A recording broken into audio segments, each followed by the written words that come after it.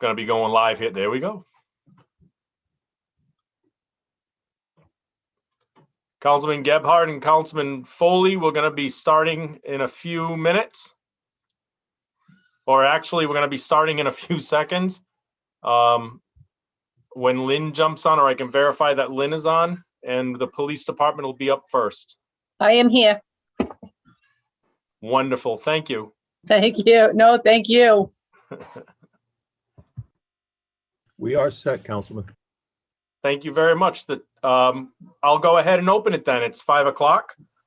We'll start punctually, and the time is now 5 p.m. The Warwick City Council Finance Committee is open for business. There are no minutes to accept from previous meetings, so we'll go right to it. Bid number 2021-308, purchase various police vehicles. Chief Connor, hello, sir. Good evening, Mr. Chairman. The police department went out to bid for 15 various new Ford police vehicles under bid number 2021-308. This bid called for 5 unmarked administrative vehicles, 2 canine vehicles, 5 patrol supervisor vehicles, and 3 traffic division vehicles. We received a total of 7 bid packages from 3 different vendors. Central Dodge was eliminated based on the fact that they had provided bids for Dodge Chargers, which left Tasker Ford and 4 bid packages from Colonial Ford. 2 of the Colonial bids were eliminated because they included a lighting package that was not in the bid specs and not in line with our current equipment. The department is recommending the bid be awarded to Colonial Ford for the package labeled as Note 2 in your packages. By choosing this package, we were able to reduce the overall cost by $25,510. Total amount, if approved, will be $696,520 and will be funded by utilizing lease purchase funds, code 4990449. Prior to submittal, this project was discussed and approved by the city administration and finance director. This award would be good for a 1-year period commencing on date of approval.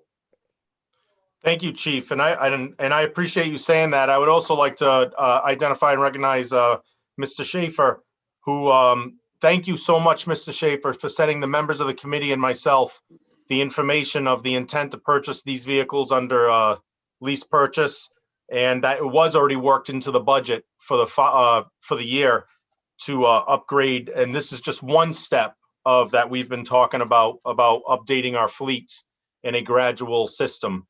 So the information has been forthcoming. I've been speaking to actually Mr. Schaefer on and off now concerning these bids for some time now. And Chief, thank you so much for that dissertation. Are there any questions from the committee? I see. Oh, Councilman Gebhardt. Just briefly, Chief, I think I understand, but the reason that the Dodge units are not acceptable, or is that about maintenance and you go into it at some point, but just so I can absolutely understand. It's twofold. One is our entire garage shop is suited for handling Ford vehicles, which we have a history of using. The other thing is the Dodge Chargers are rear-wheel drive vehicles and sedans, which we're trying to get away from. Thank you. Thank you, Councilman. Is there any other questions from the committee? Questions from the council? I see a hand, Councilman Lattisaur. Thank you, Chairman. Hi, Chief. How are you? Good. How are you, sir? Good. Thank you. Chief, when did we last purchase vehicles for the police department?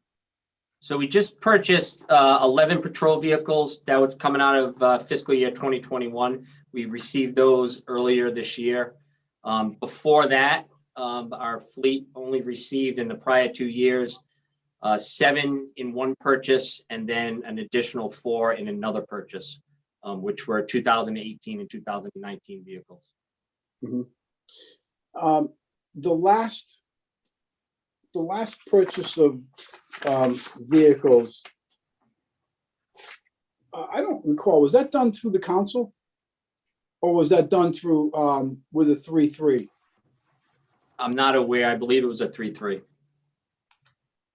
And how many vehicles was that? That was 11. 11 vehicles? Correct. Typically, we purchase 14 or 15 per year. But those 11 vehicles were done using a 3.3 from the previous administration, correct? It was a previous administration. Perhaps Ms. Peshka could confirm that it was a 3.3. I believe it was. Is Ms. Peshka here? Yeah, I was trying to push the button. I kept missing, sorry. I'd have to double check. That was the time frame when we were not having council meetings. So there were numerous bids that went on a 3.3, and then there were, I think, 42 bids that went on that June 29th meeting. I'm not sure if that was on the June 29th or the 3.3. It was supposed to be to council, but I'm not sure which one it fell on. I'd have to go back and check. I'm sorry. And how much was the value on those 11 vehicles? I don't have that information. Chief, do you recall? Oh, no, that would have been prior to you returning, right? Correct. Yeah. I can gladly send you that information tomorrow. Yeah, I'd be curious on that because I seem to recall something about those 11 vehicles being done with the 3.3 and not coming before the council. I kind of remember it the other way. I think it was on the June 29th, but I could be wrong. But I would definitely check that out and get it to you tomorrow. Okay. Peter, a question for you. So on roughly 700,000 in the lease purchase, how will that impact the taxpayers from a dollar and cents perspective in the 2022 fiscal year? What we're working on, and in fact, I just got from bond counsel a lease document for approval by the council half an hour ago in my email, and you will have that soon. We're planning to buy over $6 million worth of equipment, public works, fire, police, some library, a new air conditioning unit on the roof of the library. That will all be documented in the budget that you receive in approximately a week. And that's why my communication, I communicated with the chairman because there are other products that are out to bid. I made a mistake and I let the chief go out to bid and he got prices earlier than I thought would happen. And I really don't want to hold him up. I think there may be one other on the that you'll see before we consummate the lease, but we'll be going out to bid on pricing. I can tell you that on the whole purchase, which is going to be between $6 and $6.4 million, we're talking about paying, amortizing all of that collectively over 5 years at a little under $1 million a year. So if you take, which would mean if you take this being, and I forget, I don't have it in front of me right now, Chief, what's the total purchase price here? 600,000 in that range? 696,520. So a little bit over 10%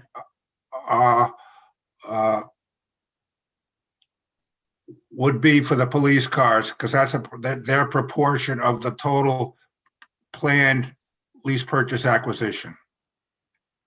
So even though you're talking probably $100,000 a year for 5 years, police cars have a shorter useful life, so that they may be front loaded on the payment as compared to, for example, sanitation trucks with a 7-year useful life.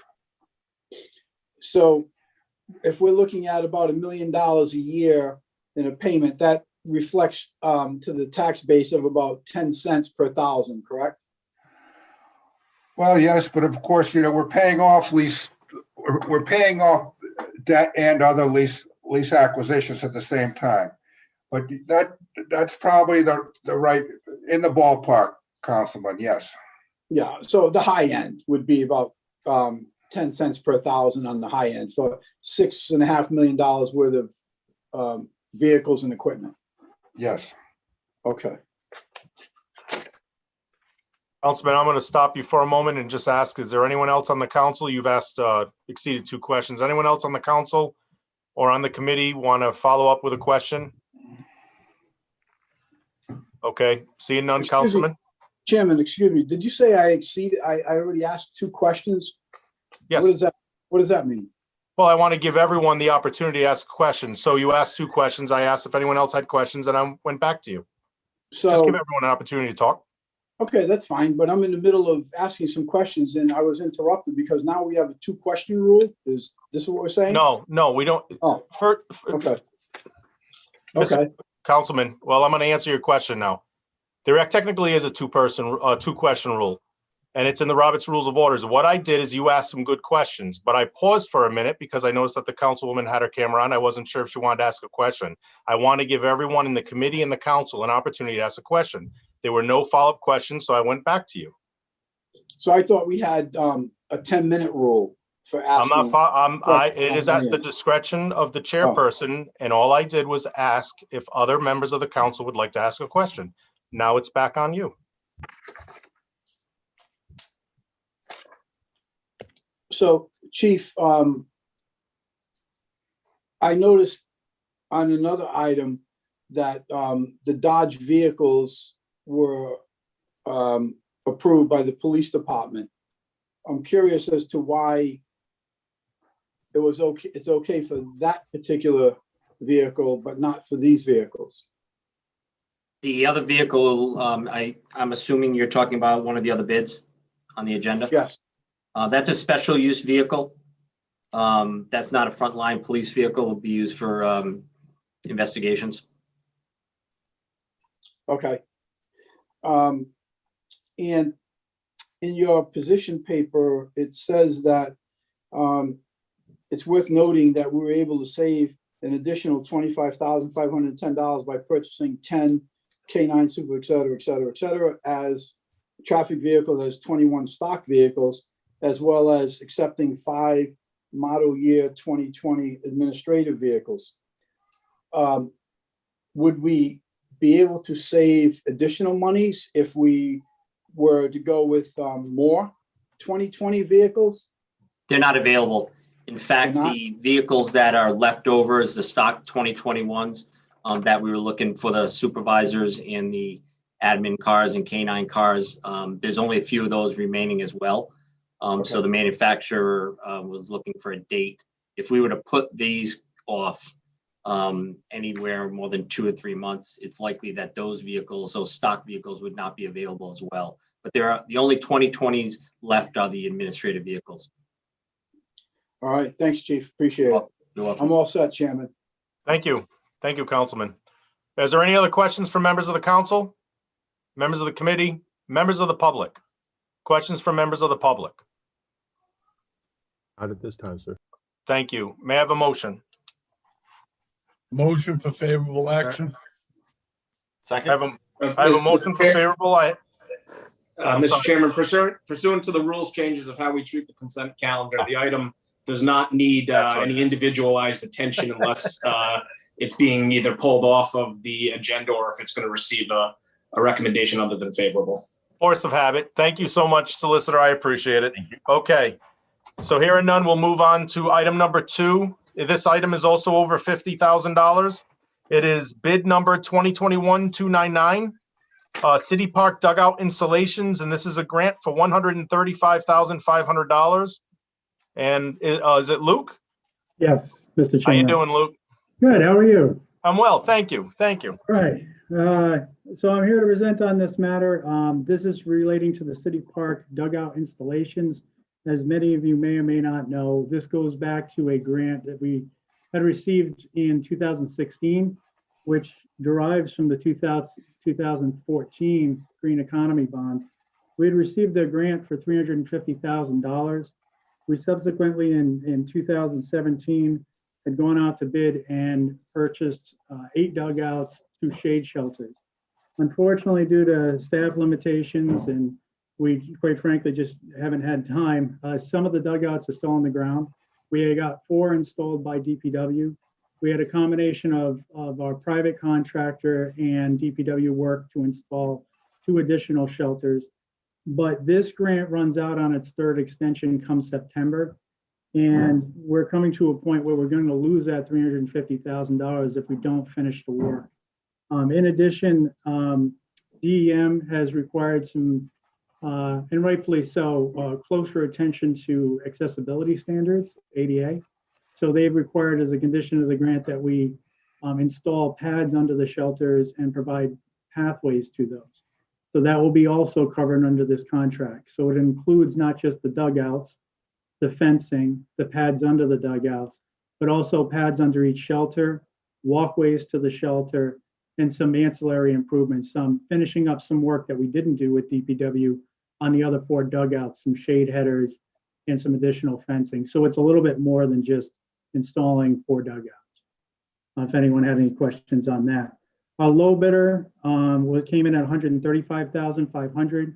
Our high was upwards of $242,600. So quite a swing in the proposed amounts. So at this point, we're recommending that Bousselet Brothers, who we've reference checked, be awarded at the $135,500. Thank you, Luke. What do you think the difference of the companies? Yeah, so you can kind of tell by the companies that bid. Carty Corporation was the high. They typically deal in large contracts. This is a strange contract. Small end landscapers won't take it.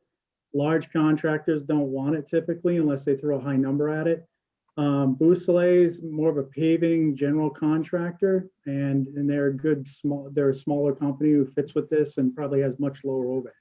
Okay. So, I think that's probably the reason that we saw such a swing. That makes all the sense in the world. Thank you. And this is part of a grant, correct? This It is one is, of, yeah. yes. And again, we're looking to get reimbursement. We've already purchased a lot of this material. So once we finish up, getting that reimbursed back to the budget. Probably by fall, we'll have that checked back into the city. Wonderful. Thank you, Luke. Are there any questions from the committee? Questions from the committee? I see none. Questions from the council. Councilwoman Travis. Yes, thank you, Mr. Chairman. Luke, I know this is grant funded. My question is the dugouts that are already there, do you have to put padding under those? So we had already installed concrete pads under those. What will be done is we're gonna redo a little of the fencing. It was kind of a makeshift fencing at the time. So we're gonna do it correctly, install some wing walls, and then also install some shade headers, because if you've seen out there, they're quite high. And they're not casting, the shade that we'd like. So we're gonna install some, at low cost, some shade headers to knock down the height of those a little bit and get some more shade for the teams. Okay, thank you. Thank you, Councilwoman. Council President McAllister. Thank you, Mr. Chairman. Lucas, I appreciate you, putting this forward. I know that both Councilwoman Travis and I have received a lot of phone calls through the last couple of years about these dugouts and, the Warwick senior softball. This is a top priority for that group. So I'm glad that we're doing it. And also, we never want to give money back. So this is, let's get the work done. I appreciate you bringing it forward. But I just wanted to let people know that this is an issue that we've heard from residents for a number of years. They really want this. And those are Warwick residents that utilize a recreational space. So I appreciate your work on this and to get the work done before the grant expires. Thank you. Thank you, Mr. President. Looking forward to getting it done. Thank you. Thank you, Mr. President. Any other questions from the council? Questions from the public? Questions from the public? None at this time, sir. Thank you. So we'll close item number 2. We'll move on to item number 3, 2022-003, sand, grit, gravel, loam, and stone. That is found on page 16 for $110,000. Christy, hello. Hello. Public Works is requesting to award this bid to the vendors G. Lopes Construction, Release It, PJ Keating, Richmond Sand and Stone, and JR Vinegro in the amount of $110,000. This is a 2-year bid. So this bid will run from July 1, 2021 to June 30th, 2023. Thank you. And the information that was given, thank you very much. Are there any questions from the members of the Councilman Foley, members of the committee? Councilman Foley. I have a question. Does this cover wood processed or processed wood pieces, you know, that are go under swings and that? No, it doesn't. Thank you. That's all. Thank you, Councilman. Questions, any questions from the members, any other committee? Members of the council, Councilman Lattisaur. Thank you, Chairman. Christie, this company, we lease it. What are they? What do they do? You know, we lease it. It doesn't seem to fit into highway, gravel, stone, or maintenance.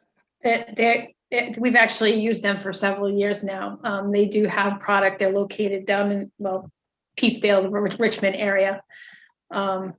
We've bought product from them over the past several years. So they provide it like everybody else does. That's just the name of the company. And so they provide all these landscaping materials, et cetera, that you're talking about. Primarily, it's just the stone. I mean, they do bid on other things, just depending on what the bid is by the year. Primarily, we get stone from them, but yes, they do, just like everybody else. If we award them something and we get it from them if they're a little better. And I noticed there's a pretty good swing in these prices here from the low to the high. And my question is, and I know going back a few years ago, we were always very reluctant, we being at the time Councilman McAllister, Councilman Howe, and myself on the Finance Committee, to having 5 or 6 different vendors. So with this disparity in the pricing, why are you looking to award to 5 of these companies when there's such a big swing in some of the pricing?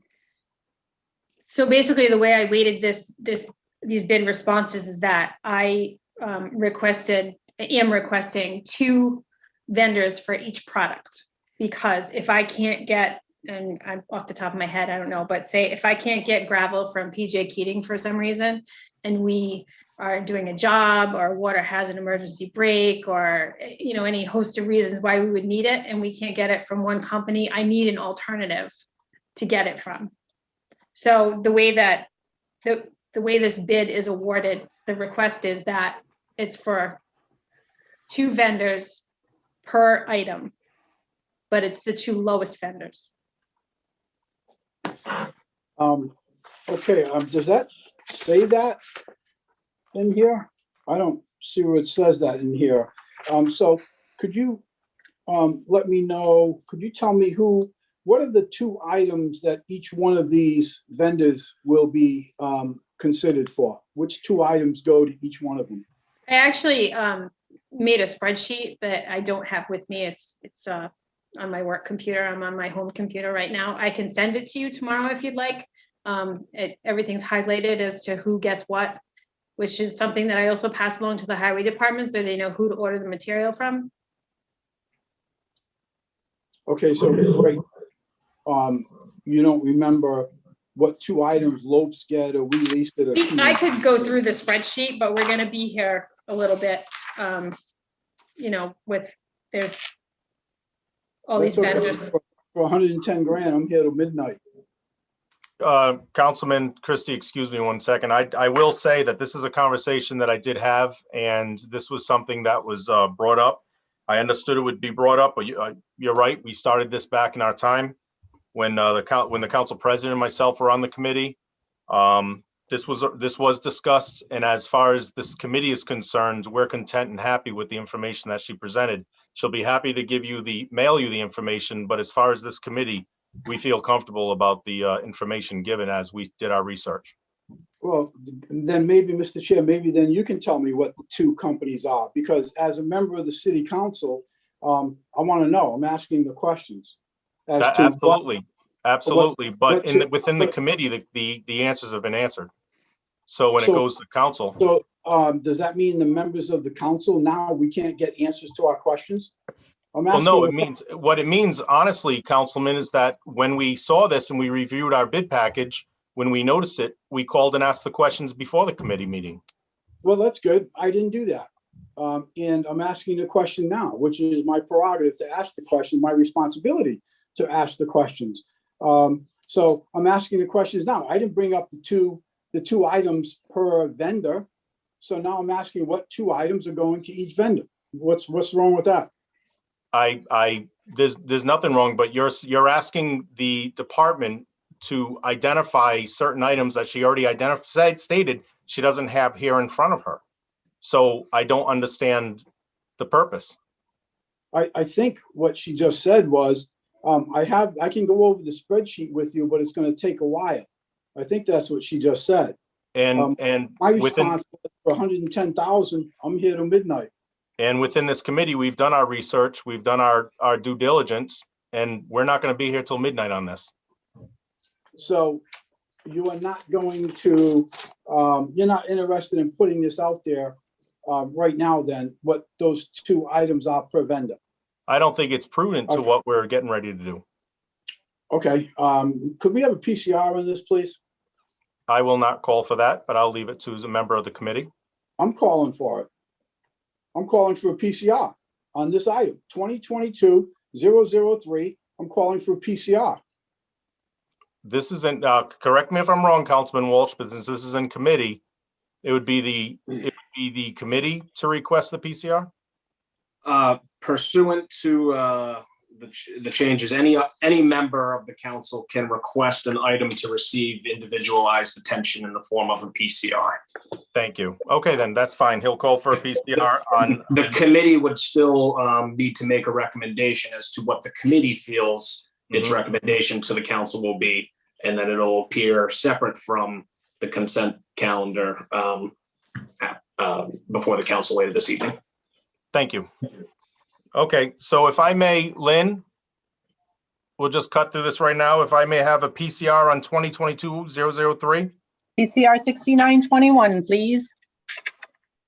Thank you. Thank you.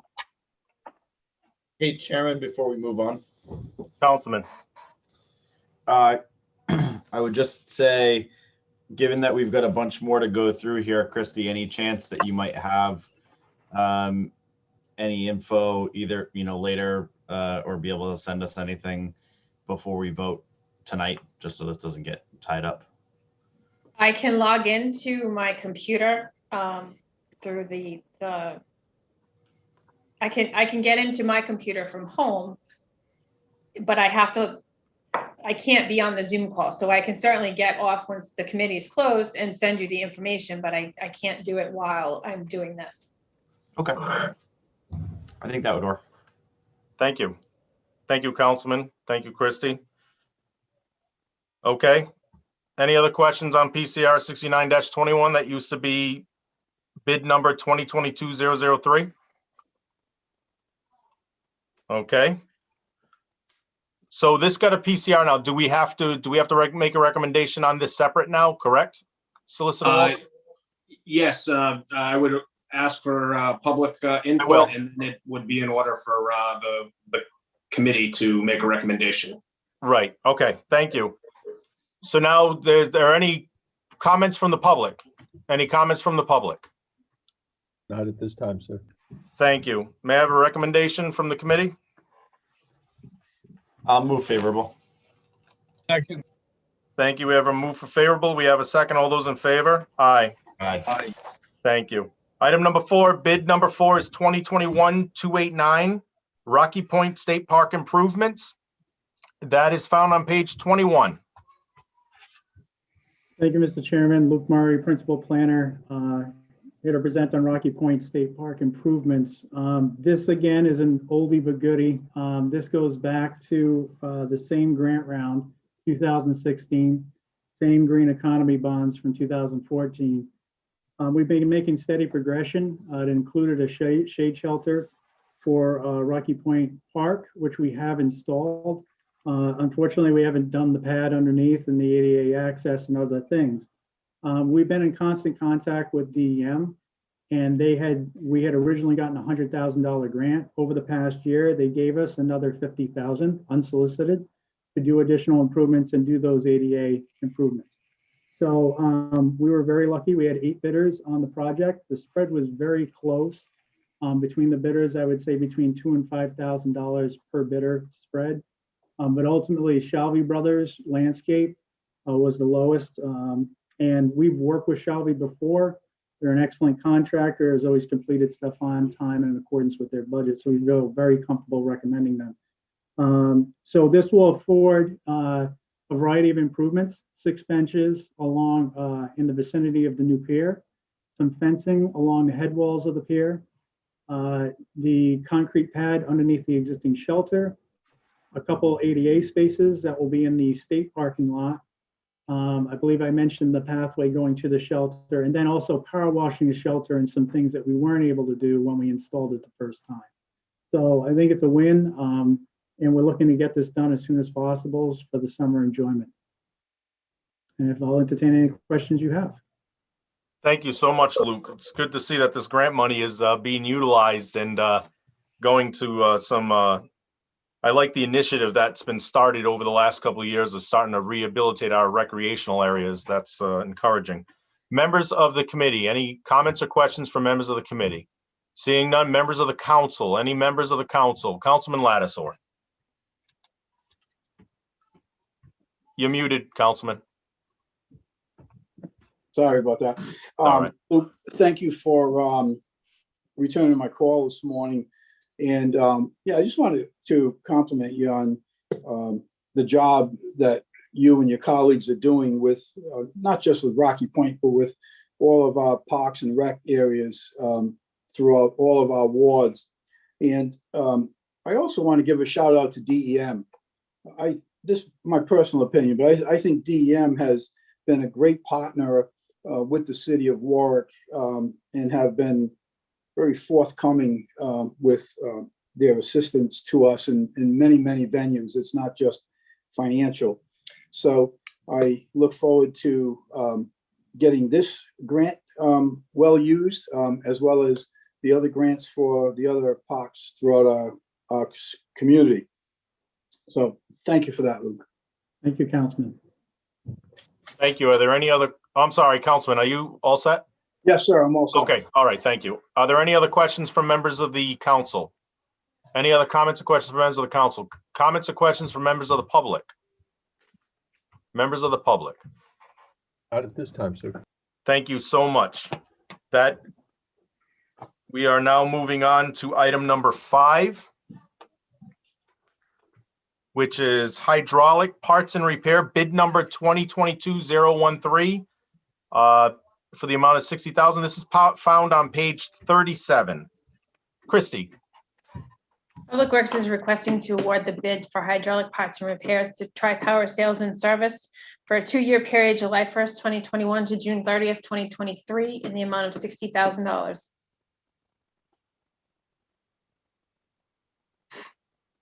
Thank you, Christie. I'm sorry, give me one moment.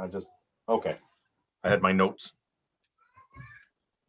Any questions from the committee? Questions from the committee? Questions from the council? Questions from the council? Questions from the public? Questions from the public? Not at this time, sir. Thank you so much. That concludes that closes that bid. That concludes the large numbered bids, the large spending bids. And now I will open it up to, I would ask that we open it up to members of the committee. Are there any bids that you would like to speak of? I know that I have one, but I want to open it to my colleagues first on the committee. Within the bid. 2021-083. 2021-083, that is State of Rhode Island Crack Seal and Access Limited. That's found on page 46, and that is also a rescind. Go ahead, Councilman Gebhardt. And Chrissy, thanks for answering my question earlier this morning. Thank you for reaching out. Can you just go through that again? Because I think we're still, if I understand your answer, we're still gonna use the same vendor, but we got better pricing by leveraging Smithfield's contract. Is that correct?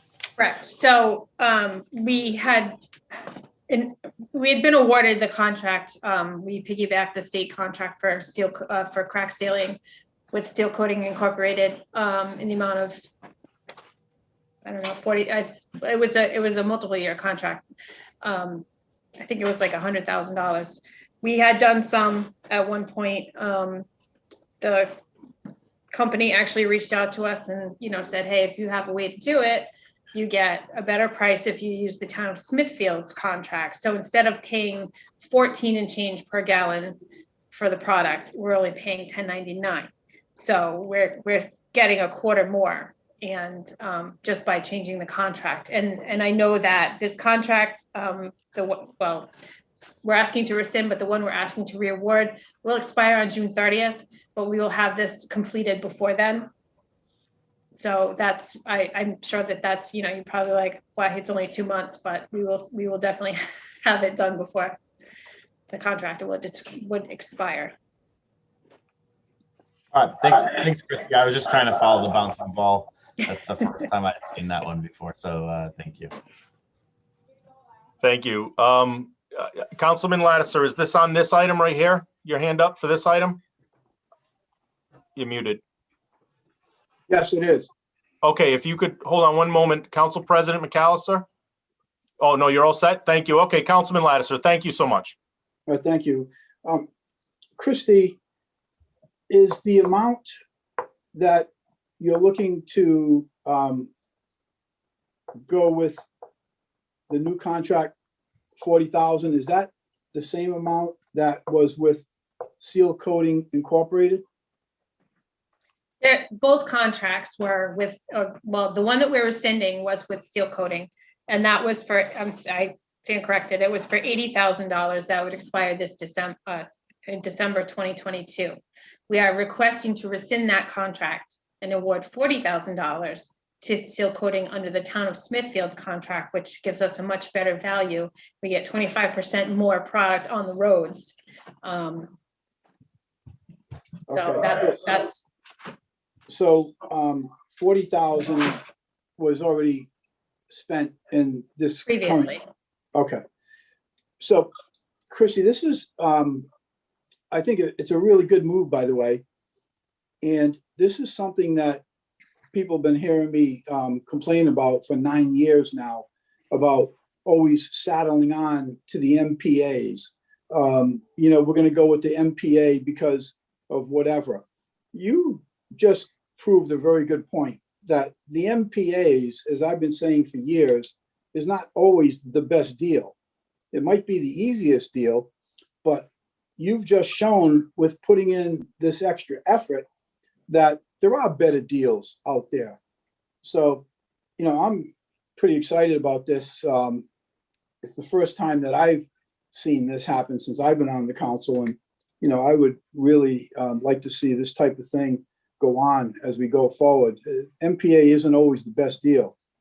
But I'm also curious as to, and I know the name is different, but tell me what the difference is between the vendor Seal Coating Incorporated and the vendor Seal Coating Inc. DBA Indus.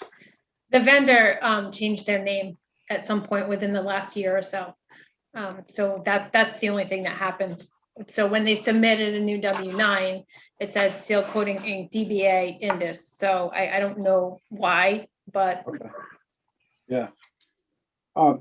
So then I would assume that this Indus also has a certificate of good standings on file with the city, because they are a different corporation now.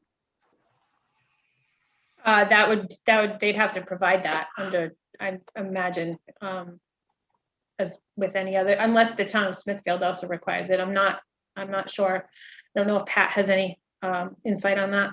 Before we do, actually, Councilman Lattiser, I'm just curious. I'd like to ask because we are going to talk about it. This is kind of like a gray area. We're talking about rescinding this bid, but I guess rescinding this bid requires us to talk about the next bid. So should we hold off on a comment from Ms. Peshka until the next bid, solicitor, or should we continue the conversation, you think? They are related items. It's best to stay on the item as best you can, but they are clearly intertwined. So. Right. Okay. No, and thank you, Councilman Lattiser. I when you started asking questions, I was like, that's a good point, but then I was getting a little concerned that we might be jumping the so. Chairman, could you repeat that comment you just made about the good point? Could you repeat that again, please? I have a terrible memory. I don't remember that. You had more to say? I got my 2 questions out. That's all? No, I'm fine. Wait until the next one. No problem. All right, great. All right, thank you. I appreciate that. I just wasn't sure. And I thank you, Solicitor, for the clarification. So thank you. Were there any other questions from the council concerning bid 2021-083, which is to rescind this bid? Are there any questions from the council? Questions from the public? Questions from the public? Thank you. Thank you so much. Okay, so moving on to 2021-351, which is actually one that I had a question on. The question was already answered, but I'd like to go ahead and Ms. Peshka, we are now on the Indus. So if you wouldn't mind just clarifying if there's any questions that may be asked, Councilman Lattiser. Yeah, the question was, do we have a certificate of good standing from Indus? Any request for a certificate of good standing would happen after approval. So I wouldn't have that as of yet. After you would approve it, then we would go to that next step. Fine. Okay, thank you. Thank you, Councilman. Oh, I apologize. Any questions from members of the committee or the on this 2021-351? Any questions from members of the council? Any questions from members of the public? Thank you. Are there any other bid items that members wish to discuss on the committee? Oh, I see council. Any others from the committee? Council President McAllister. Thank you very much, Mr. Chairman. I just have one question that relates to a couple of bids here. 2021-316. Purchase police van for detective unit. Mr. President, that would be on page 104 for my colleagues. Thank you very much. Thank you, sir. Colonel or Deputy Chief, we did earlier in the night a big leasing of police cars. Can you just let us know the reason why this particular one was pulled out, as along with 2021-345 was pulled out as well? Yes. Thank you, Mr. President. This one, it was never part of that lease purchasing agreement. This was going to be done regardless of what happened with the money that would be from lease purchasing. So this also has a separate location where the money is being drawn from. So it's coming from asset forfeiture. So regardless of what may have happened with the fleet purchase or the purchase of those other vehicles, this particular one still would have gone forward under a different heading, if you will. Correct. Yeah. So I just wanted to just go over the mechanics of it because it's coming from a different source of money of how the city is going to purchase these. That's why they are pulled out and given their own individual items. So yes, these will be paid for by forfeitures, you said? That is correct. So this will not cost the taxpayers any money. This will come from asset forfeiture through the work that this division that will be using that van has been through seizures, illegal seizures, drug money, stuff like that. It gets put into a repository for asset forfeiture, and then they use that money under strict law guidance to make certain purchases, and this is one of them. Okay, great. And not to skip ahead, but 2021-345, the purchase of a 2021 Ford Explorer, is that you as well? No, that one's mine. Okay, I will wait then. I will wait. I will wait. So, Thank you. That's why we don't jump ahead. See? Thank you. Thank you, Chief. Thank you, Mr. President. Actually, I like the fact, no, Councilman Lattiser, I apologize. Did you have a question concerning this? Not on that particular one, Chairman. Thank you. Thank you, sir. Okay, we'll circle back in a moment. Are there any comments on this from the public? Any comments on, I apologize, I lost the number. There it is. 2021-316 from the public. Not at this time, sir. Thank you. Mr. President, you requested that we speak about 2021-345, which is found on page 119. Christie?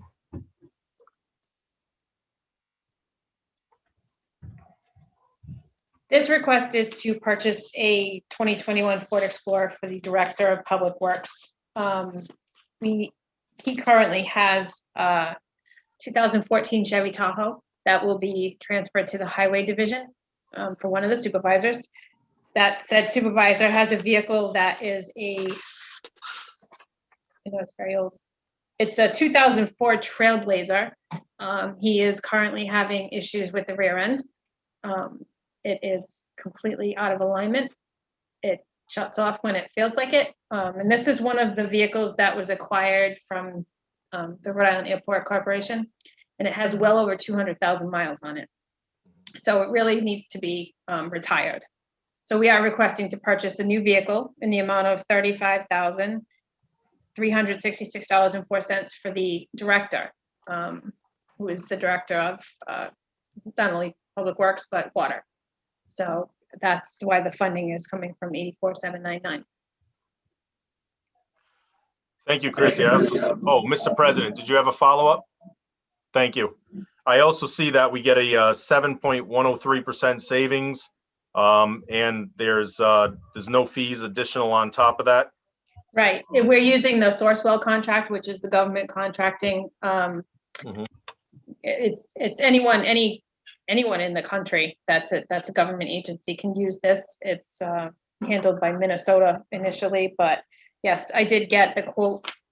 There's nothing fancy about this vehicle. It's pretty straightforward, and it's all-wheel drive. It's enough for the director to get around when he needs to during weather or any other event. And then it's rear end works. Yes. Thank you. I see Councilman Gebhardt has his hand up. Councilman.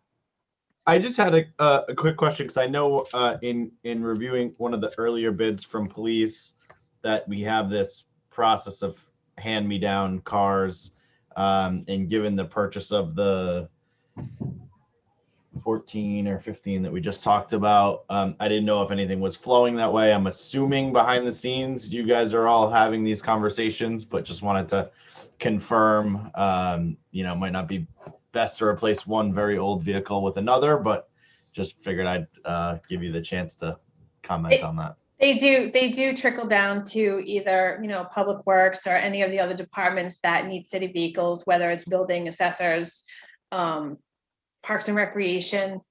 So yes, we do get their old stuff, but it just depends on, I know they're having their own, like everybody else, trying to keep their fleet intact and get new vehicles and keep the reserve ones. So I think that if anything, and correct me if I'm wrong, Colonel, it would be probably cars, not SUVs that would be coming out of service for the police department. Yeah, I did have a conversation with Director Earls about this, and we do have some cars that are possibly available, but they are going to have anywhere between 100 and 130,000 miles on them. So there are tired and are old cars, unfortunately. Okay, as long as we're all working together and making sure they get to the right places, I think that's the way it's intended to work. So thank you both. Great point. Thank you, Councilman. Councilman Lattiser. Yes, thank you, Chairman. Christie, in the position paper here, it says that the 2004 Chevy Trailblazer used by the highway supervisor with X amount of miles, blah, blah, blah, is mechanical issue. So I assume that's the vehicle that's going to be retired? Yes. And it says that the 2014 Chevrolet Tahoe be given to the highway department. are we to assume that vehicle is going to be going to the highway supervisor? Yes, it is. Okay.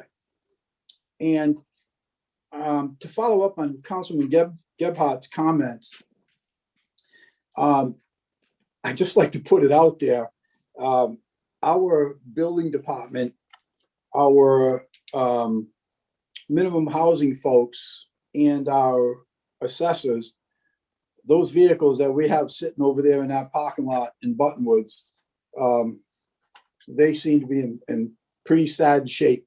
And certainly they could use a little bit of these vehicles that we may be looking to hand down. So just an observation on my part on those few people.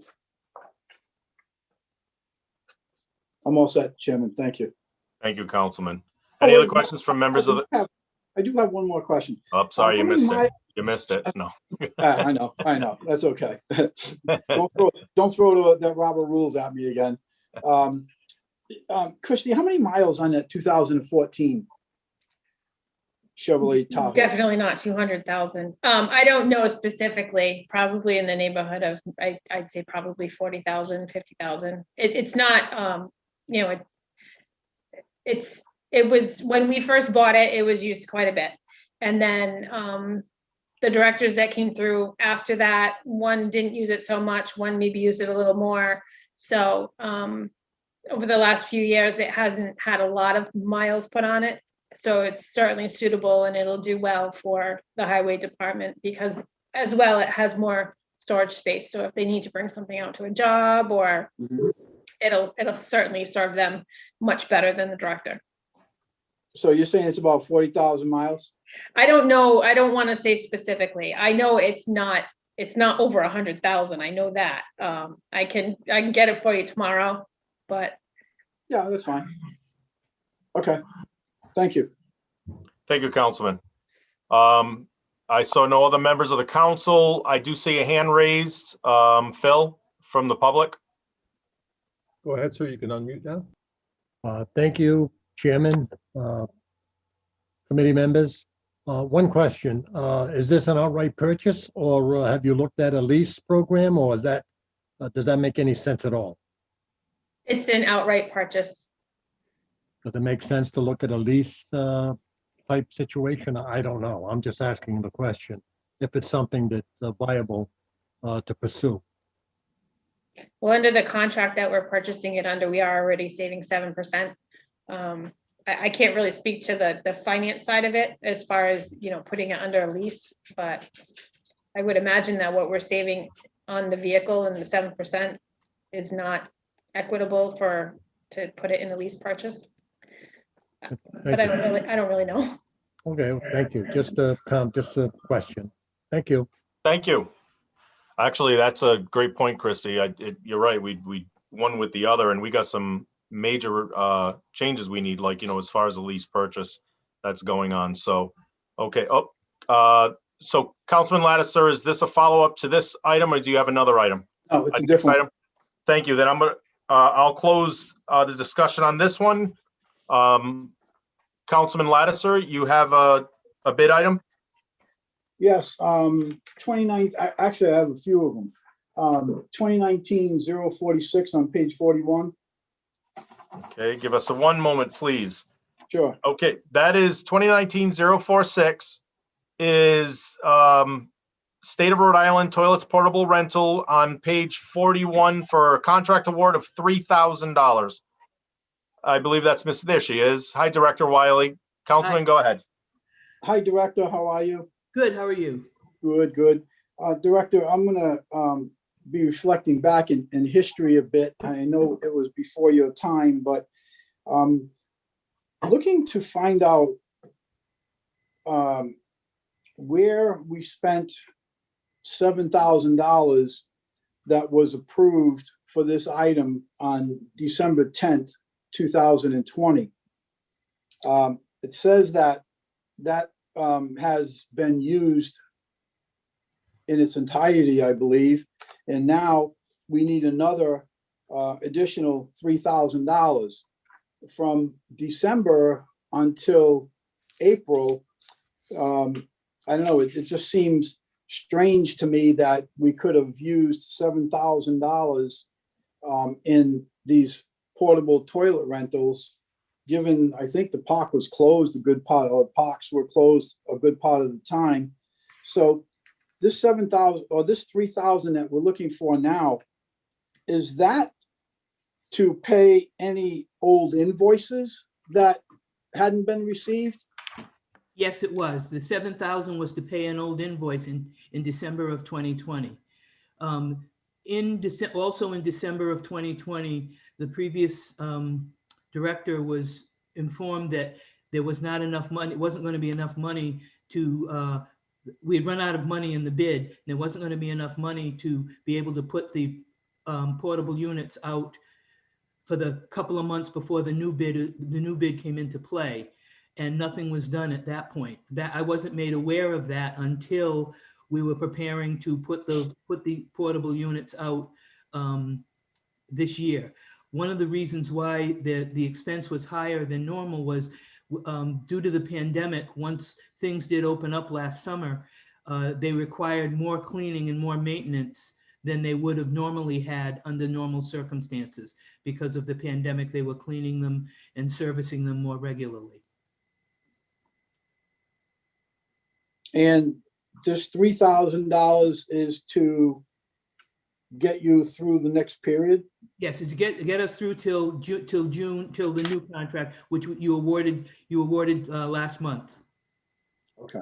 This is just to get us through to that. The 3,000 will get us to get the porta johns that we're getting ready to put out now until we can get the new contract. Okay. I'm all set on this item, Chairman. Thank you. Are there any questions from the committee on this items? Any questions from the council on this item? I see we have a hand up, Mr. Diurkel, in the public. Thank you, Chairman. Thank you, committee members. I have one question I've attended a couple of these meetings, and this issue has come up before, Ms. Wiley.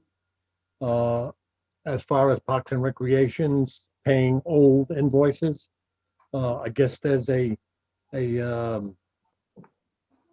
problem with the system. I assume, has that problem been corrected so that the invoices go where they're supposed to go and not go to the director of that department? I assume that's what should happen. I don't know. Just a question. I really can't answer that question. I will tell you that going forward, I will oversee to make sure that all invoices are paid in a timely manner, and we won't have this problem going forward. Well, again, it's you're the one that's controlling that, and I believe doesn't the city have a policy, or should the city have a policy that all invoices go through a specific department? I would assume that's the way it is in the private sector. I don't know about the public sector. Maybe They do, but they get signed off by the director. I have to sign off. I have to sign off on any payments that are being made. And Okay. it's my understanding that wasn't previously, that hadn't been done. I'm telling you that going forward, it will be done. I will be signing off things in a much more timely manner. And then you transfer that sign off to another department? And Or then you pay the bill yourself? It goes through, yeah, it goes through to another department and taken out of my budget, yes. Okay, so should it go to another department and then verification to you, go to you and verify it? So everything goes to one department, the purchasing department? I'm not sure I understand. Well, when I was in the private sector, we had work done and bills would come in and they wouldn't come to me. They would go to our purchasing department. And then our purchasing department would notify me and say, Phil, was this work done satisfactorily? Blah, blah, blah, blah, blah, blah. Is it okay to pay the bill? And then they would pay the invoice. We never had that type of responsibility in the private sector. So that's all I'm saying. Yeah. Just a comment, because this could happen again. And sorry, Mrs. Wiley, I don't know you, but it could happen again, the way we're set up. Just a comment. Thank you. Usually, Thank you. some of the things that come through that I have to sign off on, other things come through electronically that I approve electronically. Thank you. Thank you. Thank you.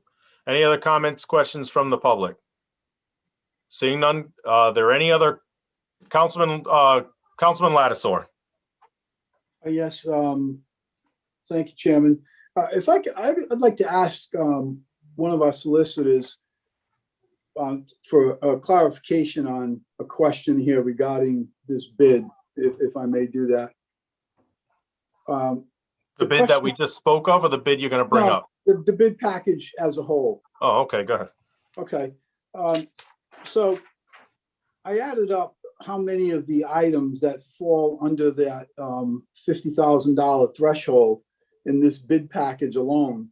And it comes up to $338,728 of items that conceivably could be voted on in totality without any discussion. My question is, do the members of the public also have a right to ask questions on an item if it is not first recognized by either a member of the committee or a member of the council? Thank you, Councilman. And we appreciate everyone working through these, the changes that have been implemented.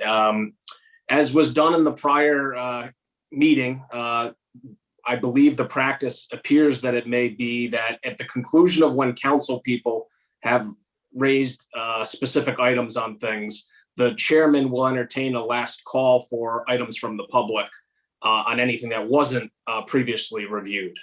And so that is that last option for any other further discussion that wasn't raised by committee members or the council members prior to that open call. Okay, so members of the public could ask questions on whatever item that nobody else brought up from the council or the committee. That I believe is the practice moving forward, that the members of the public under the rules have an opportunity to be heard on an item. The committee is the appropriate forum for that. And so at the conclusion of the calendar, when all items that of interest to the committee members as well as the council members, the public would have their opportunity as well for items not previously discussed. Great. I'm happy to hear that. Thank you. Thank you for indulging me on that, Chairman. If I may, I'd like to hear from the department head on 2021-296, found on page 91, radio system repair. I'd like to hear about what their plans are with this. Bid number 2021-296, radio system repair services for infrastructure, portable and mobiles. Found on page 91. This is a $35,000 contract award. Is that you, Deputy Chief? Yes, this is just an annual service contract, sir. It's it maintains when things go down. If we have an emergency here and the company needs to come out. So this is the contract that we have in place generally every year to maintain the radio system. This isn't part of the infrastructure proposals that are going to be coming to the city. Okay, thank you. And Chief, also, as you know, I had placed a call into you this morning. You were out and then you called me back, and I've been on appointments all day and a family issue as well. So I'm sorry I couldn't get back to you in time either, but that was one of the questions that I had for you. No problem, sir. Thank you. I'm okay on that one, Chairman. Are there any other questions concerning 2021-296 from the council committee, council, from the public? I see none. Councilman Lattisaur? Yes, thank you, Chairman. On item 2021-313, found on page 95, extrication and stabilization rescue equipment. I have questions on that one. Thank you. 2021-313, that is a 1 year from the day of the award, found on page 95. Assistant Chief, how are you? Good evening. Good evening, Chief. Chief, this item, I think, if I remember correctly, I think this item has come up before. And is this the one that Shipmans is the only company that can provide this item, service, product in the state of Rhode Island? Is this the same as we've had before us in the past? No, it's not. Shipmans, you are right that Shipmans is the only vendor for quite a number of the items that we deal with here at the fire department. But this Paratech equipment is not. That's why we're coming to you with not a 56.6, but an actual bid. This actually went out to bid, competitive bid. There were two bidders on it, Shipmans and Firematic. And both of them, most of the equipment, we received bids on from both vendors. Shipments just happened to be the lower vendor on almost everything, but the three things they failed to bid on because they don't carry those products. Okay. All right. Thank you, Chief. That answers the questions on that one, Chairman. Thank you. Are there any questions from the committee on this? Questions from the council? Questions from the public? Seeing none, is there any other items to wish to be discussed on the consent calendar? Councilman Lattisaur.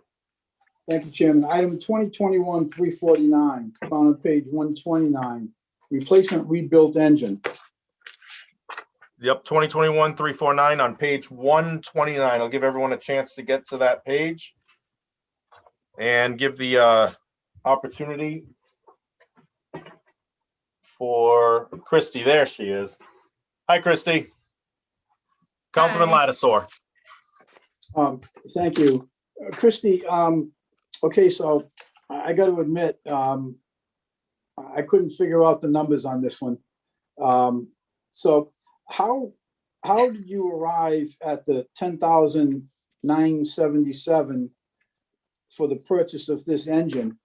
And the reason that I'm confused with the pricing is on one of the documents here, it says that the dealer price is $7,877, list price $9,058, a core rebate of $2,500, a skid charge of $600, and tax of $976.57. So of course, the tax we know doesn't apply to us, and then it's got four items down below: a turbo LP, a turbo HP, high pressure, and a fuel injector. And I can't come up with the cost of $10,977. So could you run those numbers for me that come up to that?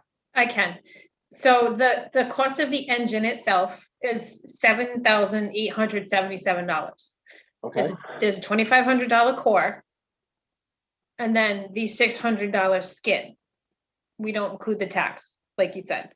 The other items underneath and those are additional items if we needed to purchase a new turbo for it or fuel injectors or anything. As it stands right now, mechanics have taken this vehicle apart. We don't need any of that. We just need the engine.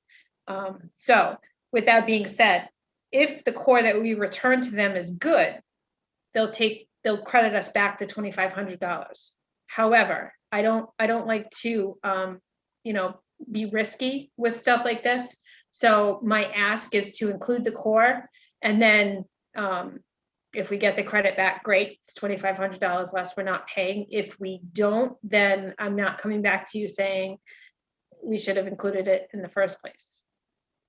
So do you have a description from this Jasper Engines as to what is considered acceptable for the core and what is not acceptable to the core?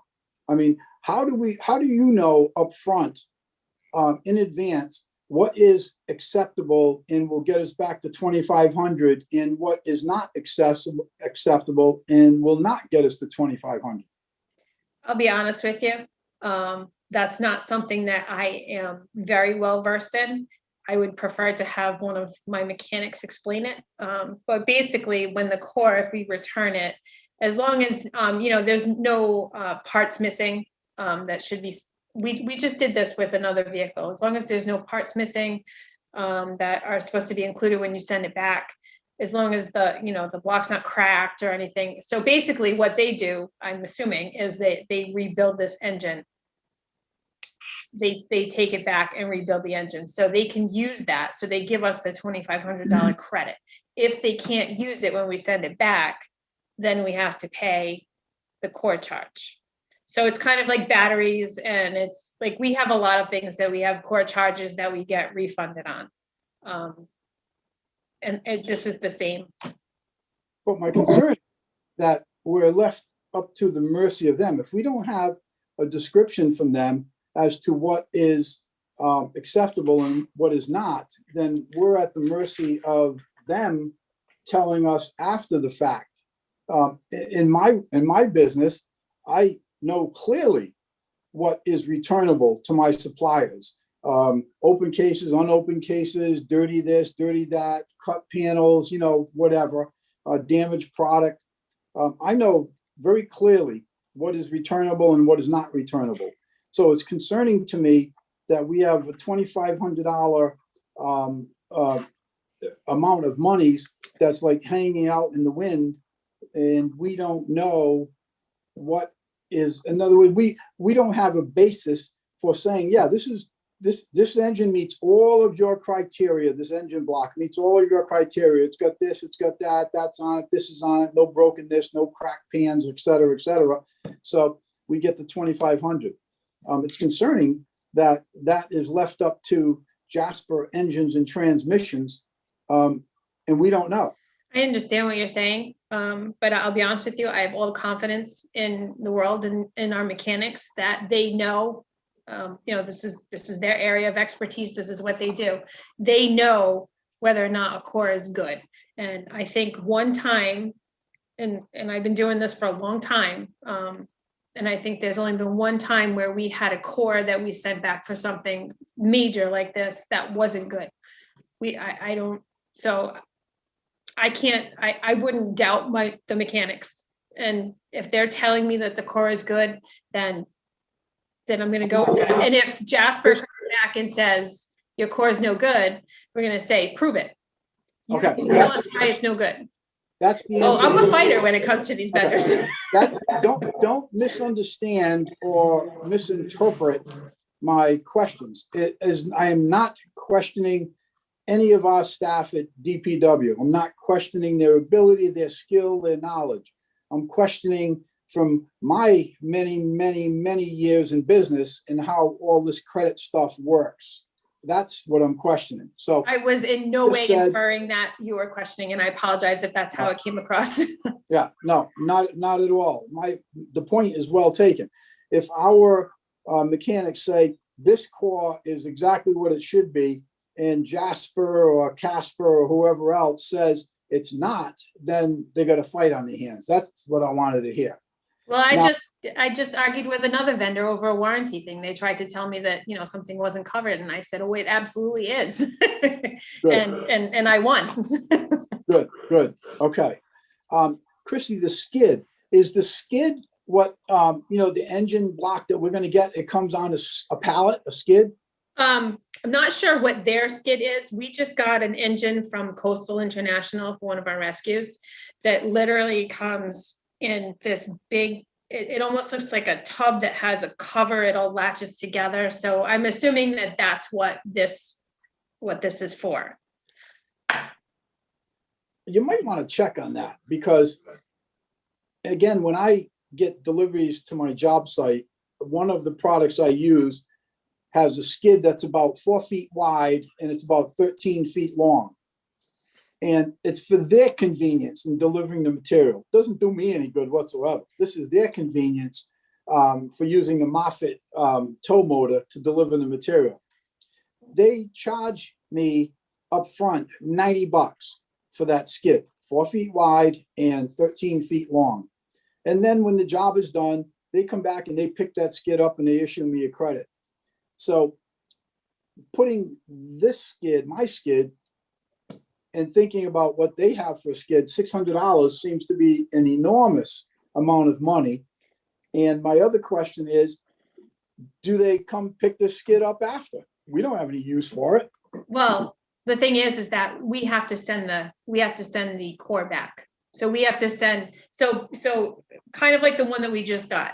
It comes in this container, so to speak. It has latches and lids and the brand new engine's inside with all the parts right down to the oil filter. Right. And then, so once we get done with it, we take our engine that's no good and we put it back inside and we send it back to them. So it's not like it's not like a wooden pallet. And I know it doesn't sound very big, but it's also heavy. So there's a lot that goes into it. I don't know yet if there's some sort of Do they give us credit back for the skid when they get it back from us? Well, we haven't gotten the engine into the rescue yet, so they're But still working on it. In the past, when we've gotten engines and then we put the old engine back in the skid and send it back to them, do they give us a credit for that skid? I don't recall the last time that we bought an engine that we installed. And that's the other side of this too. We're not sending this vehicle out to be installed by any other dealer. Our mechanics are doing it. So I'm not sure. I think any other time we've done this, we've probably had an outside vendor do it. This isn't something that we would typically do, but in the effort to save money and probably some time on our part, this seems to be a more economical way to go for it ties up a bay for a while but this vehicle will be back out on the road, and then it'll be a good reserve vehicle if we can hopefully purchase a new one. That's great. And I agree with that. I'm sure everybody appreciates that. Could you just check on that and let me know about that skid? $600 in our pocket is better than $600 in their pocket. I'd like an answer on that if we're going to get credit for it. Okay. Okay, thank you. I'm all set on that one, Chairman. Thank you. Councilman Gebhardt, I saw your hand up. Are you all set, or do you still have a follow-up? I was just trying to be helpful. I'm in no means a core expert, but on 132, they do list their core policy, which states that this core falls under our hassle-free core policy, which states full core deposit will be returned if there are no visible holes or cracks in the exterior of your engine core. Core being returned must be like for like. No junkyard cores will be accepted. There you so go. It's not super detailed, but that is apparently their policy. Thank you. Appreciate that.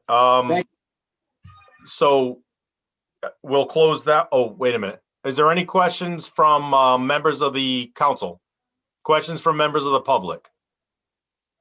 That item is closed. Is there any other item on the bid package that member of the committee would like to bring up?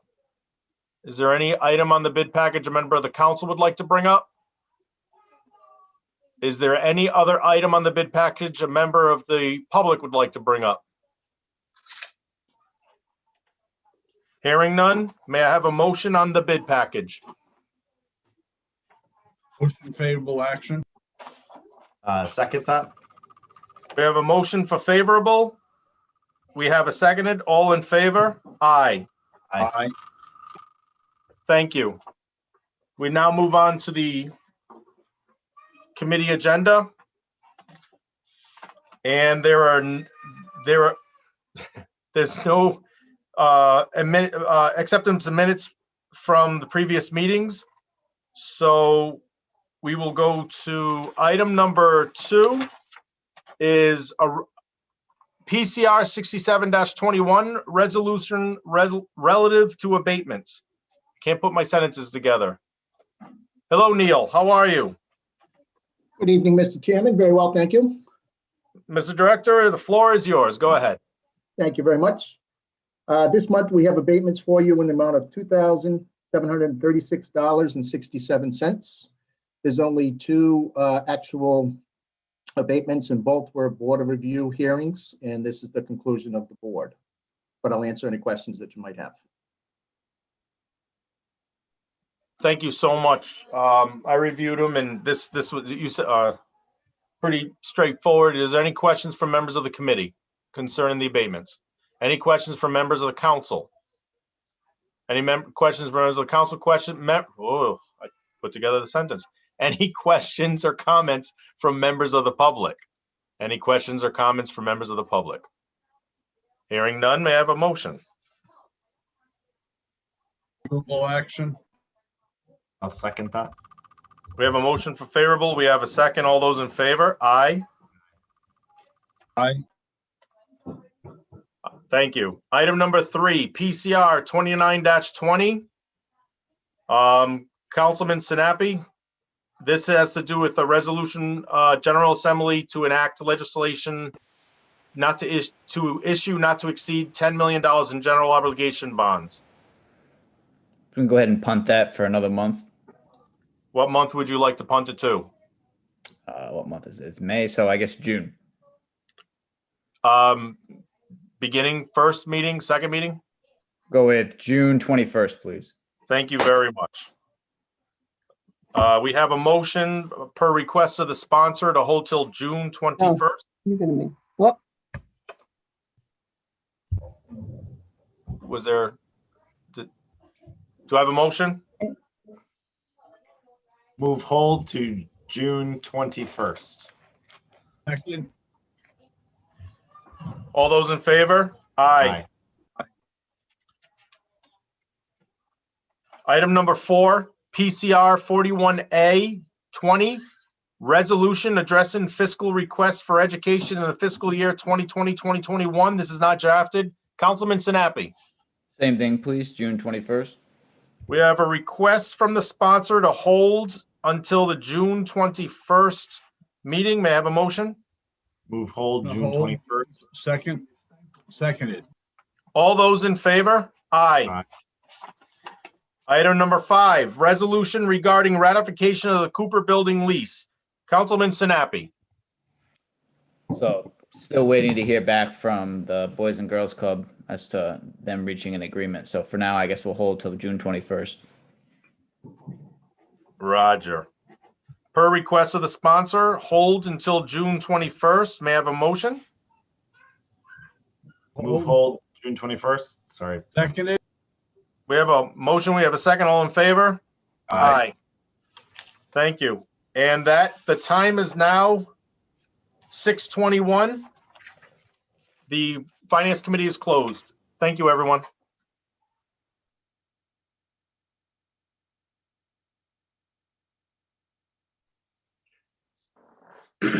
Next up this evening, we have the Ordinance Committee. This is Chairman Sinapi, Councilman McElroy, and Councilman Rips, and it is in order to proceed.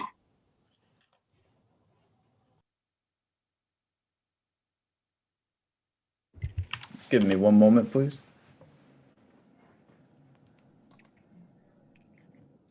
Yes, could you give me one moment to? Beep, boop, beep.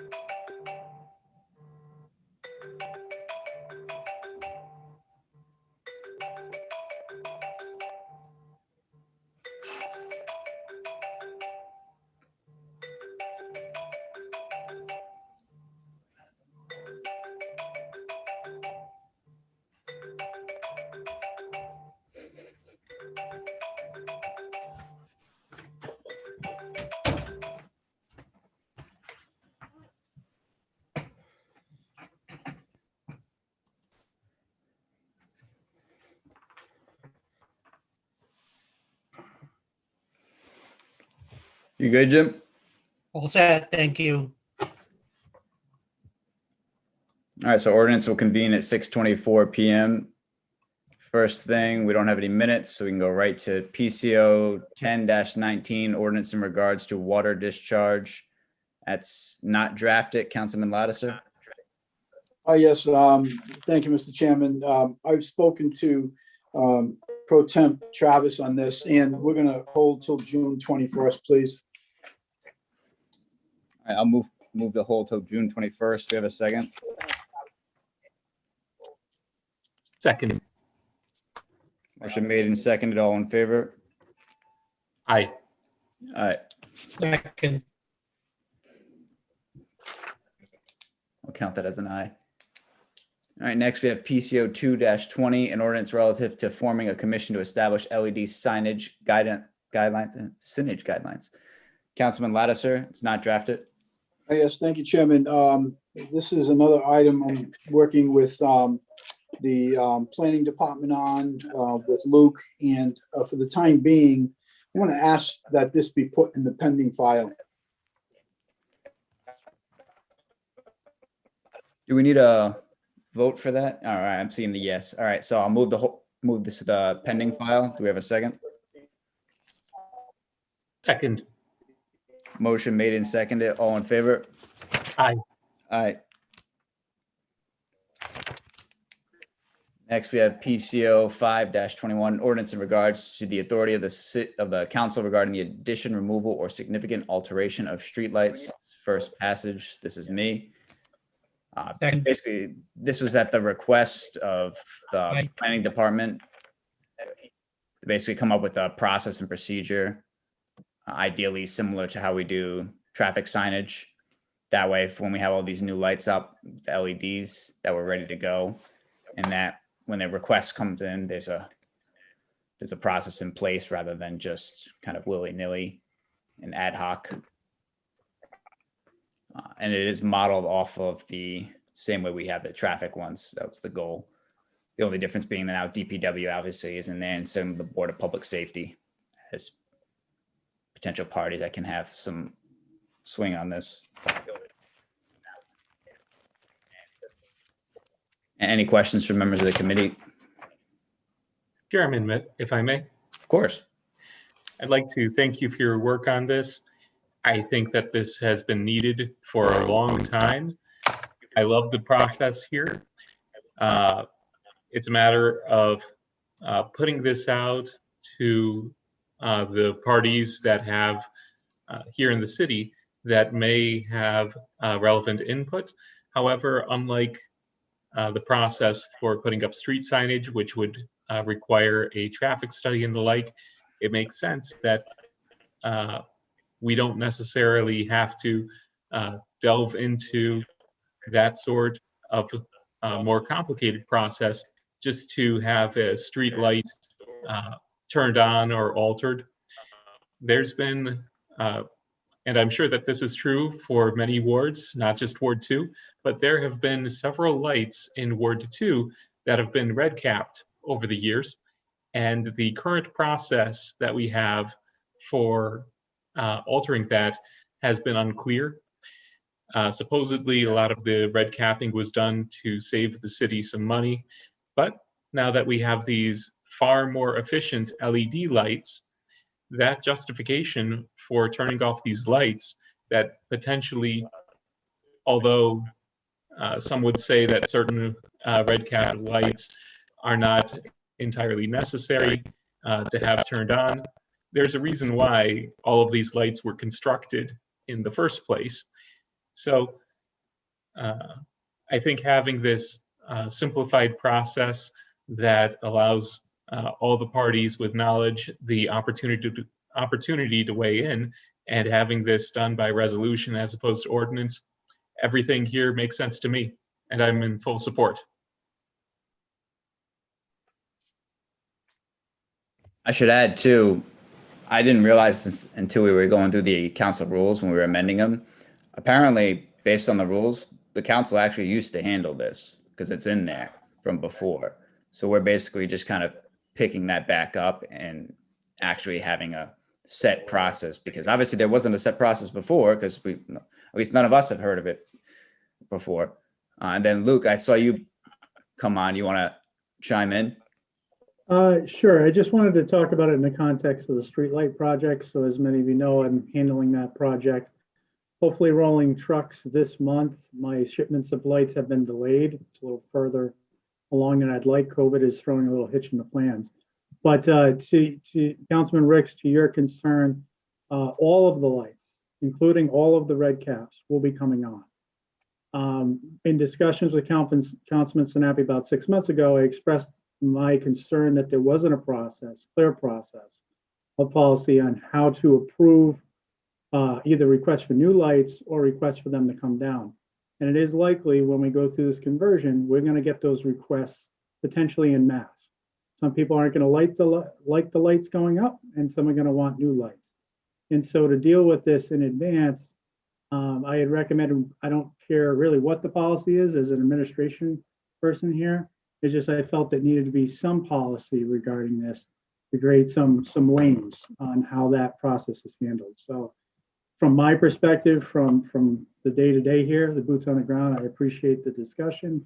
And hopefully within the next few months, we'll have new lights, and then the requests can be handled one at a time. Council President McAllister. Thank you, Mr. Chairman. I just want to commend you and Luke and the planning department for being ahead of the game on this, because we are going to get these requests in mass. As you said, like the red caps are coming off. We're going to light them all up. People are going to want lights by their house. They're not going to want lights by their house. And there's going to be a lot of requests from constituents. So this is a way where there will be a standardized test, just like when we put in for a stop sign or a street sign that, we get a recommendation from the department that's going to go through and click off the thing. So I think this is really good. And I like that we're ahead of the game right now, that we're not trying to catch up after all the mayor's office and the council people receive all these calls, because this is a big project. There's a lot of street lights out there. This is a big investment in our infrastructure. So I just want to say that I commend this committee and the planning department for coming up with this plan. Let's get the right plan in place so it's standardized. So when these requests come in, we can say, all right, I need it on X street. They do the study. If the study says we're good to go, we're good to go. If not, we can talk about that. But it's good to be ahead of the game. So I appreciate the work that you guys are doing on this. Thank you. Councilwoman Travis. You're muted, Councilwoman.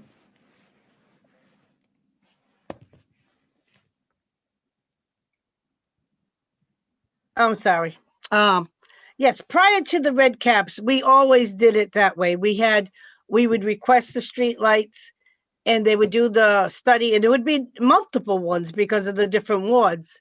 And I got just as many calls for street lights as I think I did for potholes, because it was dark. And I mean, Public Works will tell you that the street lights are not there for the, lighting of people's property. It's there, but it is there for the safety of those roads. And a lot of the areas are very dark. It wasn't until Mayor Avedizian came in and put the red caps up, which he was saying every other one. But if you look around on many of the streets, it's not every other one. Sometimes there's a bigger span in between, and it's very dark. And the elderly really want that to be lit up. So I think this is a good idea. I like the idea what Luke's saying, put them all on, and then we work on it from there, because it is very dark in some areas. So, but that's how it was prior to the red caps, and it always was with public safety at the time committee. So that's all I wanted to bring up. Thank you.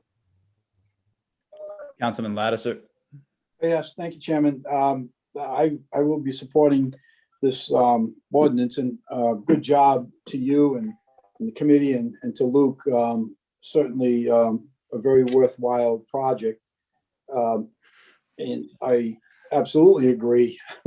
No matter what happens, there's going to be some folks happy and some folks not so happy. But I think it's it's taking out as much of the politics out of this as we can. The question I have is clarification on significant alteration of streetlights. Do you mean location of streetlights? I'm not quite sure what you mean by significant alteration. So that was somewhat on purpose and from Lucas, because not every single request is going to need to go to us. Some of it's going to be very minor, but he'll be able to help out on that one. Yes, so I requested a little bit of latitude at the administration level. So for instance, if somebody calls and has light spill into their window, let's take Patuxent, very likely, say 2-story house, they're getting light spill. I have a variety of shields that I can put on, snap onto a fixture and alter that light without having to involve you in a whole process. So that is really the intent. So the strict language isn't so strict where I have to take every request to council. But if it's by substantial, I would say moving the light. So if somebody wants to move that light to the next pole, then that's going to affect somebody else, right? It's going to be in front of their house. So that is the intent of the language when I spoke with the councilman, and that would be how I would handle it moving forward from an administration level. Yeah, very good. Makes sense. Thank you. You're welcome. All set, Chairman. Any other questions from members of the council? Any questions from members of the public? Yes, we do have one. I see it's Phil. Go ahead, Phil. Thank you, Mr. Chairman, and thank you, committee members. I have one question for Mr. Walsh. I put my hand up for the first PCO -10-19 that was discussed and then tabled. I had a question that I wanted to ask, and I would like to get clarification. Do I have the right as a Warwick resident to ask that question or not? Mr. Walsh. Thank you, sir. And through the chair, if he would like me to clarify, the item has been held till June 21st. The council rules speak to having the opportunity to be heard prior to consideration. And so it's at the discretion of the chair at this point in time to entertain the public discussion as the item is not being considered this evening as it's being held. So I would defer to how the chair would like to conduct the hearing, but the opportunity to be heard further on this item, should it not be entertained at this moment, would be on June 21st, where the item is going to be taken up again. Thank you. Mr. Chairman? Mr. Chairman, I'd like to ask a question on PCO-10-19. Sorry, that item has been tabled, and at least in my committee, I don't allow questions or conversation at all regarding things that are held. Thank you.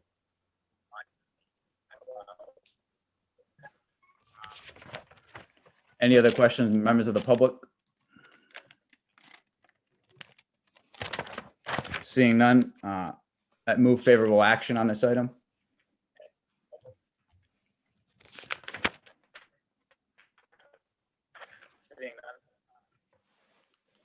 Second.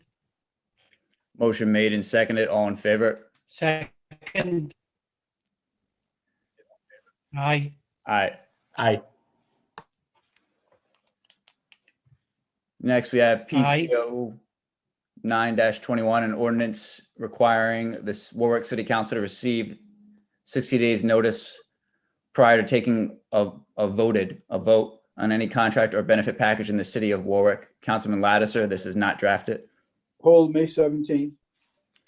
I'll move the hold till May 17th at the request of the sponsor. Second. Motion made and seconded. All in favor? Aye. Aye.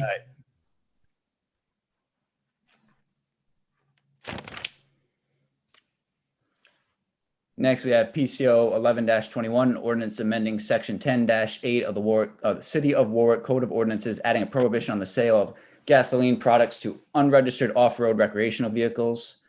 This is not drafted. Well, actually, it is drafted, but for the purposes of tonight, we're going to pretend it's not, because we're going to wait for the enabling legislation to be passed by the General Assembly. So I'll move for this to be held. I'm just going to hold it till the next meeting with the hopes that General Assembly will have acted by then, although I'm not holding my breath. So I'll move the hold till May 17th. Second. Motion made and seconded. All in favor? Aye. Aye. Aye.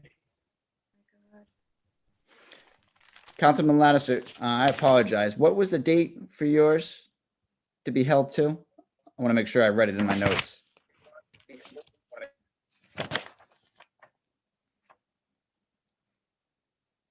If you're talking, I can't hear you.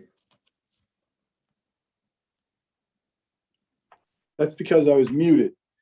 Sorry. That was item PCO 921, Chairman, hold to May 17th. Thank you. Sorry about that. I was frantically trying to find it, but I couldn't. Now I got it. Okay. My apologies. No problem. All right. Next, we have PCR 63-21, a resolution in support of legislation allowing the city of Warwick to enact legislation. Did I skip one? No, I didn't. To enact legislation allowing the city of Warwick to enact, allowing for the impoundment and destruction of illegal recreation vehicles and prohibit the sale of gasoline to illegal recreational vehicles. So here's that enabling legislation I mentioned a few moments ago. And this will basically, this on its own doesn't do anything for us now, but once the General Assembly acts on it, we'll be able to then subsequently pass legislation to take care of this. And for those who don't know, this is in regards to the fact that currently, right now, if someone's riding an illegal recreational vehicle on the road, let's say an ATV on the main roads, one, that's a problem in and of itself. And as Councilwoman Travis, unfortunately, is acutely aware, they like to do that in Oakland Beach at times and cause problems. And two, sometimes they'll pull right up to gas stations and fill up. And they're not even supposed to be on the road, let alone be filling up there. So now this will make it clear that as a gas station proprietor, you're not even supposed to be allowing that to happen. But again, for the purposes of tonight, this is just asking for us to pass a resolution so we can get some enabling legislation. So any members from, or any questions from members of the committee? And I see Councilman Ricks.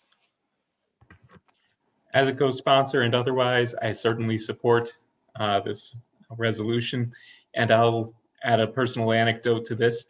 I received a phone call from a constituent not too long ago about a gang of these, or maybe gang is the wrong term, a large group of these riders of these illegal off-road vehicles on a city street as well as a state road, where they pulled up to a gas station en masse, filled up their vehicles, and in the process, approximately a dozen of the riders went behind the gas station in view of the constituent's house and publicly urinated in front of the constituent and with his young family, well, able to see all of this happening from the windows. So I fully support this type of legislation. We don't need to be encouraging these vehicles to be illegally on the road, and the gas stations should be doing their part to help keep these vehicles off the road. And I should add, this was put together in the first place at the request of the mayor. Council President McAllister. Thank you, Mr. Chairman. I was going to say the same thing, that, and I believe the Colonel as well has come out and support this and actually helped with the actual language that we were using on this. And I spoke to him on Saturday regarding this as well. This is an issue. I get the calls as well. This has been an issue in Ward 7 since I've become a councilman.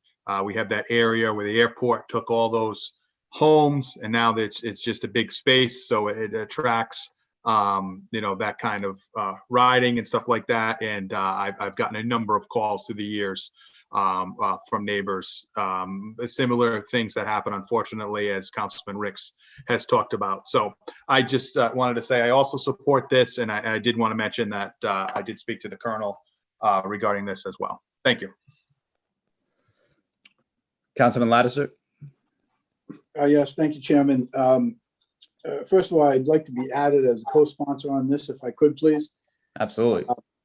This is an issue that I'm pretty comfortable in saying is a problem in all of our wards. I just experienced it yesterday with a youngster flying up behind me on this illegal motorcycle.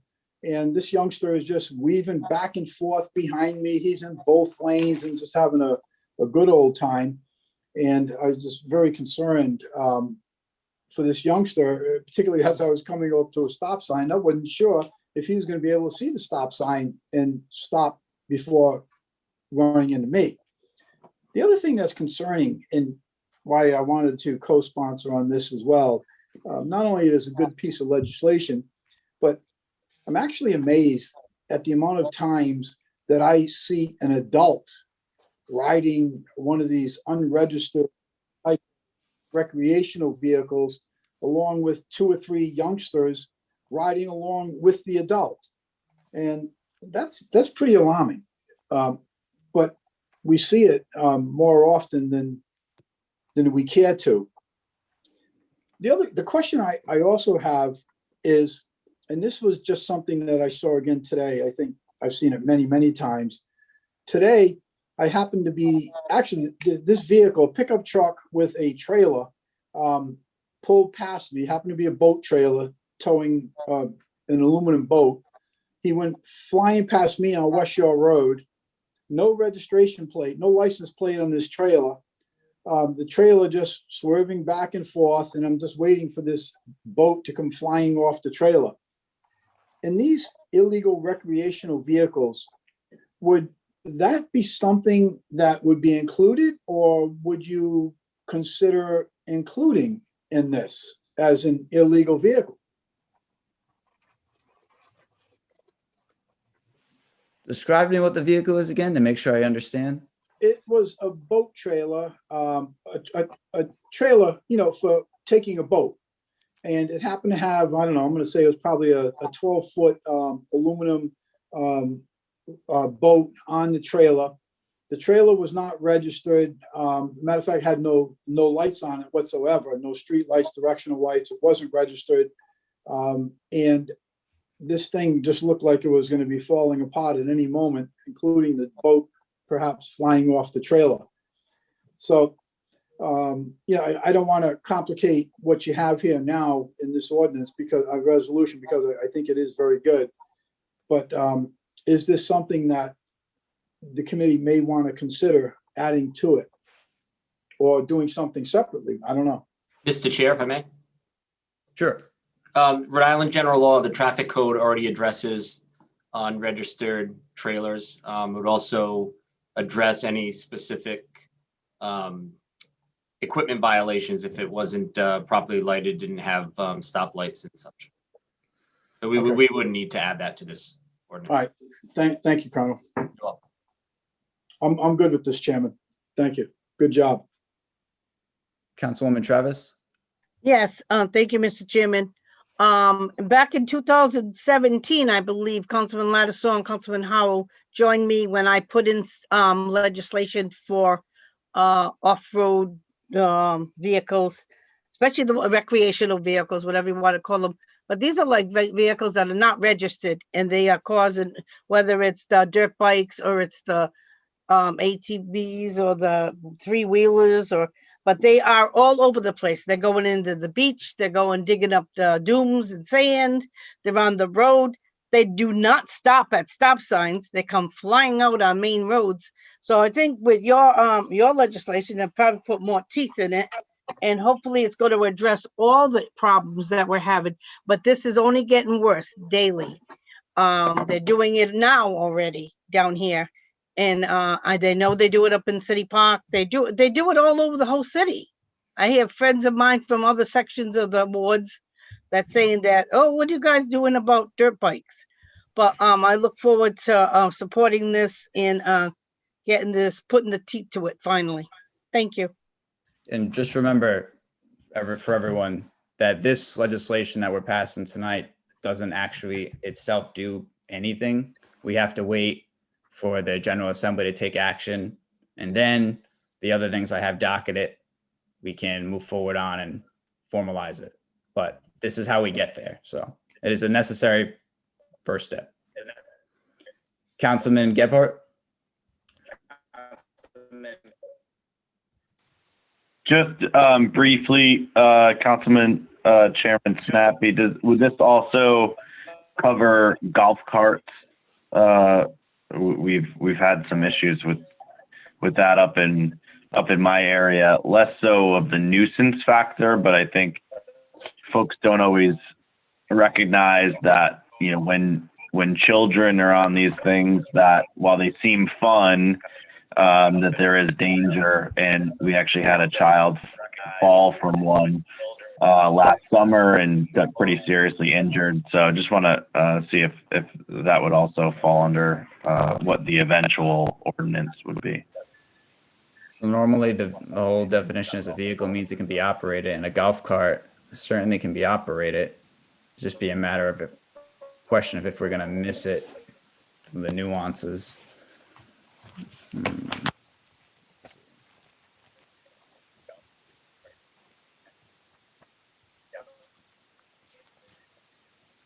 I add to that, Chairman Sinapi, just to provide the council with some guidance as to what comparable municipalities do? Yes, please. So I have been assisting with Councilman Sinapi's efforts on this, along with Attorney Ursulo's office in the, in the administration. Comparable municipalities right now, based on my research, do not include golf carts. However, I don't have any of that in front of me, so I can't specifically say whether it would be, I guess, expressly eliminated as a recreational vehicle. If the council wishes, I mean, we can do additional research on that prior to, the eventual legislation being passed. But again, this legislation tonight is so we can have permission to write the new legislation. And just so the council is aware, Councilman Sinapi and I and the chief of police and the municipal court judge McElroy all met to discuss this. And the reason that we need the enabling legislation is because some of the penalties that we would like to enforce upon the recreational vehicles, we don't believe that our municipal court currently has those powers to do. So that's why we need the enabling legislation. But to specifically answer Councilman Gebhardt's question, if it's the wish of the body, I can certainly look into that and share that information with the council after we move forward with starting to draft the actual legislation. Okay. Yeah, no, thank you. That's helpful. And Chairman, I would request that we try to, cover that as well. I think it fits in to what we're trying to do here. And I mean, I think the bottom line is if you're going to have a vehicle on the road, it needs to be registered. And if it's not, then it's an illegal vehicle. So I'll leave that there and leave that. But thank you for taking this up. And for all the hard work you're doing on this.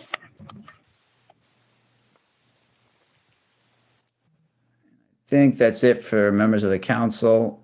So members of the public, does anyone wish to speak or have any questions, comments? Members of the public? Not this time, sir. I'm not seeing any hands go up either. All right, seeing none, I move favorable action. Second. Motion made and seconded in record time for Jim too. All in favor? Aye. Aye. And Lynn, can we make sure to get Councilman Lattiser and Council President McAllister added as co-sponsors, please? I'll change the legislation. Thank you, Lynn. Welcome. So one question for you, Lynn. My agenda says I should have PCO 10-21, but my committee agenda does not have PCO 10-21. Let's see. I mean, either way, it would get held, so it's not really a big deal.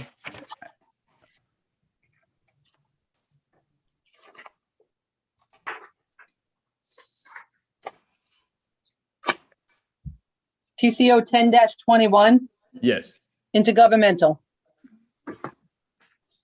Oh, that would do it. Thank you, Lynn. You're welcome. Some glasses. All right, that's it for ordinance at 6:53 PM.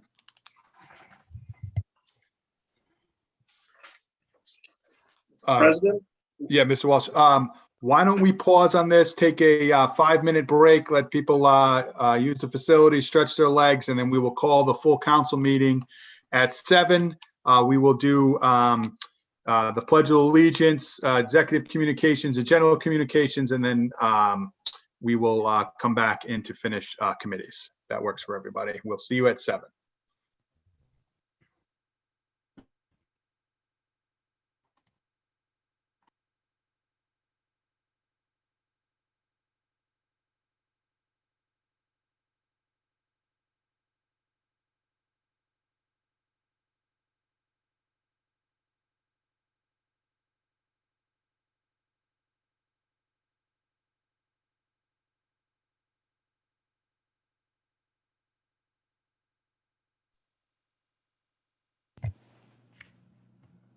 For what it's worth, if anyone's on, a member of the public's hand went up.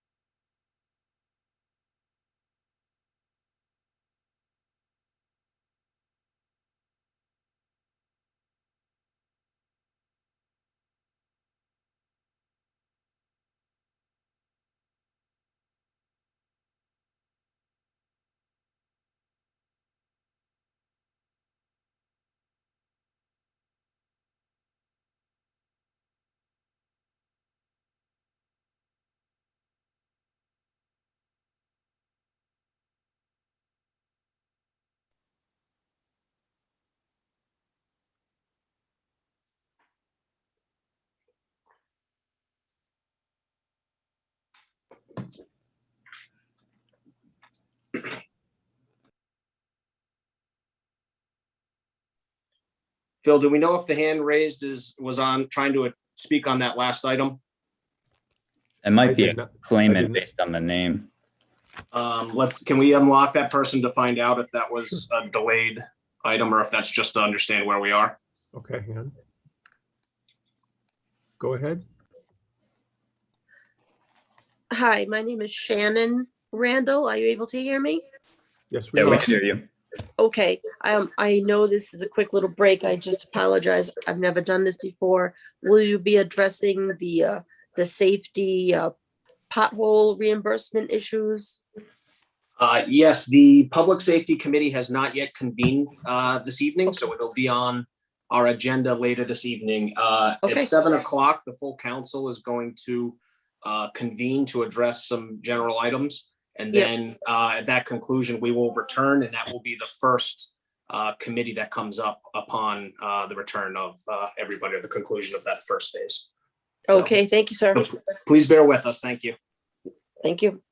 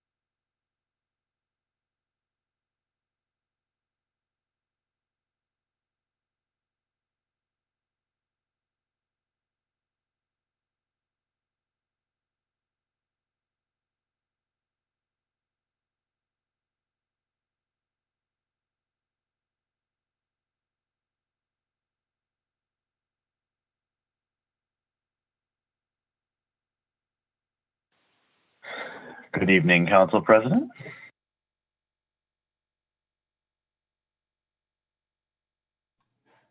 Oh, cold shoulder. Hi, Councilman. I did say, how are you, but I was on mute. It's only been a year and a half. Seems like I still mute myself all the time. Looks like it's 7 o'clock. If we can, we'll just wait to see all the beautiful faces pop up on the screen.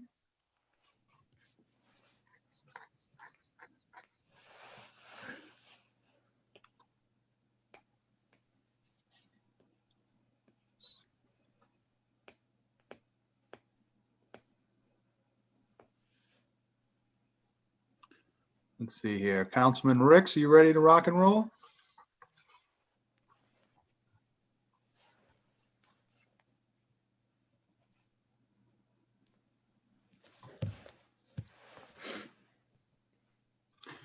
Well, I will call to order the May 3rd, 2021 City Council meeting. I'm going to read how you can join us this evening. You can also find all of this information on our website at the City of Warwick, and then you just go to the City Council page, and all this information will be on here.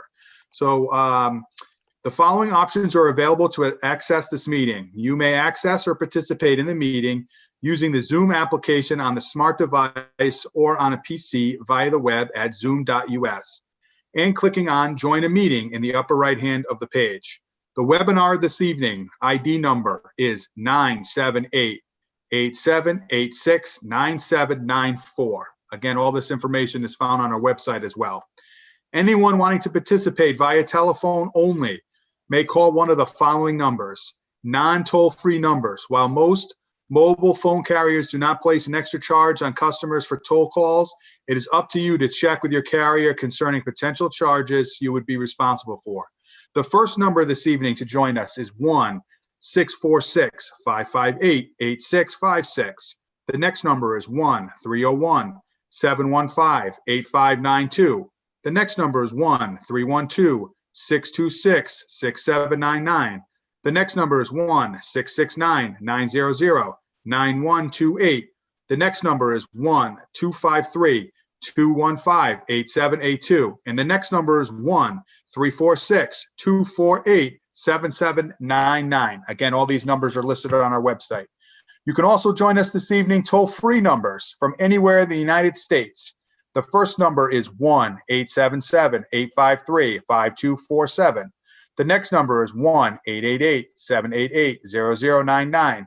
The next number is 1-833-548-0276. The next number is 1-833-548-0282. Please note, if you're experiencing trouble connecting via a toll-free number, please try the next number on the list. You will then need to punch in the web ID number, which again is 978-8786-9794 on your touch-tone keypad. While everyone joining the meeting will be muted, if at the appropriate time during the proceedings you wish to ask a question, you may, if using a smartphone or a PC, click on the raise hand icon. The meeting moderator will then ask for the participant having raised their hand to be unmuted. After the question, answer, and any further discussion, the participant will be muted again, and we will need to click on the raise hand icon or punch in *9 to ask another question. If phoning in, punch *9 on the touch tone keypad. The moderator will indicate when it is your turn to comment or ask a question. At this time, I'm going to ask the clerk to call the roll. Mr. McAllister, Here. Mr. Foley, Here. Mr. Gephardt, Here. Mr. Howe, Here. Mr. Lattiser, Here. Mr. McElroy, Here. Mr. Ricks, Here. Mr. Sinapi, Here. Ms. Travis. Here. 9 present. Thank you very much, Madam Clerk. At this time, I'd like to ask Councilman Foley to introduce our guest this evening that's going to lead us in the Pledge of Allegiance. Councilman Foley. Thank you, Mr. President. It's my pleasure to introduce Paul DiPetrillo. He will be leading us in the pledge. Paul is a member of our zoning board. He is also a member of the Patuxent River Authority for 6 years. And he is a Vietnam era veteran from 1966 to 1969. And if I am correct, his son-in-law is currently serving in the U.S. Navy, protecting our country.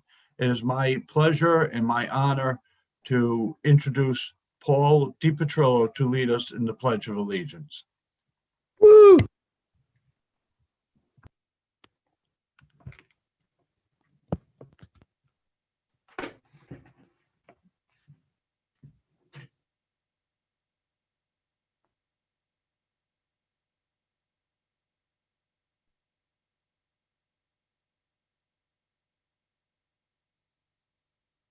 There we go. Can you hear me now?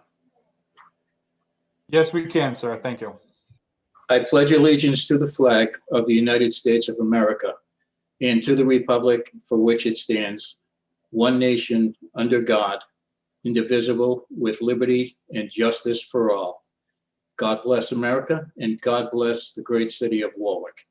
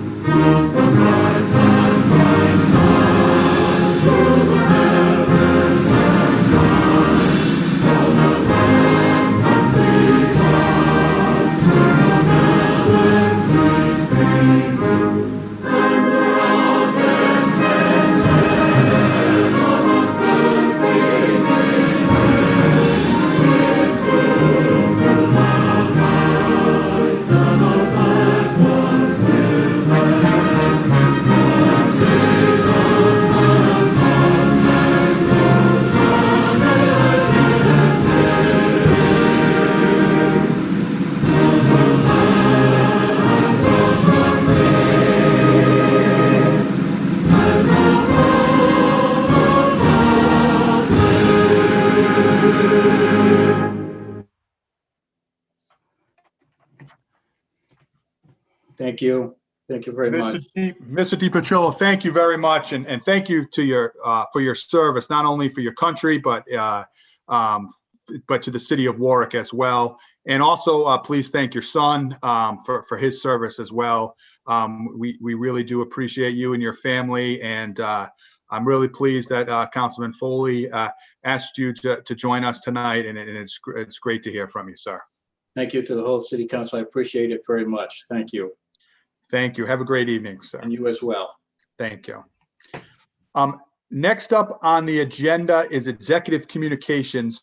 However, I'm going to ask the council if, and unless anybody objects, if we can go to general communications, as I have a couple of nice things to bring forward, and then we can go back into executive communications. So do I have any objections to going to general communications at this time? No objections.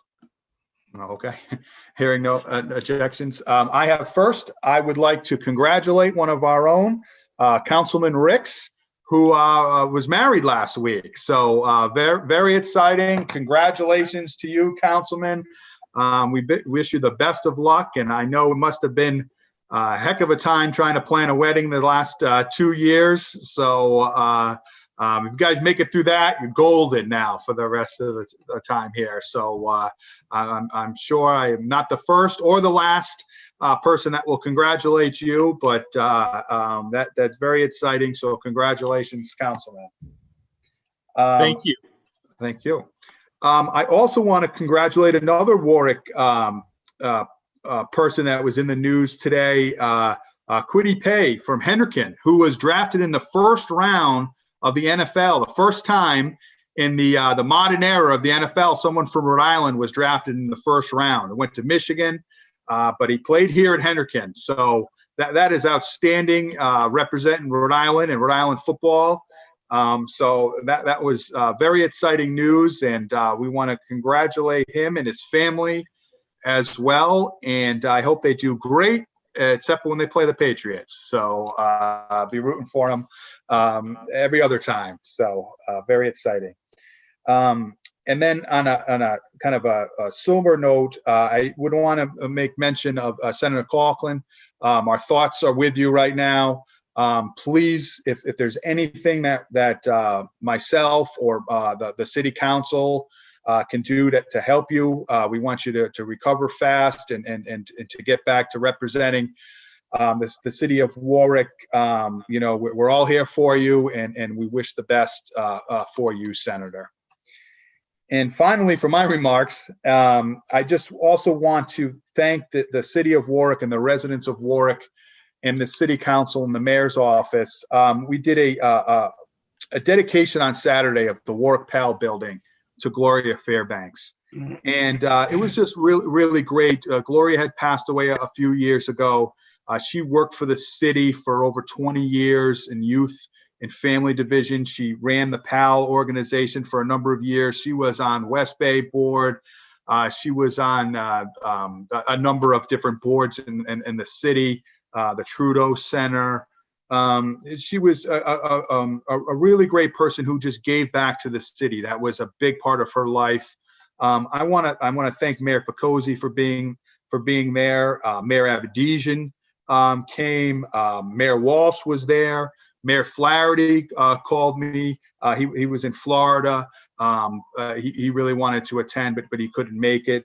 Mayor Solomon as well, unfortunately couldn't make it. But and I want to make special thank you to the council members who voted on that a number of years ago to dedicate the PAL building to Gloria.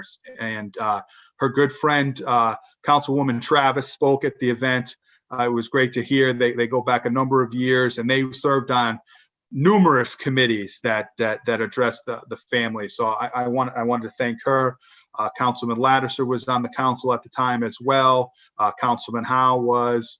And then the newer members of the council supported this as well. So I just want to thank everybody. And I also want to make a special mention of the current PAL president.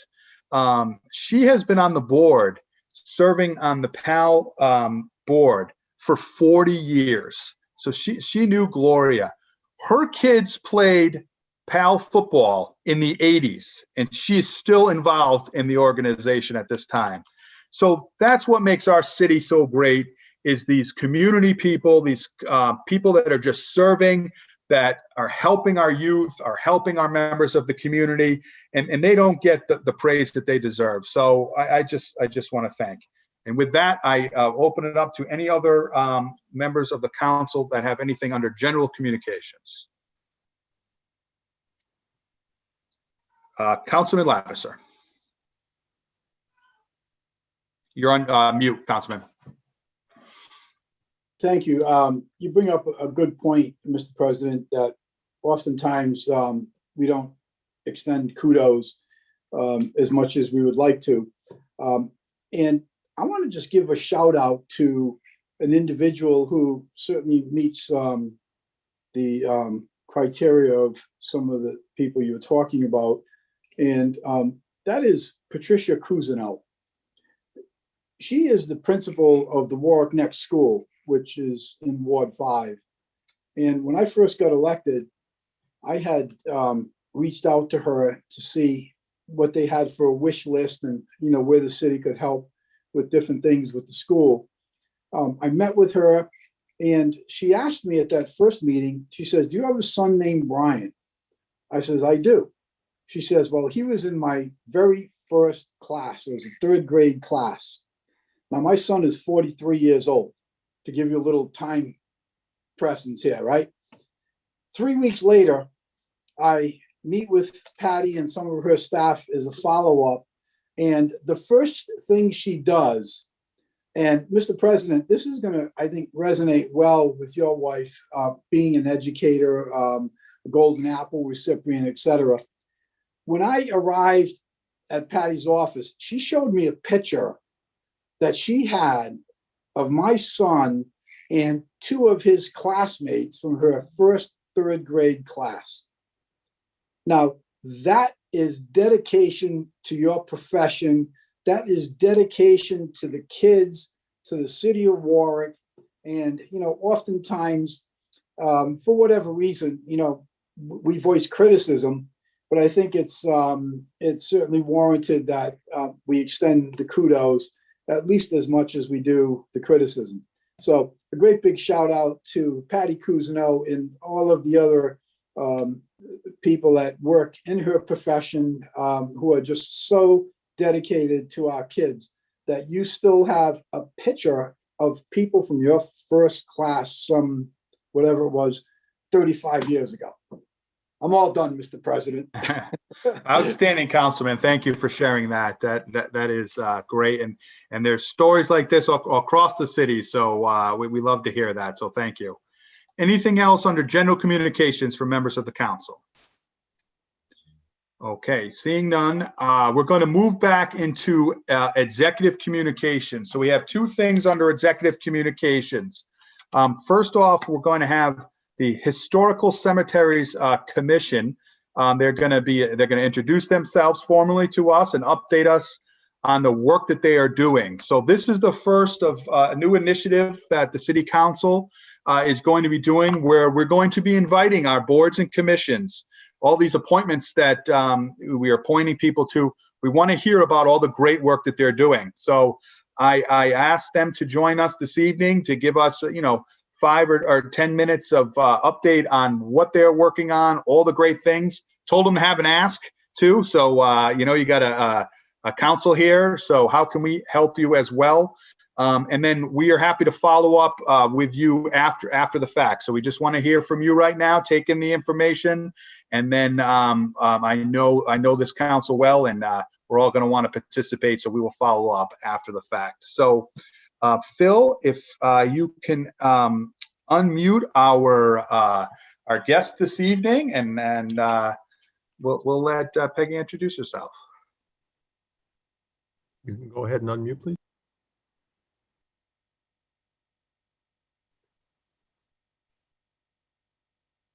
She's actually showing up twice. Let me move the other one into the.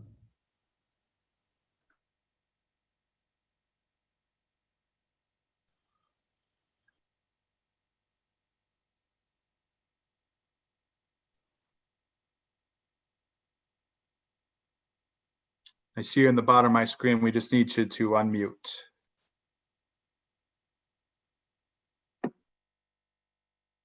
There you are. Okay. Council President, thank you for inviting me. The rest of the council, I appreciate this opportunity. It's been a long time since I've been invited to talk about this, so I appreciate it very much. The council, if you do not know, this commission was created by Frank Flaherty in 1987. It is in the Code of Ordinances as Chapter 6, Section 5. And our mission is to inventory, restore, rehabilitate cemeteries. So to that end, I have some things I'd like to talk to you about. One of the first things that I can tell you is that we worked with the council and the Airport Corporation and the Public Archaeology Lab when they were moving the bodies from Main Avenue to Main Avenue. We worked with the relocation, we worked with the new design, the kiosk that was put up. We also work with the planning department, the zoning department, the building department to make sure that state law is not interfered with. The state law is State Law 23-1810, which says that nothing can be built or come near a cemetery within 25 feet. So we do make sure that that is held. We also have worked with the Connecticut Village Association in regard to Cemetery 52, which is on Eaton Street. And that cemetery was just almost totally destroyed. I know Councilwoman Travis can attest to this, being around for a while. It was almost completely destroyed by vandals many, many years ago. And we were able to get a community development block grant. And we were able to work with the Public Archaeology Lab to restore the headstones back to the original places that they belonged. And in that regard, we also were able to find 3 unknown persons that were buried in that cemetery. And with that, we went and got headstones that say unknown. We do not know who those people are, but we do know that they exist. So we wanted to make sure that they were acknowledged. At the request of the Historic Preservation Commission, last year, actually 2 years now, last year was a lost year, we were asked to create something for the Archaeology Awareness Month. And with that, we created a scavenger hunt.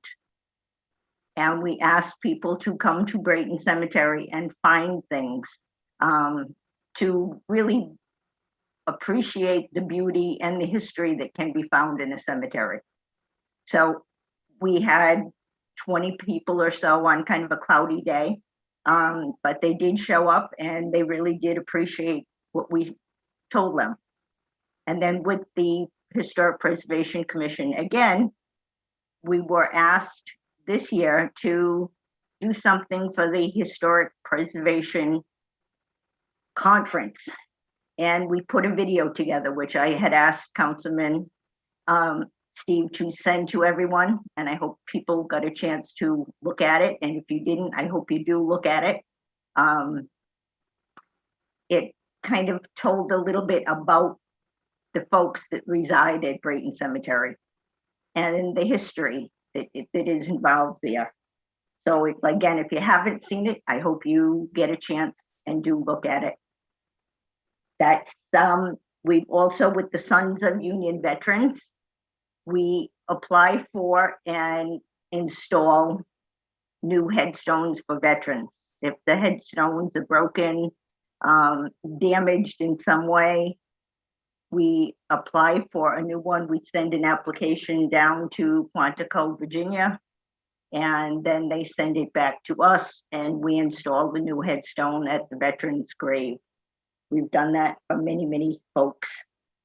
We also have fixed approximately 300 headstones that are broken in Warwick cemeteries. And we do that with friends of the cemetery, Michael Lanigan and Bob Shorney, who are very good friends of this cemetery commission. We research deeds and plat maps to discover lost cemeteries. We research plat maps and deeds and wills to find the rights of way to cemeteries. And we have created a document that is online to help anyone that wants to get into a cemetery to make sure that they do not go near a private land. So that's, it's there for anyone to look at. We have worked with the Pilgrim and Tollgate urban sociology classes. We teach them a little bit about the history of the cemeteries in Warwick. We teach them about headstone cleaning. We teach them how to just make general maintenance. So that is, we didn't do it this year, unfortunately, with the virtual school and with the students never really knowing if they were in or out. So we were not allowed to be doing that this year. Through advertisements at the community, advertisements with the United Way, Serve Rhode Island, and Volunteer Match, we get volunteers to clean cemeteries. And through Sue Cavaceres and I, we get about 90% of the cemeteries cleaned every year, at least once, and sometimes even more than that. So we work with Rhode Island DOT to repair or replace actually the signs at the historic cemeteries when they look bad. Once a year, we are allowed to request new signs. And that's through a grant that the archaeology department of the Rhode Island DOT has, and we're entitled to ask for new signs, which is good and doesn't cost the city anything. And with that, I have to say we are all volunteers as well, so we don't cost the city anything. We just do what we do because we love it. And we've created a Google document to help keep up to date on repairs and replacements. And with the partnership with the Warwick Historical Society, we've raised money and created a kiosk at the Buttonwood City Park Asylum Cemetery.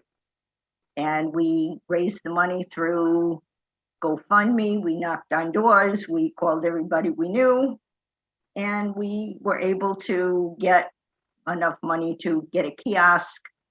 And I believe that we have named everybody that we are aware of that ever attended, that ever was buried at the cemetery at Buttonwoods. And again, with the Warwick Historical Society, we are able to apply for and receive 2 legislative grants to mow Brayton Cemetery. Brayton Cemetery is just short of 7 acres. And we have able to get the grant money, and it cost us $730 for every cutting. And again, that does not cost the city anything, just us. And we organized 2 seasonal cleanups at Brayton.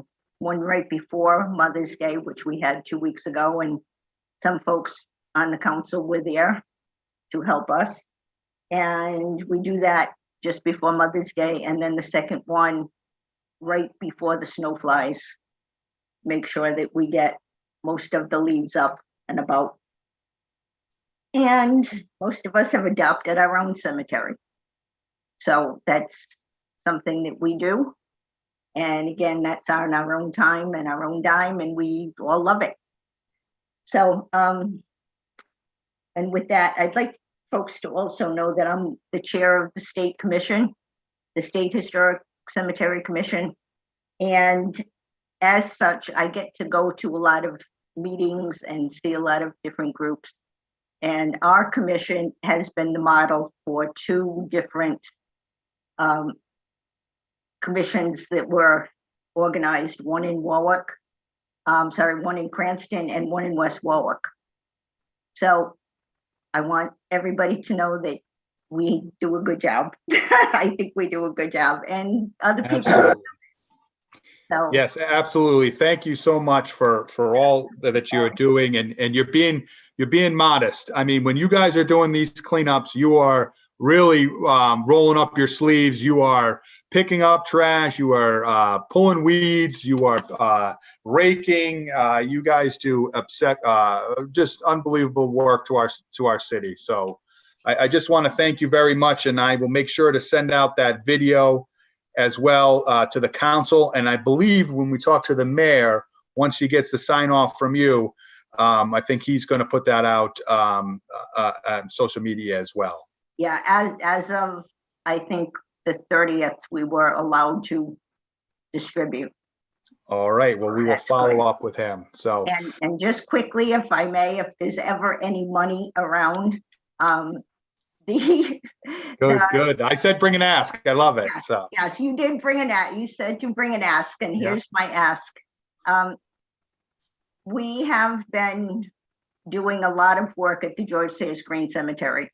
And the council, the planning department, everybody that has worked on that cemetery over the course of the last year and a half, the improvements are startling. If you go up to the actual cemetery, there are 14 historical graves of the Green family that are made of slate that need to be repaired. And that's really above what we are able to do. And that's $500 for each stone. We were able to get some money, again, through a GoFundMe, and I did a birthday fundraiser on Facebook for my birthday for gravestones this year. And we were able to raise another $1,400. So if we ever have any money, we would love to get some more headstones repaired. Excellent. Well, thank you for making us aware of that. And I know between all of us, the networking that we can do, we will look for opportunities, because that is really something very nice that you're doing. And like you said, you're using your own personal time, your birthday, using that to raise money. So we really appreciate that. And I thank you so much for joining us this evening, and keep us posted on the next cleanups. I'll be there again. So hopefully it'll be a little warmer next time, if you can control that for me. Yeah. Okay. Thank you very much, Councilman. Thank you very much. Thank you. At this time, I'm going to, next up under executive communications is we need to go into executive session. However, there are a number of residents that are holding on here that have claims and appointments. So unless I have an objection from members of the council, I think we will go back into committees.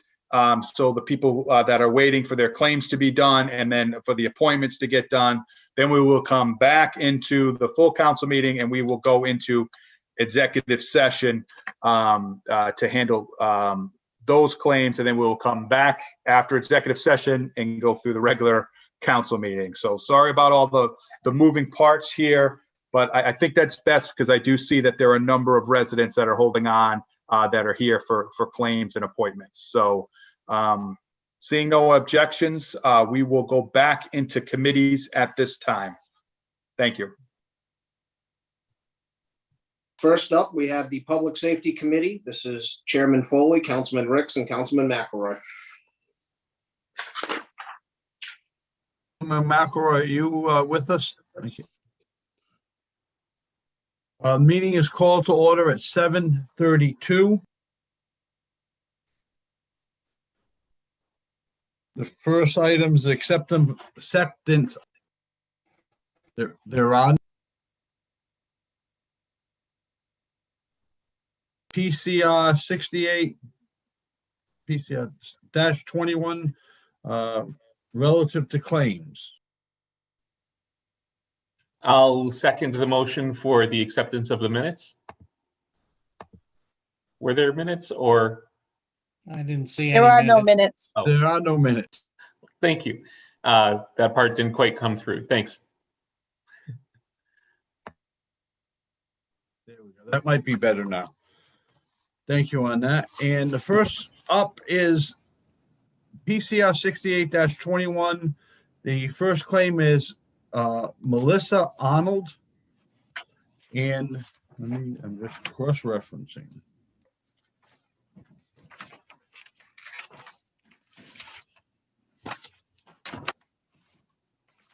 The recommendation was to deny, but the reason for that was the timeliness.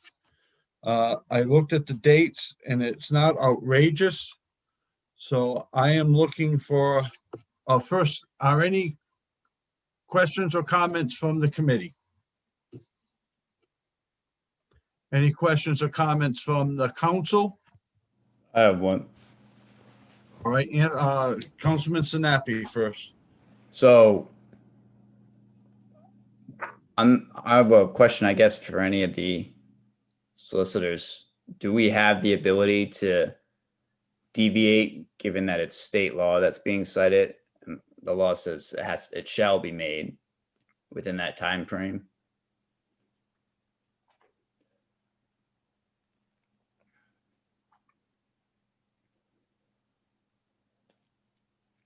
So pursuant to 24 Rhode Island General Law, Title 24, Chapter 513, we are capped at our ability to do $300. And to your more targeted point here, it states that all claims shall be made within a period of 7 days from the date on which the damage was sustained by filing a written report in a manner prescribed by the municipality. the law is pretty explicit that that window would cover it. I would note that, the accommodations, especially in a COVID time, is something to consider. I think the council has some discretion about that, in that the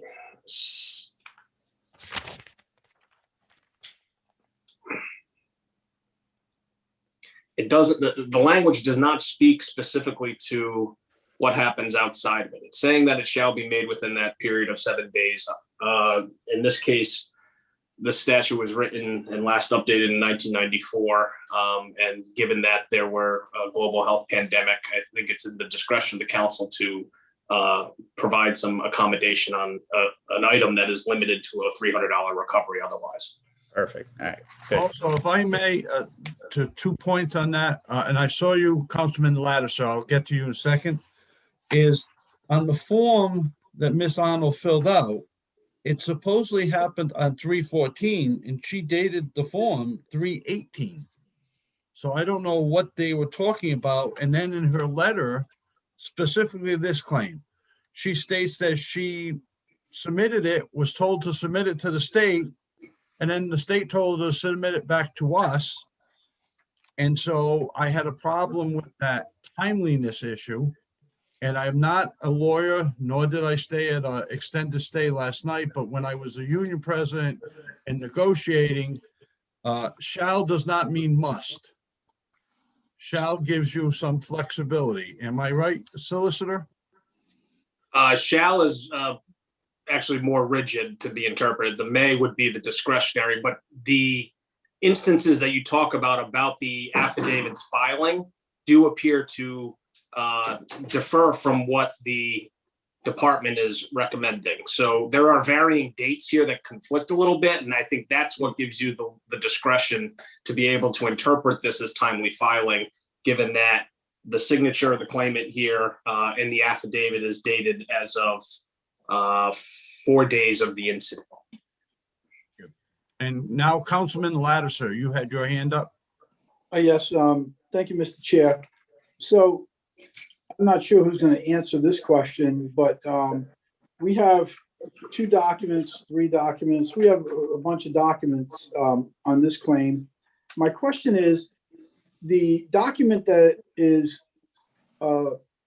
addressed to the Honorable City Council, as well as the affidavit documents, are both of those documents filed with the city at the same time?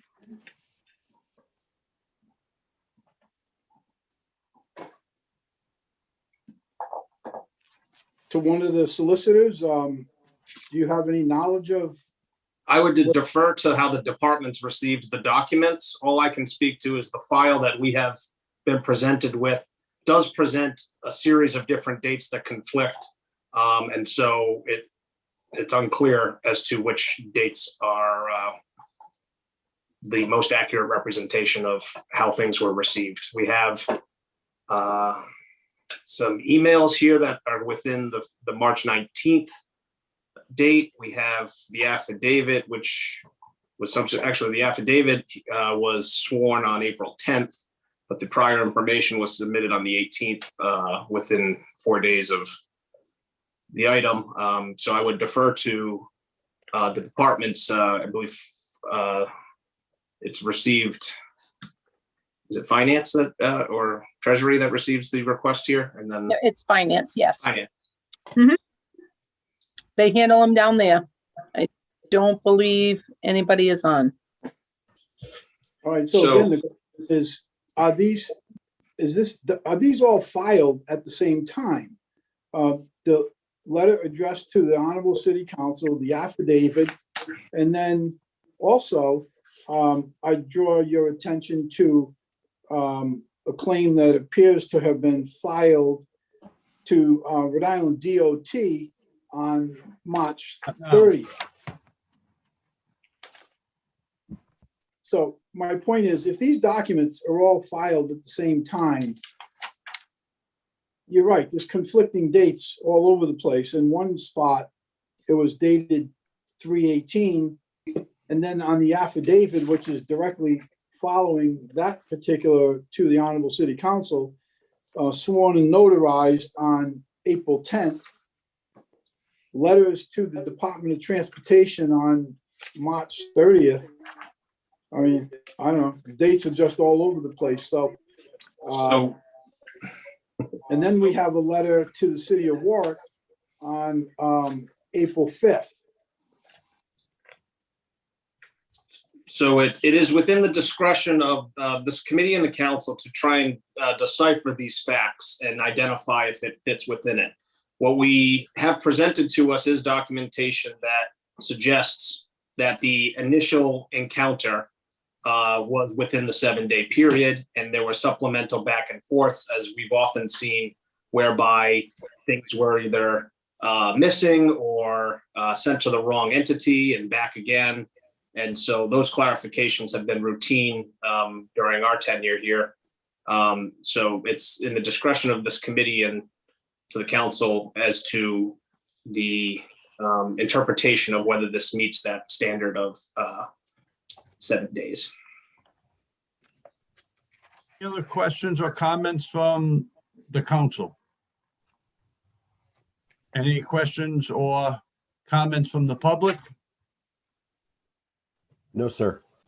I'd like a recommendation for favorable action in the amount of $300. Do I have that motion? Favorable action for $300. Seconded?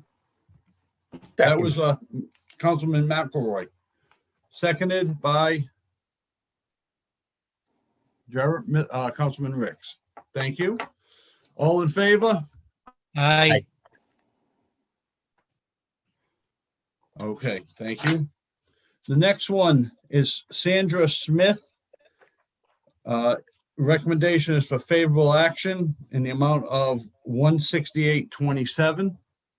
Any questions from the committee? Any questions from the council? Chairman, if I may.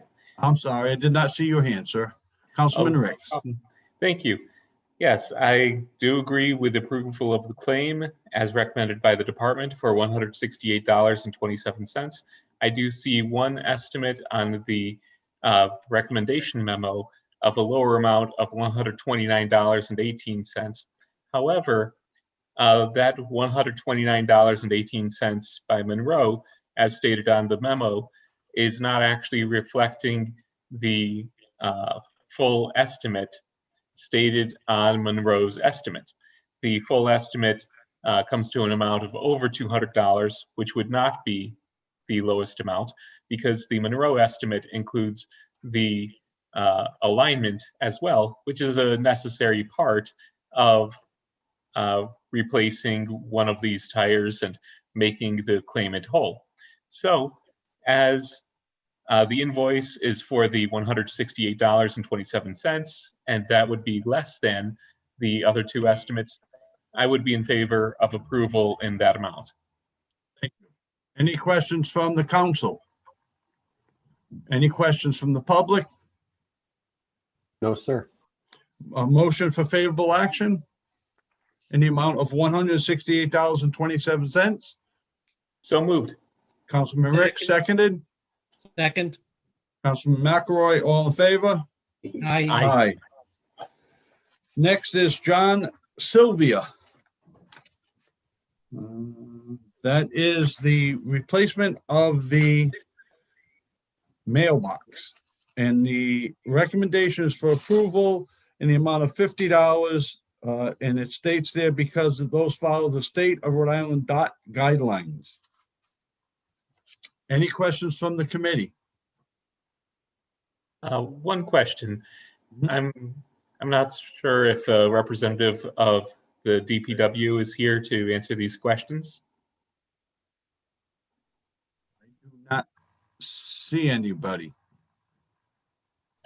Yeah, and I'm not sure if Mr. Sylvia, excuse me, Mr. Sylvia is on present. Present? No, I don't see him either. I would, and I do see another councilman has his hand raised. Pending any further discussion, my general thinking on this to, I suppose, state it succinctly, now rather than later, is that looking through the evidence provided here, the estimate of the $375 that was being sought, more expressly being sought in the claim and the affidavit. It seems that covers some additional services beyond the repair of the mailbox. That estimate also says, refers to the painting of the mailbox and post. We don't have anything, I don't believe, in front of us indicating that the snowplow caused the damage in that it would need a new coat of paint. I think that would tend to be something that just took its toll over time, and that's not something that the city should be responsible for. I also see an estimate for $300.17 that's listed, but beyond those estimates, I also see in the packet an estimate for $200.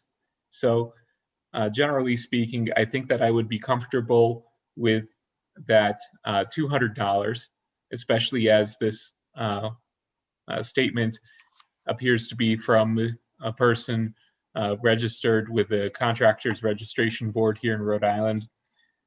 The other question here that I imagine is a sticking point is why the city is stating that it's going to cap reimbursement of the claim at $50 and is simply citing Rhode Island Department of Transportation guidelines. I would say that RI DOT guidelines, unless we have some authority on the books here in Warwick, I don't see how RI DOT guidelines are binding on us, and why Warwick residents shouldn't have the benefit of getting reimbursed for their actual costs, or at least a reasonable estimate of their costs, as opposed to capping it at $50, which clearly isn't going to go very far at all in replacing a mailbox. Those are my thoughts. Questions from the council? Questions from who has a hand up? Councilman Am I missing Sinapi. somebody?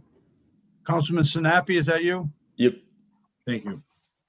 So if possible, I'd rather you all hold this rather than giving an amount less than what's requested. This is one of my constituents. I was actually over there down that road today, in fact.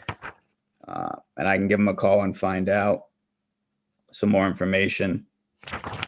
That way, if the paint was part of it, make sure that it's actually established rather than us not knowing one way or another. Because Councilman Ricks is right, we shouldn't pay for something that the plow truck didn't cause, but if it did cause, it did cause. And then I agree. have no problem acquiescing to you on holding that if you're willing to reach out to them. Absolutely. Thank you very much. So we have a request to hold. I'm sorry, any questions or comments from the public? No, sir. All right. I also Councilman see Lattiser, did you Councilman have your hand up? I'm sorry, 1 second.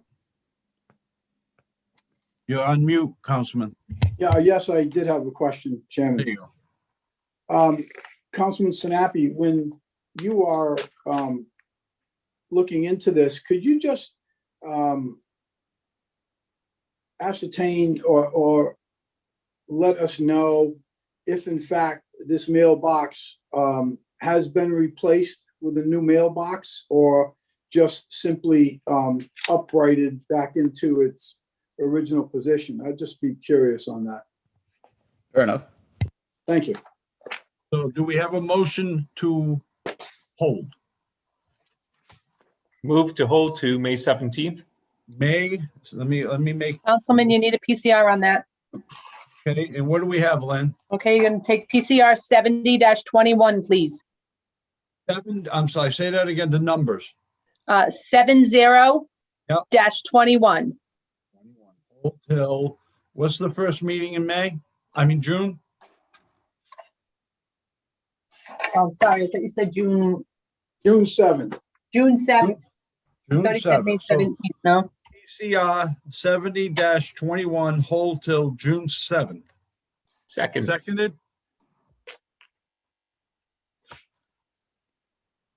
I'll second. All in favor? Aye. Aye. Aye. Thank you.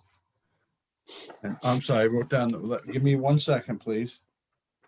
Am I in? All right, there we go. Hold. 6, 7. Moving, I want to move that over here now. And finally, Kristen Trout. And the recommendation is to approve in the amount of $237.49. Any questions from the committee? Any questions from the council? Any questions from the public? No, sir. Motion for favorable action, the amount of $237.49. Second. All right, and Councilman Ricks, moved by Councilman Ricks, seconded by McElroy, all in favor? Aye. Aye. Going back to the regular agenda. I'm getting there.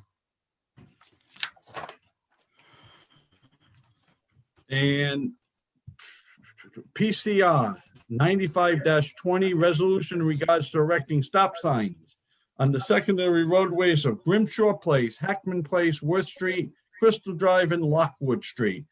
Councilman Lattiser. Yes, thank you, Mr. Chair. I'm still trying to set up meetings, a meeting with some of my constituents over there. So if you could hold till June 21st, please. Hold till June 21st. A motion to hold till, I'm sorry, any other questions from the committee? From the public? Yes, Mr. Chairman, we do have a question from the public. Mr. Cody.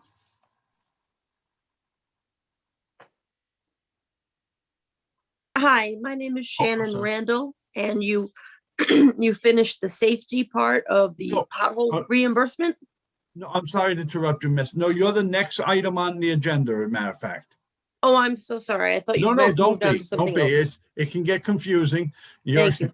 Yep. So I'm looking at a comment from the public on PCR 9520, which Councilman Lattiser is asking to be held. No, sir. No, sir. Do we have a motion to hold till June 21st? Councilman Ricks, seconded. All right. Moved by Councilman McElroy, seconded by Councilman Ricks. All in favor? Aye. Aye. Now, PCR 56-21, resolution relative to claims Shannon Randall. Any questions from the committee? Any questions from the Councilman Ricks, did you? Thank you.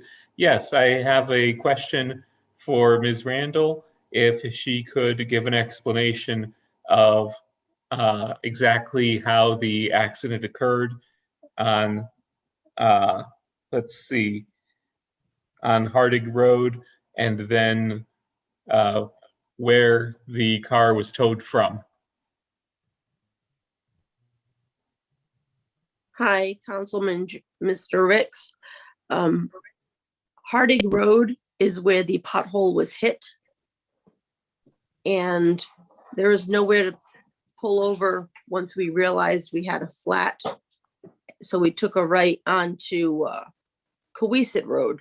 Also, nowhere to pull over, all residential. Didn't realize it was a blowout. It just said air pressure issue. The next driveway, public driveway, is a Stop and Shop Plaza on the corner of Cohasset and Route 2. That's where we pulled in and parked just around the GameStop area, which is one of the first stores. And that's where we call AAA. And that's when I got out and saw that the tire was completely flat by then. Thank you. That sounds reasonable. Any other questions from the committee? Any other questions from the council? I have just a comment rather than a question. Mr. Sinapi, Councilman Sinapi.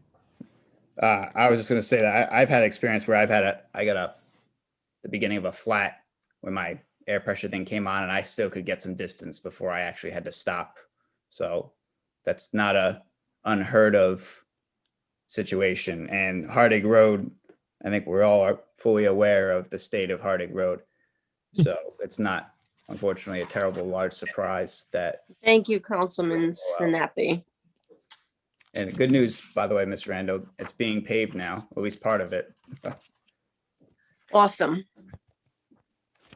Any other questions or comments from the council? Councilman Lattiser. Yes, thank you, Mr. Chair. I just point out a couple things here. One is, it states here in the document that the claimant states that the tire blew out and was unrepairable. This isn't like you got a slow leak and it takes 2 miles for the tire to deflate. A blowout and unrepairable means that you have a blowout in the tire, a sidewall of the tire, the bottom of the tire, the flat part of the tire. A blowout is a blowout.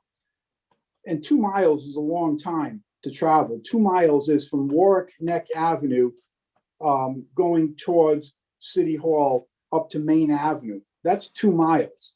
That's a very long way to travel on a blowout, if in fact you had a blowout.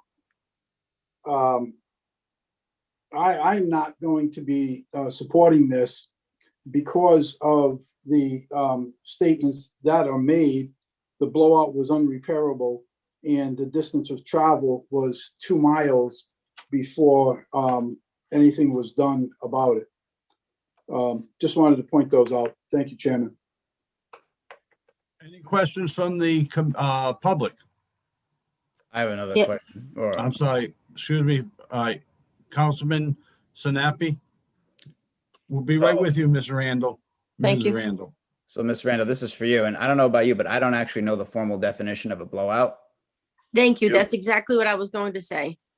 That was my word, and I only called it a blowout because the tire was unrepairable.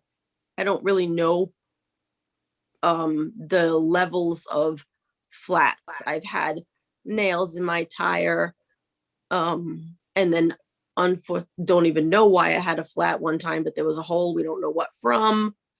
So I called it a blowout because the New England Tire did say that it needed to be replaced.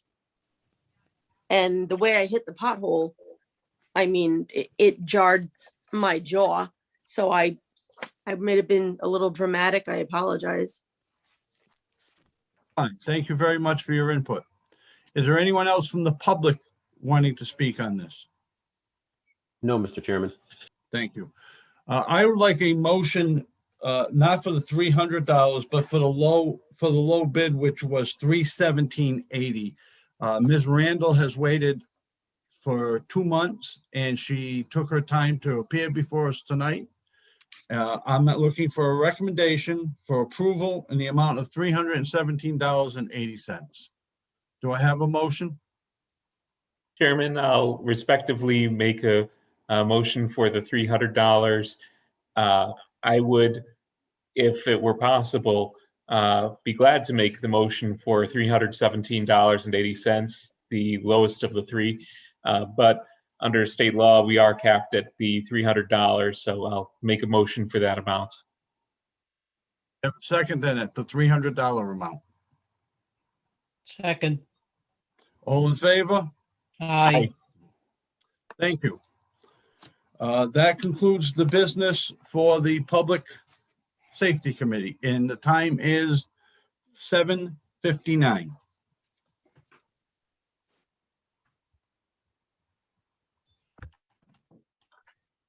Next up, we have the Intergovernmental Committee. This is Chairman McElroy, Councilman Sinapi, and Councilman Foley. It is now 7:59 and the Intergovernmental Committee is now in session. There are no minutes to be accepted. The first order of business is PCR 79-20, resolution for an engineering to create Buckeye Brook project. Councilman Howe? Thank you so much. I'm going to ask that because we've been making some progress with the city, I'm going to ask that this be held one more meeting. Okay. What would that be? The May 17th? 17th. May 17th. Thank you.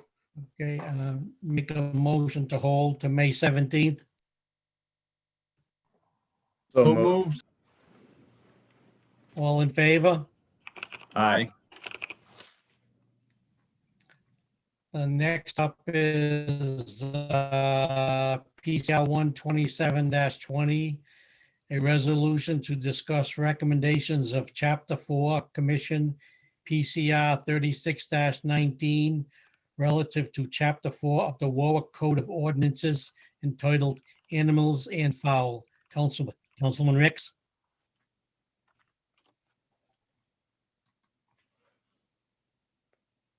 Thank you, Chairman. I'm sorry, one moment while I double check on this. Okay, yes, this is the resolution to discuss. So I would request that we hold this to the first meeting in September. Okay, Lynn, what date is that? September 20th.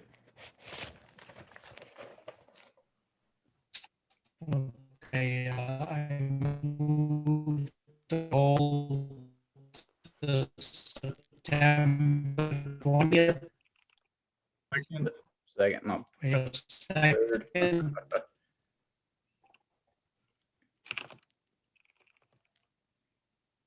Aye.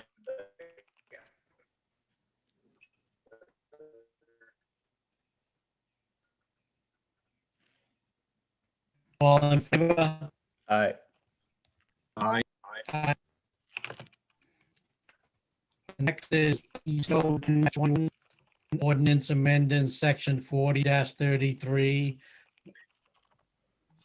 Number 3, PCO 10- of the City of Warwick Code of Ordinances and additional penalties for unlawful use of unregistered off-road recreational vehicles and snowmobiles. Councilman Sinapi? So this is the one that we can't really do anything with until the enabling legislation gets passed. So I'd like this to get held till May 17th, please.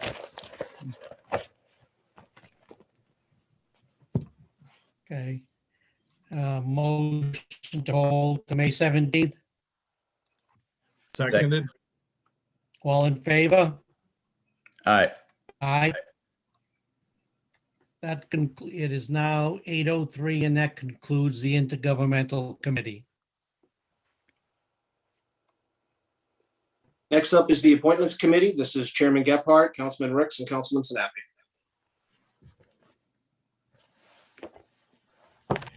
Good evening, everyone. I see Councilman Sinapi, Councilman Ricks. You guys both ready to go? Okay, it is 8:03 and appointments comes to order. First up, minutes. There are none. So moving to our first piece of business, first appointment requiring confirmation is to the Board of Canvassers. This is John Del Judas. We have here the form signed by the mayor for the administration. We also have a bio for Mr. Del Judas provided. Former councilman, thank you for your service on the council. Do we have any questions of Mr. Del Judas from either Councilman Sinapi or Councilman Ricks? Okay. How about other members of the council?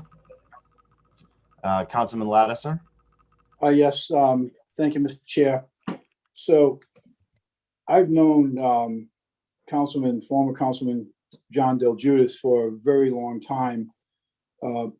John was an excellent councilman here in Ward 5, did a great job, always very, very hardworking, always returned his calls. John was always straight up with me, even on some of those few issues that we disagreed with, he always told me where he stood with his position on those things. The only issue I have with Councilman John Del Judas is going back to about 2012, when he called me and said, Ed, I am not going to run for city council again, and I would like you to run in my place. He says, it's only 2 meetings a month. So Councilman Del Judas, I think I was hoodwinked on that one, but I have forgiven you. I think, I'm not sure. Maybe a year ago I had forgiven you. I'm not sure so much tonight. But no, John, seriously, it's going to be an honor to move favorable action for your appointment here. You've been a great servant to the city of Warwick, to all of our constituents. And I look forward to working with you in the future on this new appointment. And I will kind of forgive you, I guess.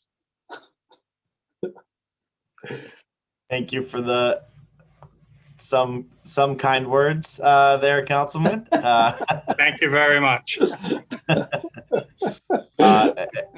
Any other members of the council? Sorry if I misled you.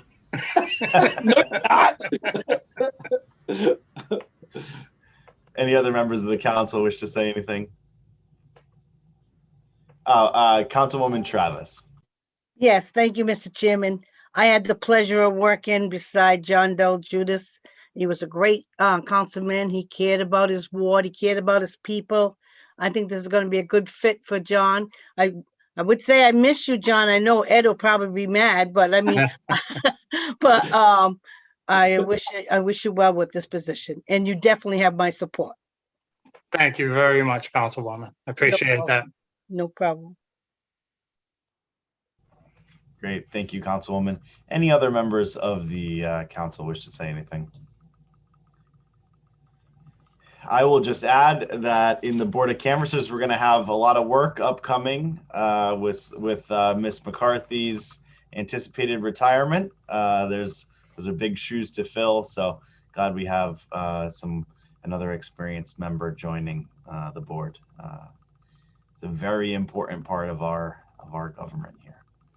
How about members of the public? Are there any who wish to speak on behalf of Mr. Del Judas? I see two hands raised. Mr. Zarum, looks like you're unmuting. I will speak on the current item. Before I do that, I just want to say that I raised my hand when the other agenda item was called for PCR 7920. I was skipped over and ignored, and I just want to state for the record that item was noticed through the Secretary of State. I waited 2 hours to testify from it. During the previous meeting, I asked Mr. Howe to contact me because the whereas statements are false and misleading for the rest of the city council, and I offered to help straighten those out. I'll leave it at that. As far as Mr. Del Judas goes, he was a very, very great and wonderful city councilman to work with. Oh, hi, John, you're on there. Yes. Hi, good to see you. Hi, Michael. Thank you. We worked on a lot of stuff together, both in the Bucky Brook watershed as well as TF Green Airport, and a lot of the other issues where I was luckily offered the opportunity to share my professional experience in helping the city reach its goals on everything. The degree of cooperation and professionalism that was there was outstanding. And I hope with some of the city councilors that really are new and don't know me yet, please give me a call, 401-742-5769. We can work together.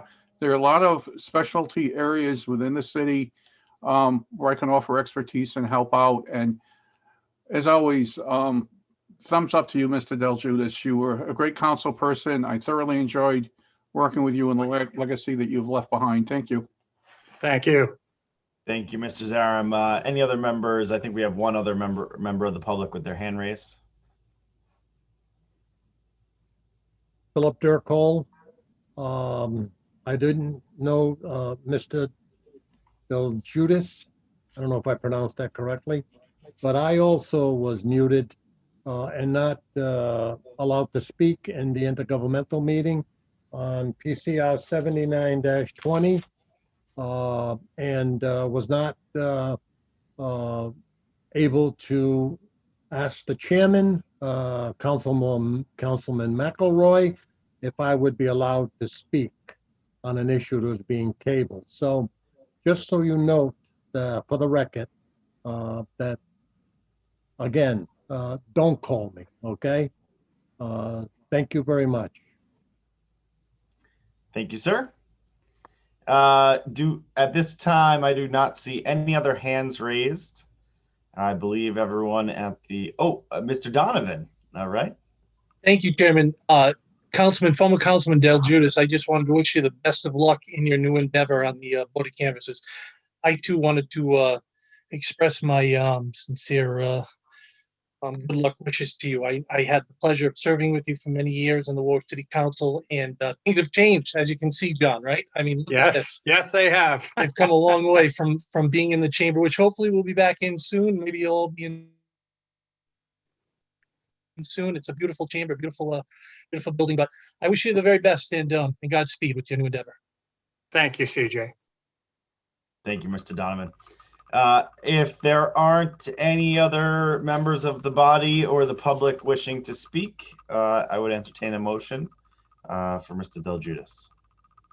So moved. Second. And that motion is favorable action on the appointment. We have a motion, we have a second. All in favor? Aye. Aye. Thank you, Mr. Del Judas. Thank you very much. Appreciate it. All right, moving right along this evening, our second piece of business here is an appointment to the Kent County Water Authority. For those of you who know, portion of the city are served by the Kent County Water Authority. And as such, we have representation on that board.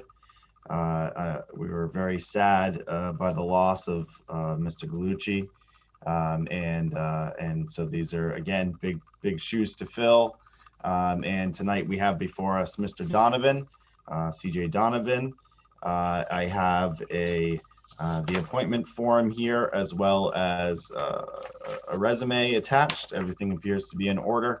Any members of the committee like to say something? I see both do, so we'll start with Mr. Ricks. Thank you, Chair. I'll speak in favor of this appointment.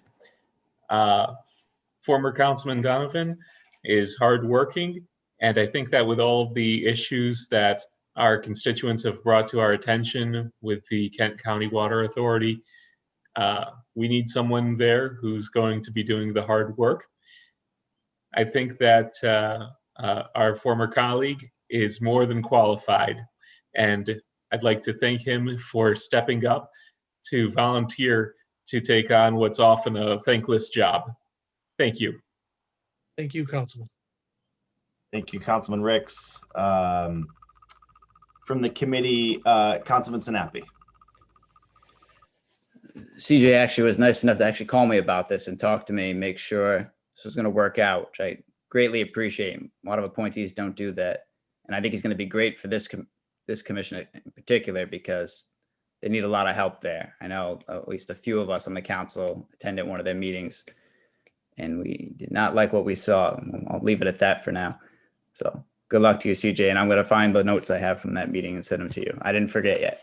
Thank you so much, Councilman. I appreciate those kind words. Thanks, Councilman. Council President McAllister. Thank you very much, Mr. Chairman. I also am in great support of Mr. Donovan for this position. Ward 7, Ward 8, and Ward 9 have Kent County Water in parts of our committees. The councilman knows Ward 7 in and out, represented the ward for over 14 years. And he's a great fit for this position because he's going to be able to hit the ground running. He knows the players. He knows the issues. He was getting those calls all those years when those water bills came out in Kent County Water, when the hikes came out, and he was getting those calls. So he knows he's going to be able to hit the ground running. also, if you look at his experience, working at the State House, on House policy, specifically on a lot of water matters, CRMC, the Coastal Resource Management, and the Narragansett Bay Commission. So I just think he's a really good fit. I'm excited. He's got big shoes to fill. Councilman Galucci was there for a long time, and so he's got big shoes to fill. But I'm excited to have someone that we can plug right in and make a difference on this committee, because this has a major impact. It's water. It's the water that you drink, that you shower with, that you need to survive here in these wards. And it's great to have somebody with his experience that's willing to dive back in and serve the city one more time. So I thank you, and I ask for everyone's support on Mr. Donovan this evening. Thank you, Mr. Chair. Thank you, Mr. President. Thank you, Council President. Councilwoman Travis.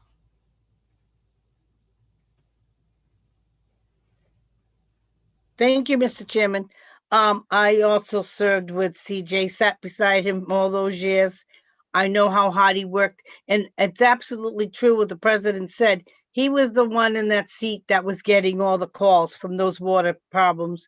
And I know he talked many times with Councilman Galucci, but he was there for the people of Ward 7, and that's what he was supposed to do. And he did a great job. And, I often thought about, I wonder who's going to be going over there now. I am so glad to see that it'll be CJ Donovan, and you got my support, CJ. Thank you. Thank you very much, Councilwoman. You're welcome. Thank you, Councilwoman. Councilman Lattiser. Yes, thank you, Chairman. Councilman Donovan, I also am really happy to have the opportunity to support you. As you know, I've supported you for many, many years. And I also want to publicly thank you for the help that you gave to me when I was first elected to the City Council.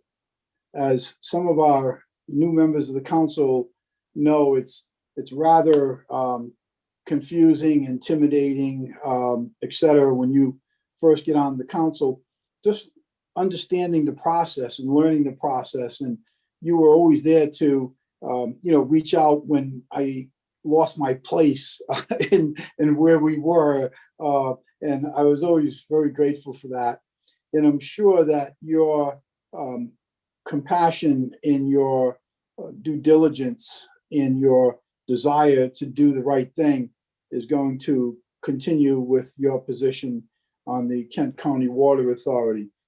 You certainly have big shoes to fill with the passing of Councilman Galucci, but I look forward to having you in that slot. And I know that Councilman Galucci will be proud and honored for you, particularly you, to replace him on the authority.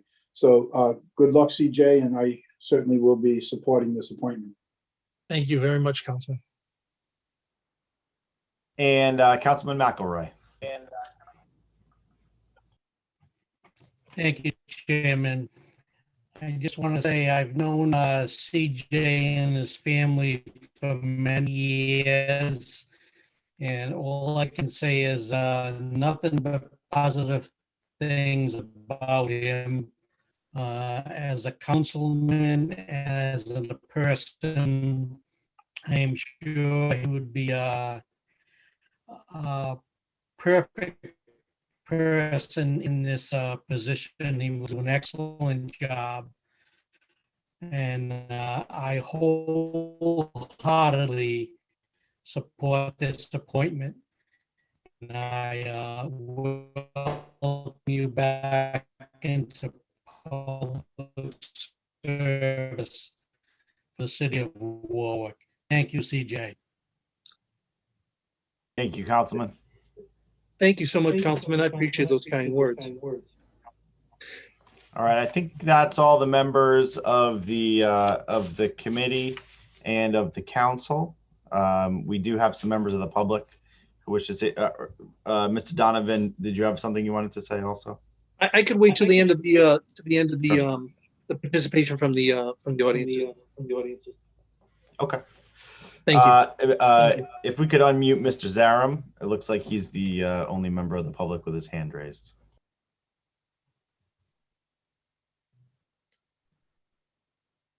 Well, I just wanted to say I support Mr. Donovan for this post. Hi, CJ. It's good to see your face on here. Haven't seen you in a while. Mr. Donovan, in my view, has always been a great asset to the city council, and members in our community here. I'm sure he'll do an excellent job with the water authority and everything else. And just wanted to give my thumbs up on this and say good to see you on here, CJ. Thank you. Great. Thank you, Mr. Zarum. I think that is all that we have for members of the public. Mr. Donovan, if you wanted to say something. I'll be very quick. I want to thank everyone for the kind words. That was extremely generous of all of you. Council President McAllister, I appreciate the confidence that you've expressed to me. To the other members of the city council, with your kind words, the confidence you've expressed to me. For those of you that I was not able to touch base with over the week, and I want you to know that my line is always open with a lot of these issues that come about. Communication is key. So what I noticed when I was on the city council, or whether it been commissions, boards, communication with people who are affected by a certain issue is certainly the most important. So I'm always available. My lines are always open. And just to close, I would like to also express my sincere thanks to former Councilman Galucci. You are correct. Many of you said that these are very big shoes to fill. I remember sitting next to him on the city council as well, and he certainly appreciated the art of good communication. So I pledge to you tonight to do that as well, and I look forward to working with all members of the committee on the agency and with the city council. So thank you again for the trust you placed in me, and I look forward to being in touch in the future. Great. And Thank Mr. you. Donovan, is that one of the future leaders of Warwick sitting to your side? Maybe, you never know, right? You never know. Who knows? Maybe we'll be Zoom next time. Who knows? It'll be available then. All right. And it looks like everyone has spoken who wishes to speak. So I would entertain a motion in favor of Mr. Donovan's appointment. So move favorable action. Second. All right. All in favor? Aye. Aye. Okay. Thank you. Thank you, Mr. Donovan. Congratulations. Moving along to our Thank you all, and thank you again, Mr. Chairman. Thank you. Moving along to our next item, we have an appointment to the Land Trust Commission. Mr. Flaherty, Austin Flaherty, Ward 6. I have the appointment document here, as well as a resume for Mr. Flaherty, and it appears that Mr. Flaherty is here. So any members of the committee have any questions for Mr. Flaherty? All right, we'll move out to the council. Councilwoman Travis. Yes, thank you, Mr. Chairman. I have known Austin Flaherty since he was a young boy, which he's still very young, but I have seen him grow into a fine young man. And I am pleased to announce that he's a homeowner. He bought a piece of property, of course, in beautiful Ward 6. And I'm happy to have him living right there in Ward 6 with us. But he is an extremely, very caring person. I know he loves Warwick, just like the rest of his family does. And we know that from the involvement with many of his relatives. But him as a separate person himself is a great person. He works very hard, meaning that he gives 100% of what he's doing. And I look forward to him being on the land trust. I think it's a good fit. I think he's going to add a lot to it, and especially being, having young people come on board and give their perspective of it. So I'm looking forward to working with Austin, and I wish you the best on it, Austin. Thank you, Councilwoman Travis. Anyone else from the, anyone else wish to say something? Councilman Foley.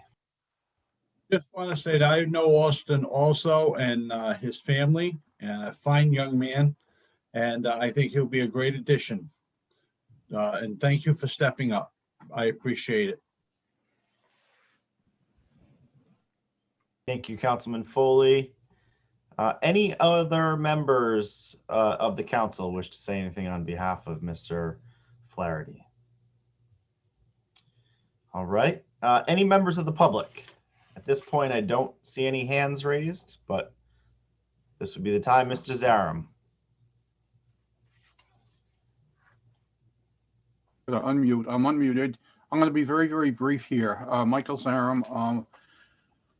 I'm a member of the Land Trust, but my comments tonight are from me just as a resident. I would support Mr. Flaherty. He's been to several Land Trust meetings and he's been very engaged, very knowledgeable, and very helpful, as Donna Travis said.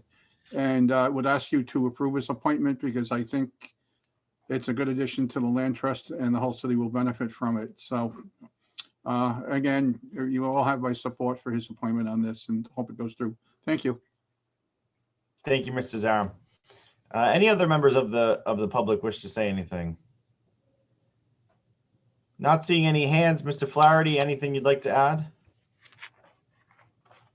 Yes, I would just like to say that I'm very excited for this opportunity. I'm a very avid outdoorsman, and I think it's very important that we preserve the beautiful natural landscape of Warwick as much as possible, while still meeting the needs of our community.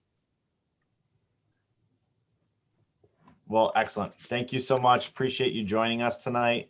Without if there are no further comments, I would support a motion to approve Mr. Flaherty's appointment to the Land Trust. So moved. Second. All in favor? Aye. Congratulations, Mr. Flaherty. All right. Last up is an appointment to the Sewer Authority. This is a Mr. Scott Phillips. We have the appointment form endorsed by the mayor. We also have a bio, looks to be a resume, attached in everyone's packet. Do any members of the committee wish to add anything? Thank you, Mr. Phillips, for joining. Thank you. Hearing nothing from either member of the committee, Council President McAllister. Thank you very much, Mr. Chairman. Sir, Mr. Phillips, thank you very much for agreeing to serve. This is a very important board. It's a lot of work. I know that Mr. Foley contacted me. He was supporting you. He reached out to the mayor about you. I'm sure I don't want to steal his thunder here, but you know, he called me and he told me, he gave me your background and he thinks that you're going to be a really good fit on this. And I just wanted you to know that we really appreciate the people that want to step up and serve on these very important boards. They're very busy and you make a big time important decisions on these boards. So I just want to thank you for stepping up. And Councilman Foley, I'm sorry if I stole your thunder. Thank you very much. Yeah. Councilman Foley. Yeah, well, thanks. Ditto to all of that. But in addition, Mr. Phillips was my opponent in the general election last November, and a very worthy opponent. But more importantly, the reason I support his appointment to this authority is one of the key issues was the Governor Francis Phase 3 sewer project. And it's going to be great to have an ally on that authority as we go forward. And I know Councilman Lattiser, I know in your ward, you're going to be looking at the sewers being put in there. Mr. Phillips does his research, has great knowledge, and he is going to be an asset for the entire city council on that authority. I did support, the mayor reached out to me and I told him I had no qualms about your appointment. good luck, and God willing. Bye-bye. Thank you, Bill. Appreciate it. Thank you, Councilman. Councilman Foley. Thank you, Councilman Foley. Councilman Lattiser. Yes, thank you, Mr. Chairman. Mr. Phillips, I also want to thank you for stepping up to serve on the Sewer Authority. I don't believe we've ever met in the past. I actually think this is probably the first time that we meet this evening. But the Sewer Authority and its job, as you probably know, is extremely important to me. Has been for going on 9 years now, because we have a section of Ward 5 involving 900 homes that is in a lot of trouble over there because these sewers have not been completed. So I'm happy in hearing the things that I've heard about you in your experience and your abilities, and I'm really looking forward to working with you going forward. I'm especially looking forward to your help on the Sewer Authority in finally, after 30-some years, getting that sewer project completed in Bayside 1, 2, and 3. They need to have this done.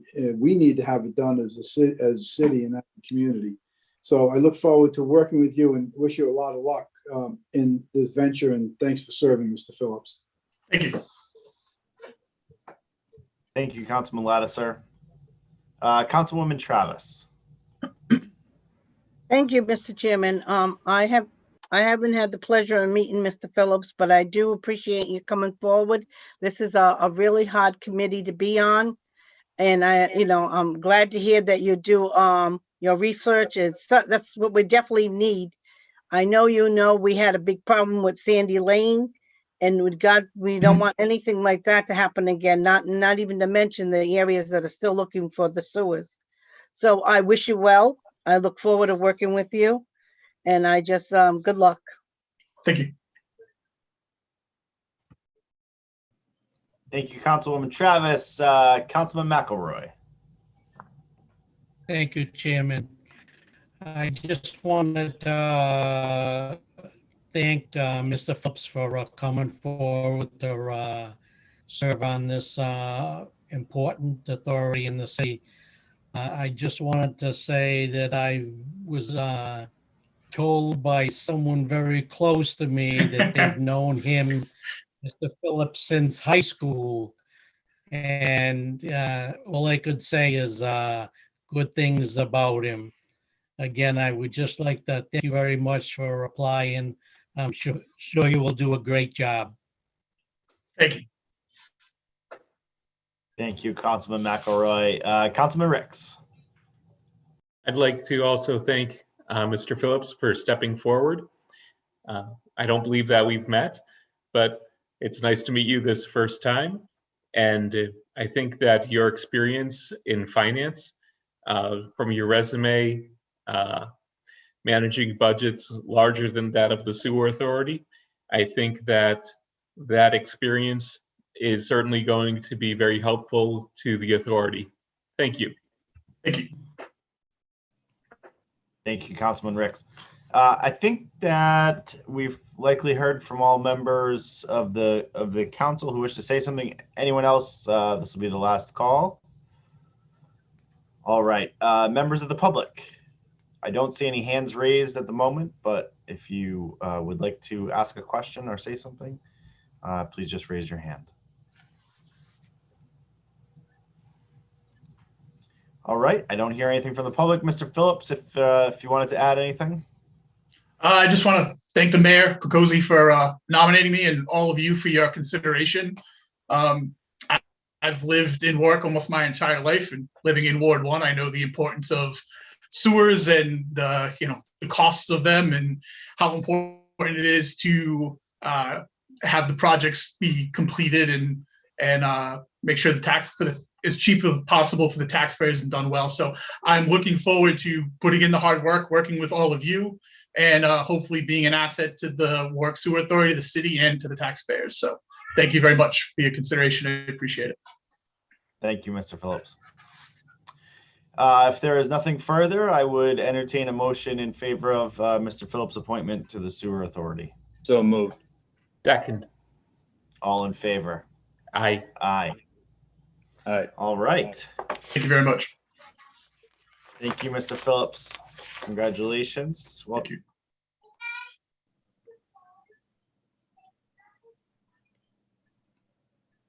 Chairman, you're muted. all of the things that I said, and that is all that's before us this evening. So the appointments committee will adjourn at 8:35 p.m. Lastly, this evening, we have the Public Properties, Land Use Committee and Community Affairs. This is Chairman Ricks, Councilman Foley, Councilman Gephardt.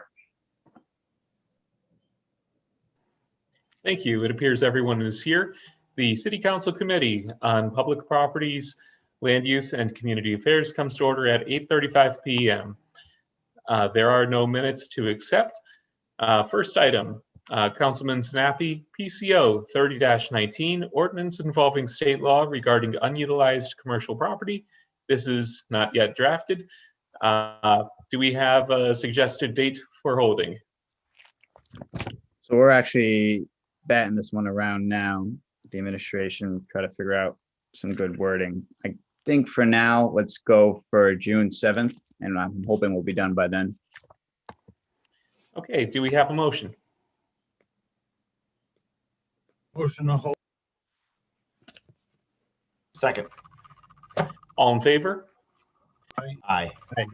Held to June 7th. Second item, this is Councilman Lattiser. PCR 34-21, resolution in regards to leases for city-owned property, terms to include but not limited to rental fees and other considerations. Councilman Lattiser, preferred hearing date? You're muted. Hold till June 17th, please. That's not a date. Sorry. I'm June sorry. 21. I'm sorry. 21. On You mean May 17th? June 21st. Move to hold to June 21st. Do I have a second? Second. All in favor? Aye. Held to June 21st.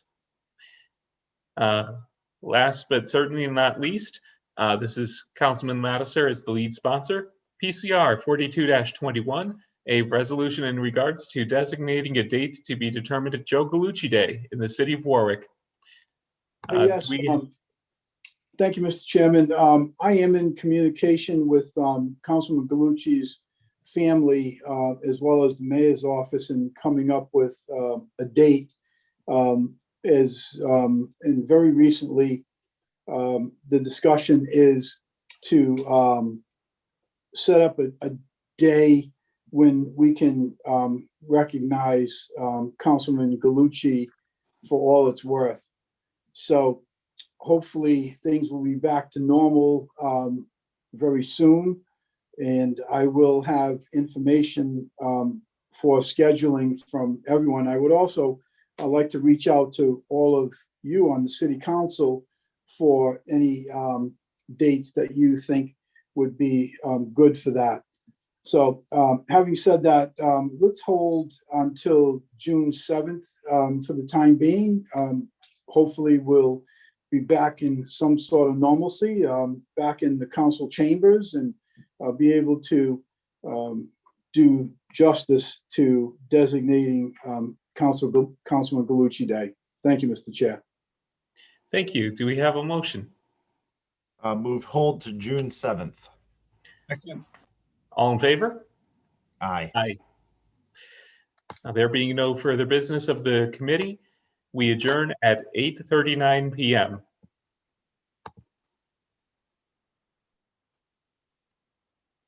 That concludes committees. Back to you, Mr. President. Thank you very much. I just want to pause here real quick to recap where we're at now. So we are starting the full council meeting back up again. We have now finished committee reports. We've already done the roll call, the salute to flag, general communications, and the first part on executive communications.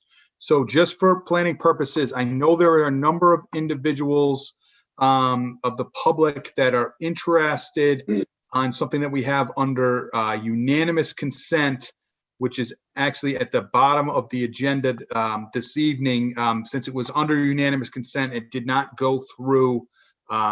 There's two things actually unanimous consent, but the first one, PCR 6421, that did not go through committees. So we want to let everybody know that you will be able to speak on this. And I'm going to ask that we finish executive communications now. So we're going to go into executive session. But when we come back from that, I'm going to ask the council for a vote to move the unanimous consent item up.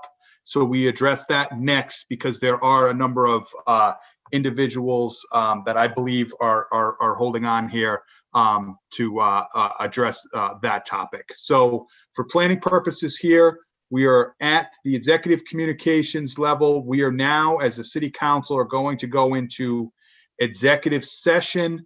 It looks a little different on Zoom. We're going to have to sign off from here. We are going to go into a different Zoom link for executive council. But when we come back in the next few minutes, I can't tell you exactly how long it's going to be. When we do come back, we will take a pause, make sure everyone is going to join us. And then I will ask the council if we can move up that unanimous consent item, which to make sure to give everyone an opportunity to speak on that and not have them wait a number of hours. So that is where we're at this time. Mr. President? So, yes. Yes, just for clarification. So we'll leave this meeting, sign on to the executive session, and then sign off and come back to this meeting, correct? Correct. So it's two different links for the council people. Right. So MIS sent out another link here, but the MIS, they're going to keep this thing live. They'll say, that we're in session right now. So everybody else stay focused on this. We're going to go in executive session. It's the equivalent of us moving into another room to do the executive session, and then we'll come back. So council people, please log off and then go into your email. The MIS sent a reminder email, so it should be at the top of your email this morning. And we will see you in executive session, and we'll be back soon. Thank you. See y'all in a minute.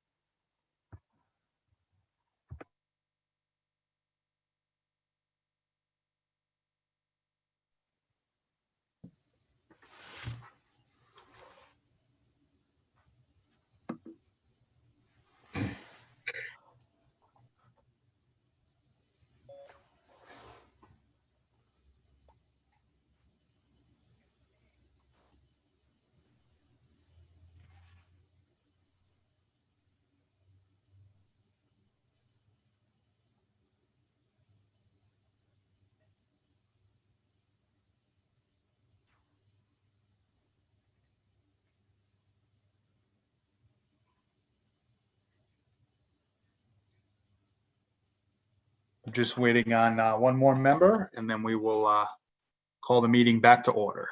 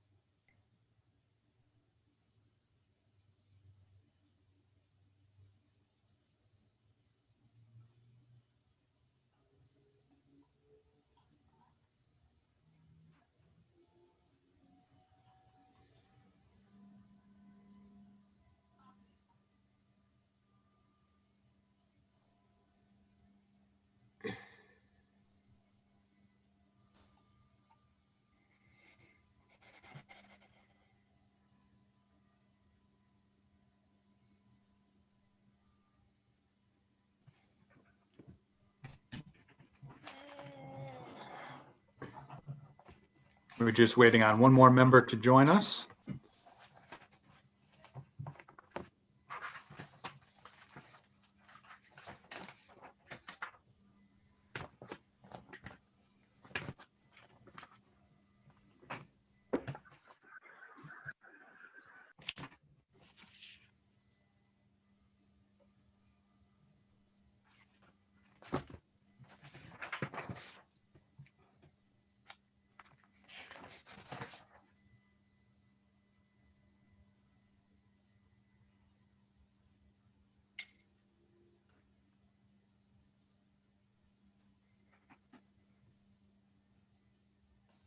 She's calling me, so I'm gonna figure that out.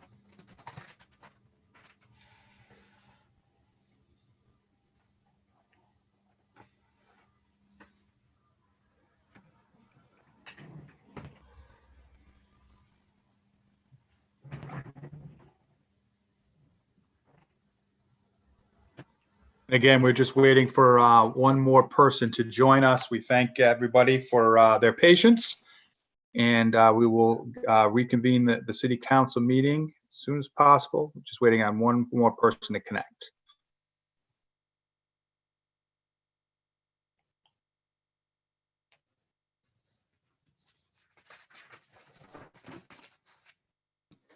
Hey, Phil, Councilwoman Travis is being listed as a member of the public right now. I can see her there. I can promote her in.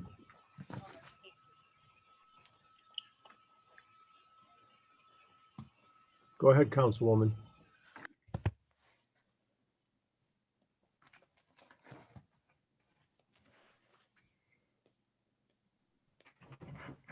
There we go. Hey, Councilwoman. Okay, so I am going to ask Mr. Conley to pave the road here, how we get back into the meeting here, please. Mr. Conley. Yes, Mr. President, at this time it would be appropriate to report that pursuant to Rhode Island General Law 42-46-5A2, the council convened in executive session to discuss pending litigation. During that executive session, the council voted in the affirmative as to each matter noticed on the agenda for executive session. And with that report, Mr. President, I would request that a motion be made to reconvene the council in open session. And then once the council reconvenes in open session, I'd ask for a motion to seal the minutes of the executive session. Okay, thank you very much. Can I have a motion to reconvene to the full council meeting? So moved. Motion by Councilman Sinapi, second by Councilman Howe, Councilman Lattiser, sir, Councilman Foley. Any questions? Hearing none, the clerk will call the roll for us to reconvene. Mr. McAllister, Yes. Mr. Foley, Yes. Mr. Gebhardt, Yes. Mr. Howe, Yes. Mr. Lattiser, Yes. Mr. McElroy, Yes. Mr. Ricks, Yes. Mr. Snappy, Yes. Ms. Travis. Yes. 9 yes to reconvene. Thank you. I'm looking for a motion to seal the minutes from the executive session. So moved. Second. Moved by Councilman Sinapi, second by Councilwoman Travis, Councilman Howe, Councilman Foley. Any questions on sealing the minutes? Hearing none, the clerk will call the roll. Mr. McAllister, Yes. Mr. Foley, Yes. Mr. Gebhardt, Yes. Mr. Howe, Yes. Mr. Lattiser, Yes. Mr. McElroy, Yes. Mr. Ricks, Yes. Mr. Snappy, Yes. Ms. Travis. Yes. 9 yes to seal the minutes. All right, thank you very much. So the minutes are sealed. Mr. Conley, do I have a thumbs up that we are good to go on that? All right, thumb is up that we like that. So at this time, I'm going to ask the council for permission to move up on the agenda the first item, which is under unanimous consent, PCR 64-21, a resolution to affirm that 2 historic driftways located within the property at 10 Helen Way, AP 311 lots 0138 and 0191 are not public driftways or streets, and relinquish any potential rights or interest the city of Warwick may have regarding said driftways. Do I have any objections to moving that up to the front here, as we do have this was not presented in committee, so I want to make sure that the public has an opportunity to speak on this. Any objections? Okay, hearing none, we will take up PCR 64-21. However, before we start, I would ask Mr. Conley to, in the planning department, Mr. Murray as well. This is a very small piece of a larger thing. I just want them to explain exactly what we are taking up tonight, what is before the city council, what we can and cannot address. So if Mr. Conley, if you could help us with that, please. Thank you, Mr. President. And just for the record, even though when we came back in open session, I came back under the name of Kyle Peckier as legal counsel, I assure you that I am Bill Conley. And so I'll respond accordingly. As you have noted, Mr. President, this is merely a resolution regarding a certain so-called driftways that are referenced in a couple of different deeds, certain deeds that have been recorded in the land records. There, as your resolution notes, and this is supported by the title information that was provided to the city, reviewed by your planning department as well. These so-called driftways were never formally accepted or subject to any sort of incipient dedication to the city of Warwick. However, because they do appear as referenced in what I'll call collateral deeds, for lack of a better terminology, it's really necessary for the council to engage in this to clarify the status of these driftways. And I know that Luke Murray has done a lot of work on it as well. So I would also defer to his comments, Mr. President. Thank you very much. So, Mr. Murray, if you could lay this out again. We're just working on one specific avenue of this. It's just this one part here. So yeah, that's correct. So we were approached on a property issue to clean up some of the issues with the deed on this property by both the property owner and a potential buyer. Really, this has to do, as Mr. Connolly says, a simple matter of basically asserting that the city has no rights, no claims to this essentially a cow path, a cattle path, which was established over a century ago on this property. And what would happen is these driftways, we have several of them in the city, they would literally run the cows down to the water and then bring them back. Many times it was property owners, instead of having it a public way, they would make agreements on the individual deeds to have rights along that driftway. So in this case, we haven't determined that there are any public rights and incipient dedications over time. And that's been vetted out by the title attorney, and our planning board attorney, Dave Petrarca, has reviewed that documentation. We have no problem moving forward with this. The city does own property at the end of one of the driftways. It just so happens it was part of a previous plat. As you know, many of our roads get cut off over time, and these things have a lot of history. We happen to own a lot, very small, part of what was a public way at the end of the driftway. So the property owner wanted us to reaffirm that we had no interest in the property, no interest in the driftway, and it's a simple property matter. okay, thank you very much. So since this was not done through committee, we do not have any recommendations yet. So I'm going to ask Councilman Howe, as this is your ward, if how would you like to proceed, sir? Well, thank you, Mr. President. I would like to thank my colleagues and for addressing this under unanimous consent. Quite honestly, the reason why this is under unanimous consent is I had it docketed for the last meeting to be heard in this meeting. And quite honestly and humanly, I dropped the ball. It was buried. The president asked if I had anything to docket. I said no. I should have answered yes. It was prepared. I didn't docket it. So I requested that this was be done under unanimous consent.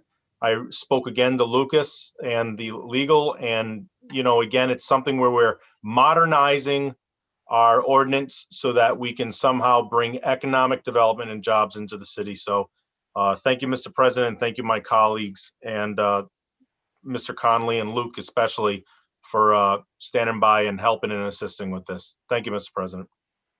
Thank you, Mr. Howe. And just to move things forward, would you like to make a recommendation? We can get a second and then open. I apologize. Yes, I make a move favorable action. Thank you. Councilman Howe moves favorable action. Do I have a second? Second by Councilman Foley. Okay, any questions? First up, Councilman Ricks, Ward 2. Thank you. And especially because this is under unanimous consent, please understand that I'm not just trying to be a pain here. A lot of this is, a lot of my questions here are going to be rooted in that in my day job, I do help with certain title clearing actions, have in the past as an attorney.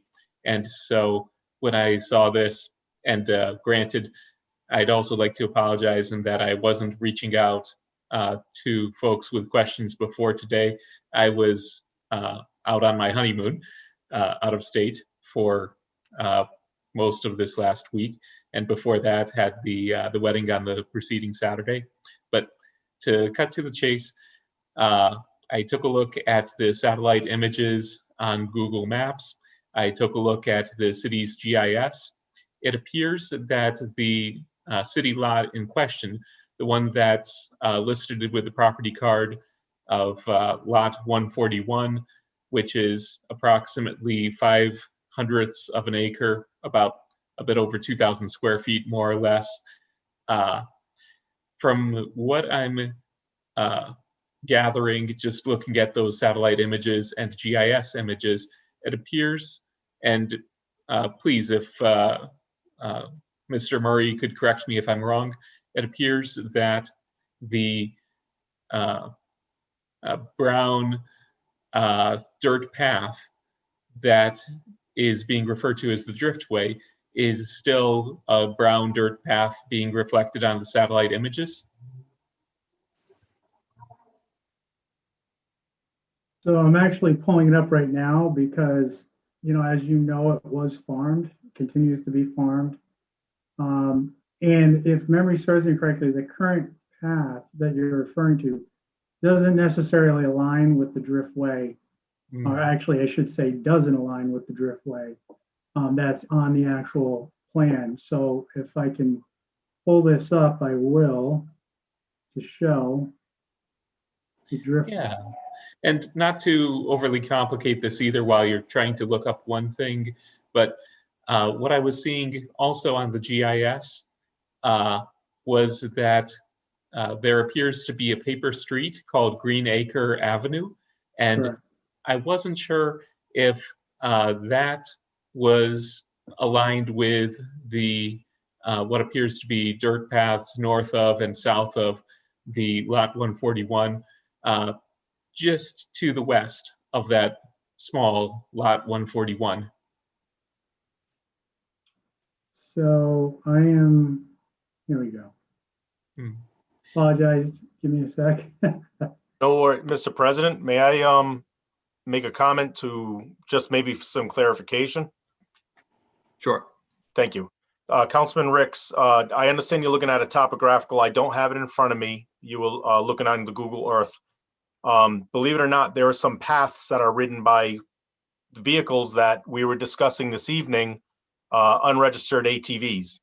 And there's a lot of paths of that where we've been having a lot of issues with unregistered ATVs going into that area. So that might have also been one of the paths you're seeing, just for clarification. Thank you. Thank So you. That could well be. Can you see this? On your screens, the plan? Yeah. We have your screen available, yes. Okay. So this is the parcel in question. You can see Pavilion. The city actually owns, you can see this lot, 311-141.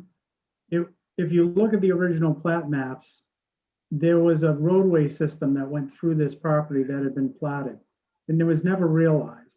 So this Driftway happens to align with the end of our property here, but really there was never any asserted rights along that way, and it was never accepted as a public way. So this prospectively went down. If you follow it, it continues through the site, across Commerce Drive. These pathways could have gone all the way to the ocean, and so that is one of the driftways. The other driftway follows the property line along the Confreda property. And again, it actually falls very close to an existing easement along the property. Really doesn't serve a beneficial use to any public entity. It's private property still. And again, with the title attorney has done the due diligence on this to ensure that there's no other rights that have been asserted. But what I will do is I'll stop sharing and I'll ask Phil to bring in Karen Browning, who is the attorney that is working this issue. She has her hand up. Phil, if you could bring her in as a panelist. And Karen, if you'd like to say anything on this issue, you're welcome.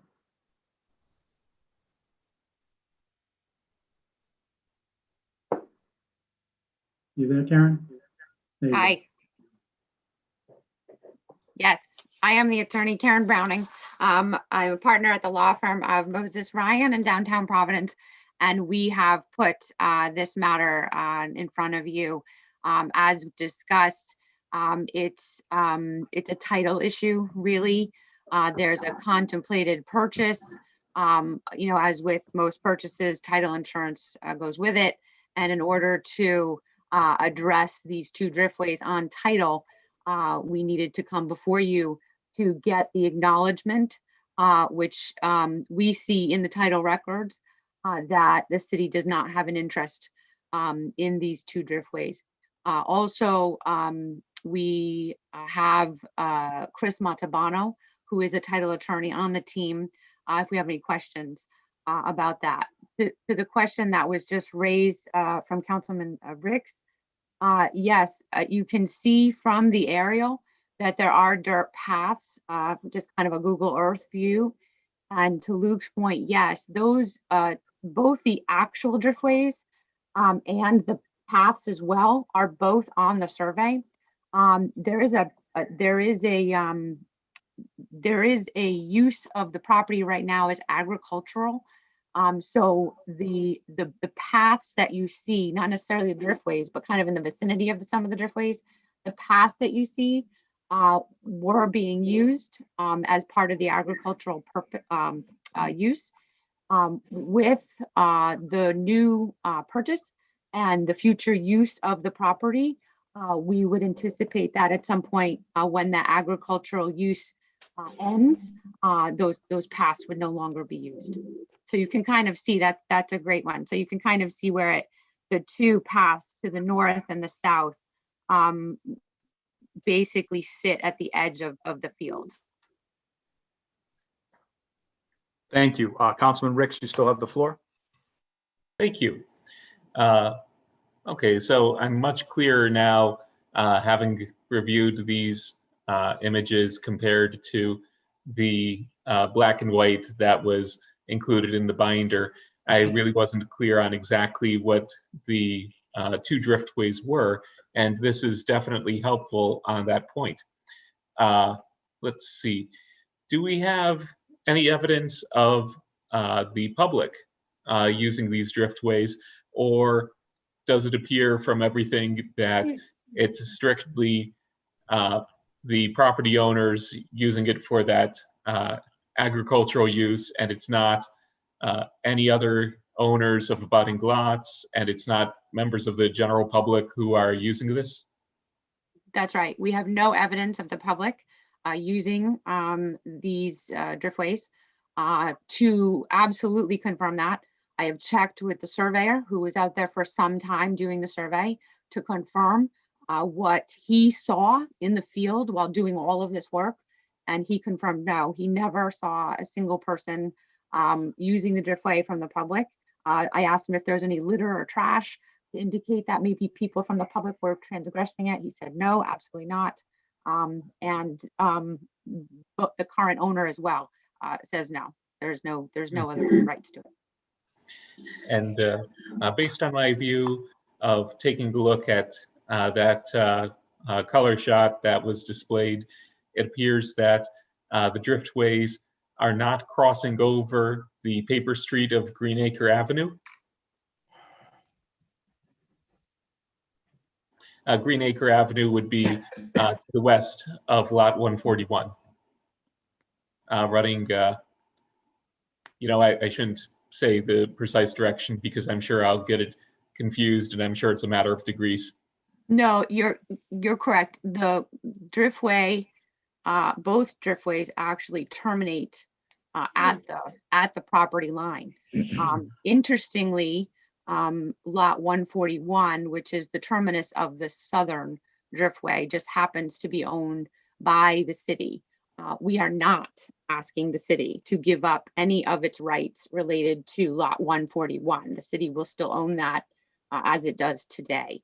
We're just asking that from the terminus of the driftways across this particular lot for the city to acknowledge that it does not have any interest in, never took over these driftways, and that they're just a leftover historic cart path. Yeah, this is making a lot more sense now. And similarly, I'd just like to express on the record that one of my concerns heading into this meeting was I was unclear as to whether the city would, and the public in general, would have access to lot 141 if the driftway rights were given up. But it's clear from the map and clear from the presentation that the public and the city would still be able to access lot 141 through essentially the end of Pavilion, which essentially becomes a paper street, it appears, as well as the city would still maintain all of its rights as to the paper street of Greenacre. Let's see. I may have other questions, but I would yield the floor at the moment. Thank you, Councilman. Councilman Lattiser. Yes, thank you, Mr. President. So these, in this PCR 6421 in the position paper, it says, whereas the city council has reviewed the relevant documents regarding the driftways and is satisfied that neither the South Driftway nor the North Driftway has ever been accepted by the city of Warwick as a public driftway or public street. So what documentation do we have that indicates that?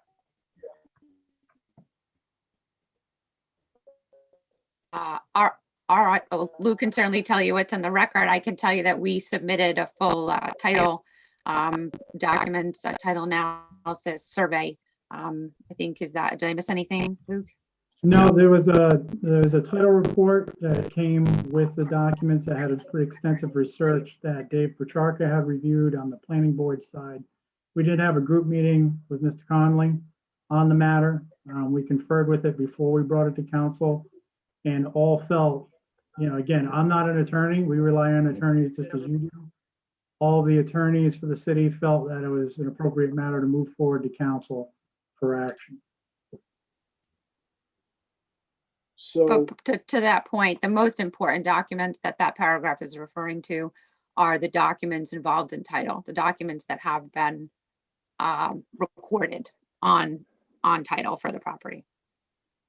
So how did these driftways come to be, and how did they end up on these maps that we possess in the city?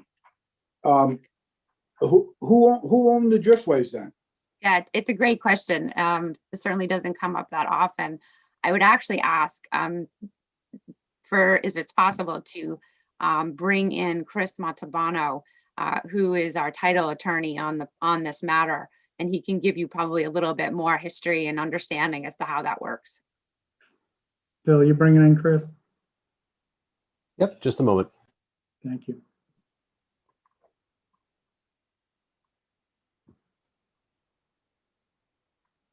Chris, you can turn on your video or unmute your microphone.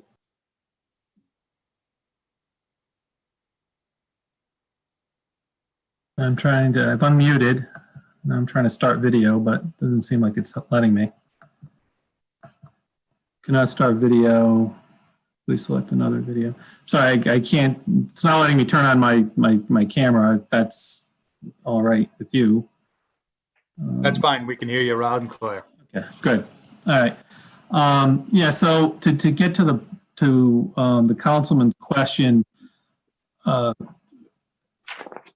of record, there's not a recorded plat or an accepted subdivision that shows that this street, these driftways, excuse me, they're not streets, were ever offered, or there was, as to use the words that Mr. Conley used earlier in the presentation, an incipient dedication to the city of these areas as a public street. Nor is there a deed to the city or any other document in the land evidence records that either offers or accepts these driftways as streets.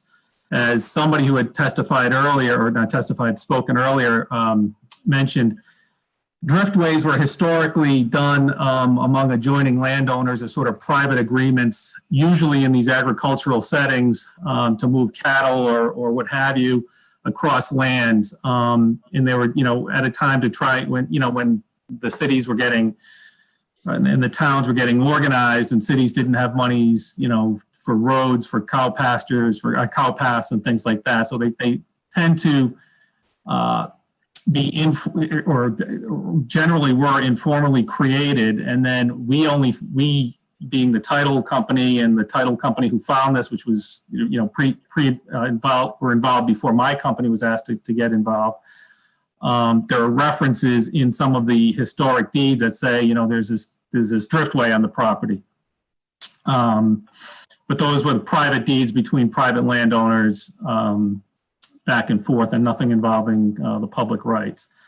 I've been told, although we didn't, that's not part of the title search, that there's no council acceptance or acceptance by any other agency of the city in any of the cities, not other than the land evidence records, where these driftways were accepted as public ways. I've also been told by both the surveyor and others, in meetings, that the driftways have not been improved, and therefore, never constructed, and also never maintained by any party. So there's no record evidence or evidence that we've been advised of that there's been public user of these driftways. Now, again, the actual use doesn't show up in the land evidence records, and my statements are limited to what I can tell you from the land evidence records. But that's hopefully that is responsive to your question, Councilman.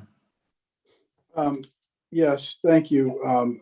So the concern, amongst a few other things that I have with this,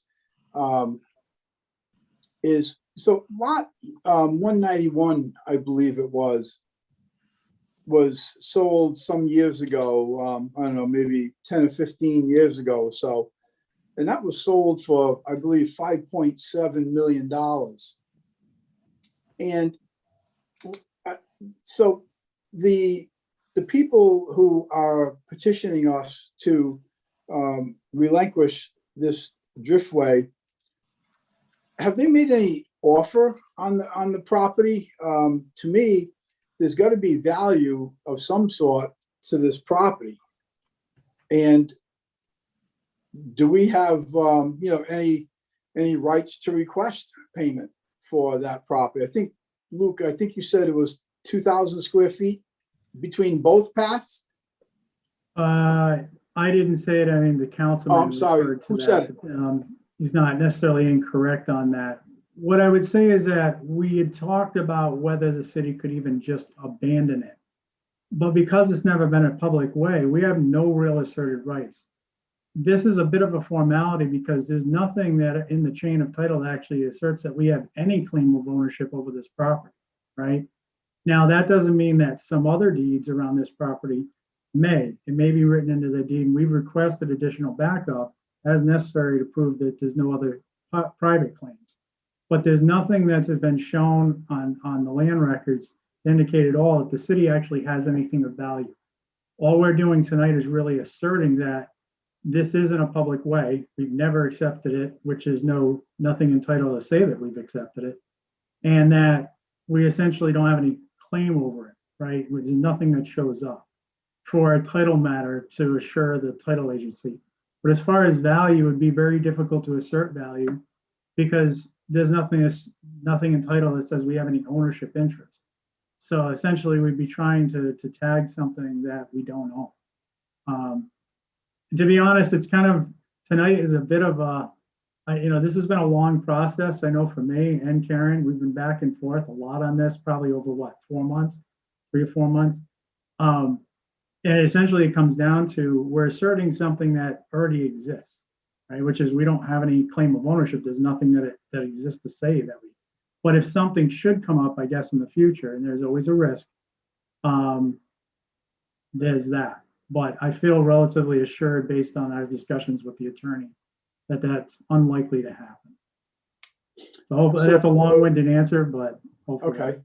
So basically, what you're saying, and I believe what the city would be saying if this were to pass favorably, is we don't have any rights, we don't have any ownership to that property, we have no clue who owns it, how it got there, how it became this path, but what we do know is it has nothing to do with us, and we don't have any say in the matter whatsoever. Is that basically what we're saying? Basically, yes. And I would say this isn't exclusive. So I dealt with this recently on 685 Bald Hill Road. There's a new Chase Bank going in there. What people don't know is there's actually a driftway that runs right across the back of their property. from Bald Hill Road, which Bald Hill Road, as many people know, used to be a farm, right, where the malls are. And so they had driftways going across there. The Knight family would allow a family next door to bring their cattle through to a watering hole. And so this isn't uncommon. In that case, we essentially just left the driftway because there wasn't any interruption, right? There was no disturbance to the site. The developer said, forget it, I don't want to deal with it. And it wasn't a financing issue. In this case, if it's potentially an issue because it runs through the center of the site. So I think out of being very, very cautious, and the attorneys as for this team are, they want to just be absolutely clear that the city's not going to come back at some point in the future and say, well, we had rights along that. And Karen, you can correct me if I'm wrong on that. No, that's absolutely correct. And the intent of the resolution is very limited and narrow in scope. And it's just as Luke said, it's to say that the city has not accepted these as public roads. They're not maintaining them as public roads, and they have no interest in them becoming public.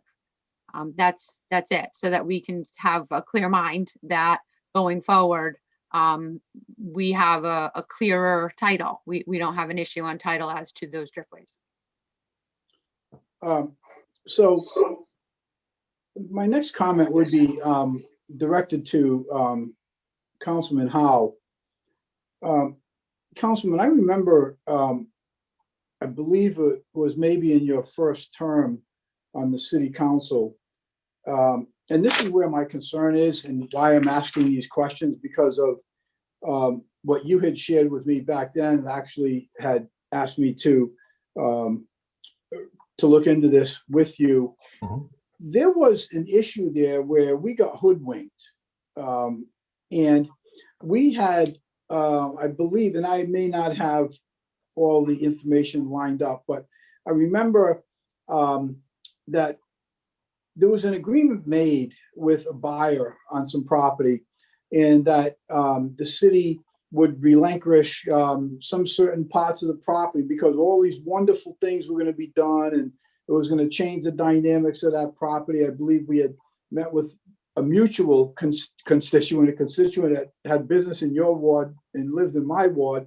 And it was very upsetting to you, particularly as the council person in that ward, and myself as well from the business perspective. And those are my concerns, Councilman, with this here. I need to have that comfort level that the same thing isn't going to occur, that we're going to do what we feel is the right thing, the appropriate thing, the pro-business thing to do, et cetera. And then the table isn't turned on you again. That's my concern. So I need to hear a little bit from you about the history and where we are today, if you could. And I thank you for that. Actually, thank you very much, Councilman. So just off the bat, I can tell you that I reviewed my notes, and this is, in my opinion, extremely different, but I do understand because I had the same thoughts. Where Helene was turned, it was a road across a throughway, and they fenced it up. They closed it down. They said this business is going to come here. And where the big frustration was, if you remember, Councilman, was that we were never informed that that business decided not to do anything. So it sat there and it obstructed your constituents' business that is in my ward. It obstructed that business. So we were trying to find ways to reopen, to get some sort of throughway. And with your help, we were able to take down, move that fence, that barrier that was preventing the delivery trucks and the trucks from the businesses getting through. Where I feel this is differently, this is merely and purely just freed up so that we can remove one layer of a business, and it doesn't obstruct any businesses, and it doesn't obstruct any current public use roads that last development did. That last, and also if you remember, Councilman, that's where the state dome was. We had the building there. So there are all these great plans that were coming from a certain corporation in our city, right? And it all fell through. But it wasn't leaving driftways. It was shutting down roads, throughways, actual throughways, fencing areas where businesses could have access and get easy deliveries from there. This, I'm very comfortable, and I'll say this is nothing like that. This is, because I did review the notes when you said, I thought the same thing in that area. This is just cleaning up a 19th century ordinance, if you will, to a 21st century ordinance, so that we can move forward. And instead of having instead of having a big bold lot, we can do something with it. Okay. But I do thank you. I thank you so much, Councilman, seriously, because yeah, that was a big headache in my first term. You're absolutely right. And I just wanted to make sure we weren't heading into another headache. So right. You're comfortable with it, that's fine. Okay. I am. Thank you. All right. Thank you, Councilman. Councilman Sinapi. Just so I'm clear, this is basically ensuring that there's clear chain of title going forward, right? Well, Chris will jump in when I'm attempting to talk about title, but it's not necessarily a chain of title, is my understanding. It's more of there's something on title, meaning these driftways are referenced. Is that right, Chris? Yeah, it's more cleaning up, the defect is a strong word, but a potential encumbrance on title as opposed to anything else. Yeah. Got it. All right. Okay. Thank you. Thank you. Any other council people? I know someone else has their hand up that hasn't gotten a chance to speak yet. Okay, Councilman Rex. Thank you. Yeah, thinking in a little more detail on this, I think that going based strictly on what was said this evening, that without hearing additional public comment or statements from additional people, it appears right now that it is not a path that has been used by the general public. But a concern that I do have is that the public be given opportunity to speak on this, so that big part of my concern here is that although we are going to, it's my understanding, open this up to the public, a couple of members of the public actually contacted me earlier today, and they were under the impression that there wasn't going to be public comment because it wasn't in a committee. And I told them that no, because it's before the city council, then there is going to be public comment allowed. That's the Open Meetings Act. And so a concern I have is just making sure that the public has adequate opportunity to comment, especially because on so many of these matters that relate to zoning or land use, we typically allow 2 public hearings, and this being done as a resolution would only be the one. And also because of the method being used here, and I understand how that happened. I'm certainly not placing blame on anyone or anything of that nature, absolutely not. But I do want to make sure that the public does have that adequate opportunity to comment here, because this is the time to hear those comments, just to make sure that there isn't something that we're not aware of. And then I suppose my second remaining concern is that even if there is really no active at all public use of that driftway, then what's occurring to me is that if I owned that more or less 5/100ths of an acre piece of land at the terminus of a driftway, then, and part of this, I don't want to oversimplify and I don't want to misstate, but generally speaking, any sort of encumbrance or potential cloud on title would be carried in the land. And so if I happen to own that little piece of land at the terminus of a driftway, then it would stand to reason that a private landowner would have potentially some right to the use of that driftway. And while in these circumstances, I don't think that the city has been using that potential right at all. And I don't see any reason why the city would be using that right. I mean, why would the city want to use that particular driftway? It doesn't make sense because that little piece of land is vacant and the city can always just drive a vehicle from A to B without going to that vacant piece of land. And for that matter, the city can still access that vacant piece of land. But all the same, even though this driftway may have very minimal value to the city in terms of use, the city, to the extent that it would be acting as a private landowner to some extent, I just put myself in those shoes of, okay, if I happen to own that little piece of land, then while that driftway may not be really something of value to me, eliminating that driftway, that potential encumbrance or cloud, would have value to the property owner.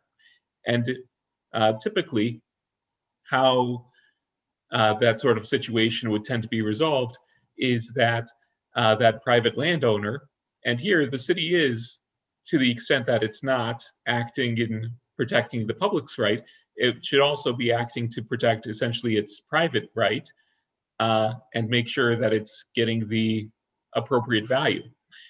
I mean, this is why title clearing does understandably take quite a lot of time. I've been through that process myself, and it's, well, it's not easy. Oftentimes, title clearing involves advertising for multiple weeks in a local publication and then waiting 20 days. There's a lot of steps to it. There's, gosh, I think in some of these different cases that are out there, the typical process involves 4 different hearings in court. Now, this can just be resolved through a resolution, this sort of issue theoretically, but I suppose I'm putting that context out there that generally speaking, where one private landowner has that sort of property right or potential property right, then that is something of value, and perhaps it's worth the city's consideration to look into receiving some sort of value, whether monetary or non-monetary, to clear that right, whether that's some sort of condition or whether that may be some monetary amount that's reserved for open space or for for say improving public access to our 39 miles of coastline. I'm not suggesting anything in particular, but I would suggest that perhaps something would be appropriate for the city's giving up of its potential right here. Thank you, Councilman Ricks. Councilman Lattiser, sir. Yes, thank you, Mr. President. I think Councilman Ricks has brought up some very valid points here on this item. Again, I compliment Councilman Howe for being straight up with us in regards to this unanimous consent right in the beginning. We've certainly all had that same experience. So I don't know, what if there's an urgency that this needs to be voted on this evening. I think we'll all agree it's something that just came to light tonight. And another question I have, because I don't know the answer to it, is this something that can be resolved with a resolution? Is a resolution binding on this particular item, or does it need to be done through an ordinance? I'd like to hear from Councilman Conley on that question. Mr. Conley? Sure. So I actually did have a pretty lengthy discussion with the legal counsel involved on that very issue. And at bottom, this is a title issue. So at bottom, it's the title lawyer that needs to determine what action is necessary to address that title issue. And I was convinced in that discussion that the resolution was the appropriate process for the city to undertake if it decided to act favorably on it. And thank you for that, Bill. Do we also have an opinion from the city solicitor with regards to this? I actually, when I spoke with Mr. Petracca, the attorney for the planning board on behalf of the administration. So he represented the administration's legal position on it. Okay. All right. That's all good to hear. Again, to Councilman Ricks's point, I would just request also the council consider holding this till the next meeting so that we all can have an opportunity to digest this. And in the interest and fairness to the members of the public, and as Councilman Ricks pointed out, to possibly some surrounding properties, to give them an opportunity to weigh in on it. This obviously is something that, it was just an oversight. Nonetheless, it did occur. And I think that it would be a good idea to simply hold this for 2 weeks and give the public and any other people an opportunity to weigh in on it before we vote. That's my request. Mr. President, could we be heard on that? Yeah, one second. I do want to let the members of the public, I don't want them to get nervous, so I do want to allow the members of the public to speak as well. So Attorney Browning, if you just want to comment on that, and then I'm going to open it up to members of the public. Okay, so a couple of important points, I think. Most importantly, this situation could have gone a couple of different ways depending on what we found when we initially saw the driftways on the title. One, it could have been a situation where the city did in fact have rights, in which case we would have had to, in which we actually first thought, come to you with an abandonment of a roadway. And I'm sure that you've been through that process before. However, that is not the case here. There's nothing for you to abandon. There is no right for you to give up. There are no rights that exist that we can find or that your city solicitors have found that indicates the city has a right. If you had, this might be a different conversation. So what we're asking for is strictly to acknowledge acknowledgement from the city of what is on title, which is basically the absence of a right. That there's nothing else we're missing. There's no plan in the back of the clerk's office, that wasn't on record. And we have had several conversations since I believe early March to get to this point. And we've been very thorough.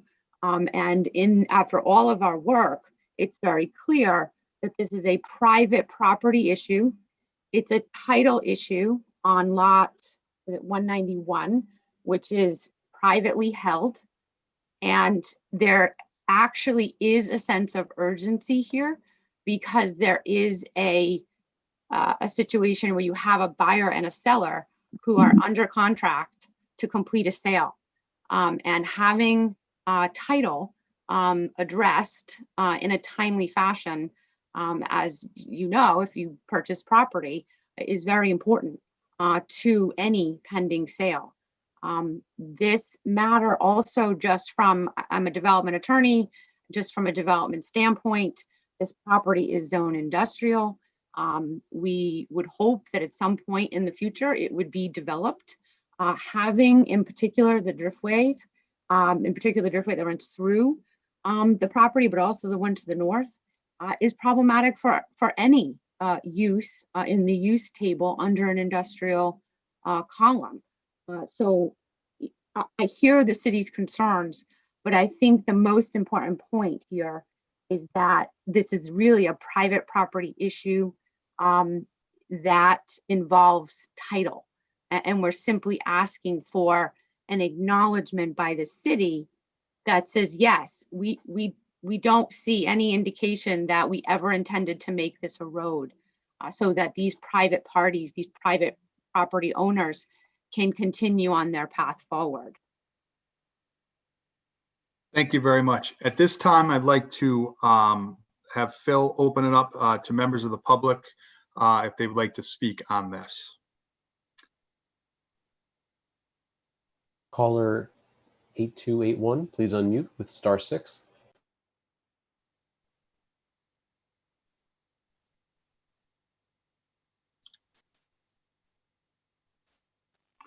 If your phone number ends in 8281, there we go. Just please identify yourself. Barbara Walsh, but this was a mistake from when I had it *9 much earlier. So I do not have any questions. All right. Well, good to hear your voice, Mrs. Walsh. We'll talk to you soon. Thank you. Thank you. Chris, if there's another, I believe there's another hand. Mr. Dirkholt, please unmute. Philip Dirkholt, 145 Edge Hill Road, Warwick, Rhode Island. I want everyone that's viewing this council meeting and all these council members, and I'm sure they already know, this is a prelude to the 541,000 square foot warehouse proposal off Airport Road. So everyone has to understand what's going on here. I think it's shameful that this council would operate this way. I wasn't allowed to speak earlier at the committee meetings, 2 of them, one by Councilman Sanapi, the other one by Councilman McElroy. I'm 78 years as an American, lived in this country. I'm ashamed. I'm ashamed of all of you. And I want everyone to understand that's on viewing this, and I'll be sending out an email tomorrow stating that fact as well. This is unacceptable to us. We, the people, have to take back control. Take back control of our rights. And Ms. Browning, this property is zoned industrial or agricultural? I misunderstood that. Is it the property? It is not zoned agricultural. No, it's not? No. It's there. Is it Comfrey Farms is there? That property, Comfrey Farms, was part of Comfrey Farms? No? Okay. It is being used for agricultural purposes, but that is not what Okay. it's zoned. Thank you. Thank you. You're welcome. Thank you, Council President, for the allowing me to speak. Thank you, councilman members, for listening. Have a good night. Thank you very much, sir. Are there any other members of the public that would like to speak on this at this time? No, Mr. President. Okay. So hearing none, are there any other council members that would like to speak that haven't had a chance to speak on this? Okay, Councilman Ricks, it's your third bite of the apple, so I'm gonna call on you one last time here, and then we'll go next. So Councilman Ricks. I understand. Thank you, and I'll be brief. For the reasons I stated earlier about the opportunity for greater public comment on this, as opposed to the one hearing that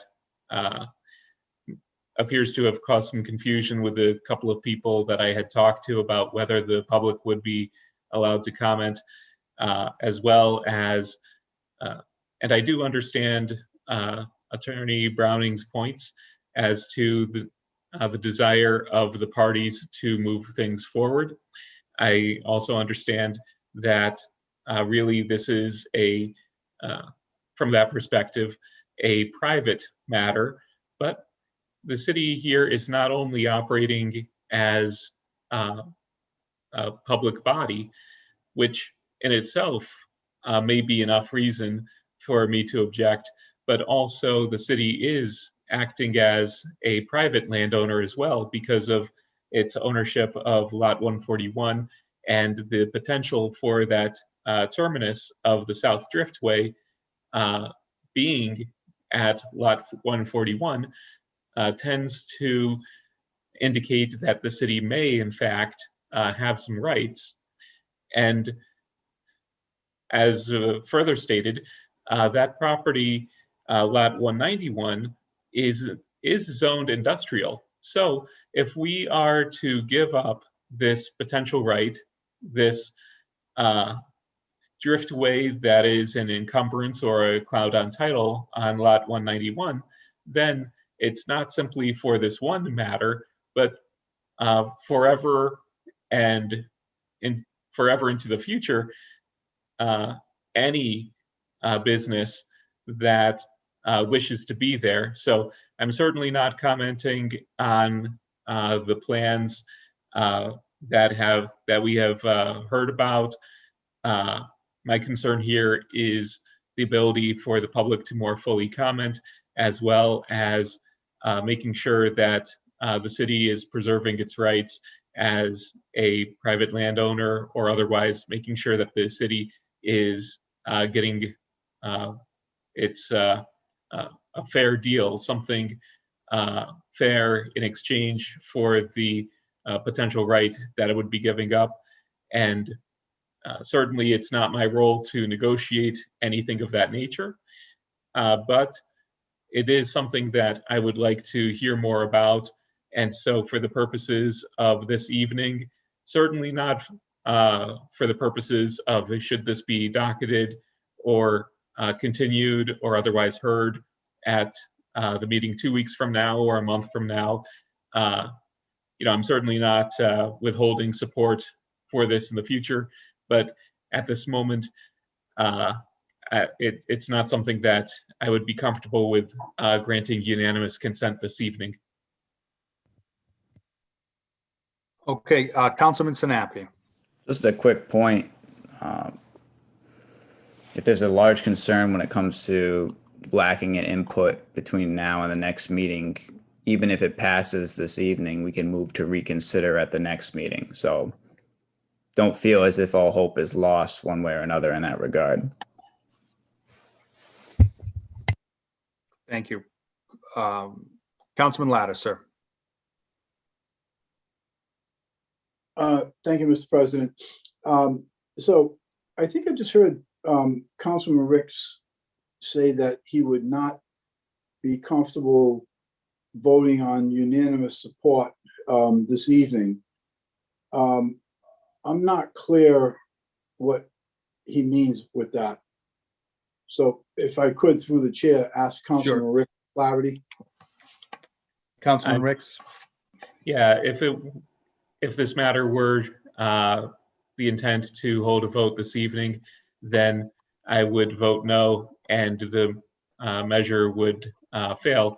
But by saying that in advance, I'm certainly inviting it to be held for 2 weeks rather than, it's my understanding that if it were to have to be docketed tonight, then under the rules, I believe that it would end up being held in the first meeting in June. So by making my comments earlier, I'm inviting a continuance for 2 weeks. Although certainly I would also, and I would have no way to object to, the docketing of the same item so that it could be heard under the normal rules of majority rule. But I guess in short, I'm saying that I would not object to it being held for 2 weeks as opposed to a vote being held up or down tonight. Okay, thank you. I'm just going to ask Mr. Conley to walk us through on unanimous consent, because I think there's a little confusion on that. It's already been heard, but if Mr. Conley would like to clarify that for the council. Yes, thank you, Mr. President. It's unanimous consent to consider the item, but the item itself does not require a unanimous vote. So it just essentially the resolution simply requires a majority vote. So at this time, it's already been heard, correct? So it would just be a majority vote. That's correct, Mr. President. Okay. Mr. Lattiser, I'm sorry, you had the floor. No, I received the clarification I was looking for. I would certainly be more comfortable if this were to be held until the second meeting of the month. I don't see where this is going to serve a great injustice to anyone, allowing this to be heard at the next meeting of the month. It is kind of like last minute, I think, through no one's intentional fault on this. Normally, this would come into public properties. It would have a full committee hearing. It would have been properly noticed. It would have had public comment. I don't think that it would hurt to simply hold this for 2 weeks and go through the normal process through the property committee, and to have the public with ample notice and ample time to comment. Thank you. I do see that there is one more hand up. We did close public comment, but unless there's objection, people have been holding on for a long time. So I just want to give them an opportunity to speak. So Chris, if we could let in the phone number 9850. Caller 9850, please press *6 to unmute. Yeah, hi. Appreciate everybody's time this evening. My name is Michael Johnston. I represent North Point Development, who is the developer and applicant on this site. I just wanted to say I appreciate everyone's consideration of this matter. I know it seems rushed, but I do want to provide the council with reassurance that this matter has been worked out behind the scenes with the solicitor's office and the planning office for probably a couple months now. We feel that we have done our due diligence on it, and as Karen presented, kind of cleared the fact that the city does not have an interest in this Driftway. While we understand it feels rushed, I just want to provide reassurance that we have done our due diligence, and I don't believe that is the case here this evening. We do understand if you wish to provide a continuance, but I will earnestly ask that this matter be considered tonight and not pushed to the end of the month. Thank you very much, sir. Okay, hearing from everybody here, I'm going to ask Mr. Conley to walk us through. So my notes here that this was moved favorable and it was seconded. It looks like some of the council people would like to make a motion, I'm assuming, to hold. What takes precedent? What is our next step here, Mr. Conley? You are correct, Mr. President, that you presently have a motion pending. The discussion that you just conducted took place under that motion. So now the discussion is concluded. Before you take any other motion, you should ask for a call for a vote on the motion that is before the body. Okay, the motion has been made for favorable action. It has been seconded. Everyone has gotten an opportunity to speak on this, including the members of the public. Mr. Conley, I have one more question before we call the vote. This was posted correctly under all the requirements. It was worked on, reviewed by you and your office, as well as the administration's office as well. And everything has been presented in the appropriate manner and posted in the correct manner? Yes, that's correct, Mr. President. Okay, all right. So the clerk will call the roll. The motion is for favorable action. Mr. McAllister, Yes. Mr. Foley, Yes. Mr. Gebhardt, Yes. Mr. Howe, Yes. Mr. Lattiser, Yes. Mr. McElroy, Yes. Mr. Ricks, No. Mr. Sinapi, Yes. Ms. Travis. Yes. 8 yes, 1 no, motion passes. Thank you very much, and thank you to Mr. Murray and the attorneys and the members of the public for your good work on this motion. Thank you, Mr. Mr. President? President. Mr. President, if I may? Yeah. Yes, who is that? This is Councilman Howe, I'm sorry. Councilman Howe. I just want to thank my colleagues for the in-depth discussion. I want to say I heard what they said. And the gentleman who spoke, as well as Ms. Browning spoke, as well as Luke, I want to thank Luke. They have done their due diligence. It was a misstep on my behalf, but I want to thank my colleagues for listening and taking the time and for eventually passing this. Thank you, Mr. President. Thank you very much. Thank you. Thank you. Okay, folks, now we are going all the way back. We have now finished executive communications. So we have already done general communications. So now we are going to do the acceptance of the minutes. There are none. So now we're going to go to the announcement of appointments, and there are none. Appointments requiring confirmation. First off is the Board of Canvassers, and Chairman Gephardt, can you please lead us in that and make a motion? The committee recommendation was favorable action. Move favorable action. Okay, Ward 5, can you move that, please? Yes, thank you, Mr. President. It is my pleasure to move favorable action, excuse me, the appointment of Mr. John Del Judas to the Board of Canvassers. Thank you. Do we have a second? Second by Councilwoman Travis, Councilman Howe. Any questions on this appointment? Hearing none, the clerk will call the roll. Mr. McAllister, Yes. Mr. Foley, Yes. Mr. Gebhardt, Yes. Mr. Howe, Yes. Mr. Lattiser, Yes. Mr. McElroy, Yes. Mr. Ricks, Yes. Mr. Sinapi, Yes. Ms. Travis. Yes. 9 yes for the appointment of John Del Judas. Thank you very much. Passes. Next up is an appointment to the Kent County Water Authority. Chairman Gephardt. For Kent County Water Authority, Charles Donovan, committee recommendation was favorable action.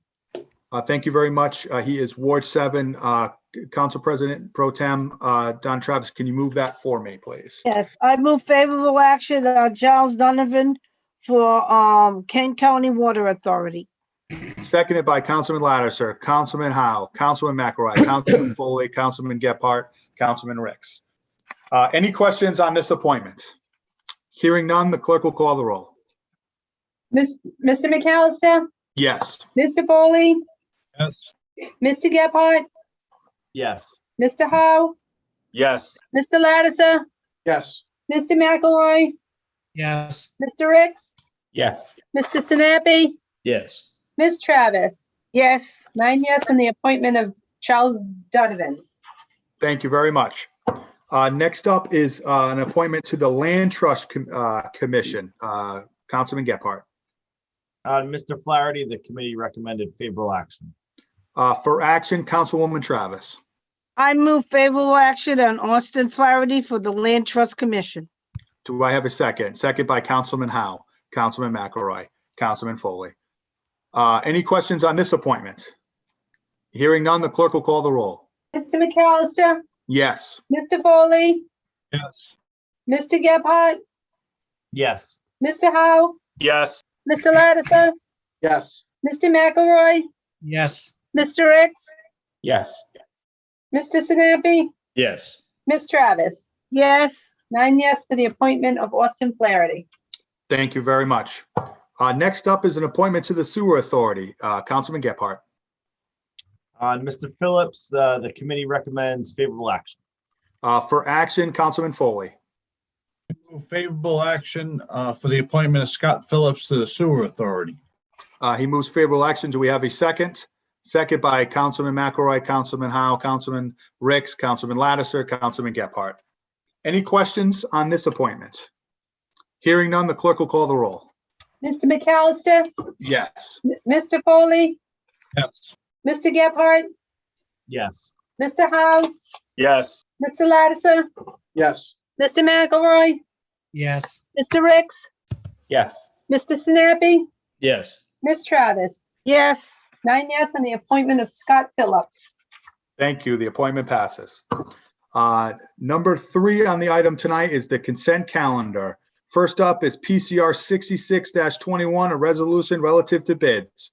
Committee report, finance. Thank you, Mr. President. Move favorable action on PCR 6621. So for favorable move favorable, is that your recommendation? Yes, Mr. President. And seconded by Councilman Gephardt, Councilman Lattiser. Please proceed. Thank you. Bid 2021-308, purchase various police vehicles, favorable, just read them off. I don't have to indicate favorable action on each one, correct? Correct. Thank you so much. One vote. Item number 2, 2021-299, City Park dugout installations. Item number 4, 2021-289, Rocky Point State Park improvements. Bid 2022-013, hydraulic parts and repairs. Bid 2019-046, State of Rhode Island toilets, portable and rental. Bid 2021-083, State of Rhode Island crack seal and access limited. Bid 2021-351, crack ceiling. Bid 2021-818, correction, 181, on-call SCADA, maintenance support and wastewater services. Bid 2021-281, alpha, design print mail consumer confidence report. Bid 2021-281, bravo, design print mail consumer confidence report. Bid 2021-296, radio system repair services for infrastructure, portables, and mobiles. Bid 2021-313, extrication and stabilization rescue equipment. Bid 2021-316, purchase police van for detective unit. 2022-024, National Night Out fireworks display. 2021-341, live scan machine maintenance. 2021-345, purchase 2021 Ford Explorer. 2021-349, replacement rebuilt engine PR19. 2021-354, police fuel pump components and software. 2021-355, Marine 4 exhaust manifold repair. 2021-356, access control system software and control panel. Thank you very much. Anybody have any questions on that part of the consent calendar? Okay, next part of the consent calendar is resolution relative to abatements. Committee report, finance. Favorable action? For action, Councilman Howe. Move favorable action? Do we have a second of favorable action? Second by Councilman Lattiser, Councilman Gephardt, Councilman Ricks. Go ahead, Councilman Howe. I always put it aside. For the total amount of PCR 6721 of $2,736.67. Okay, any questions on the abatements part of the abatements? Okay, next up on the consent calendar, PCR 6821, resolution relative to claims. Councilman Foley.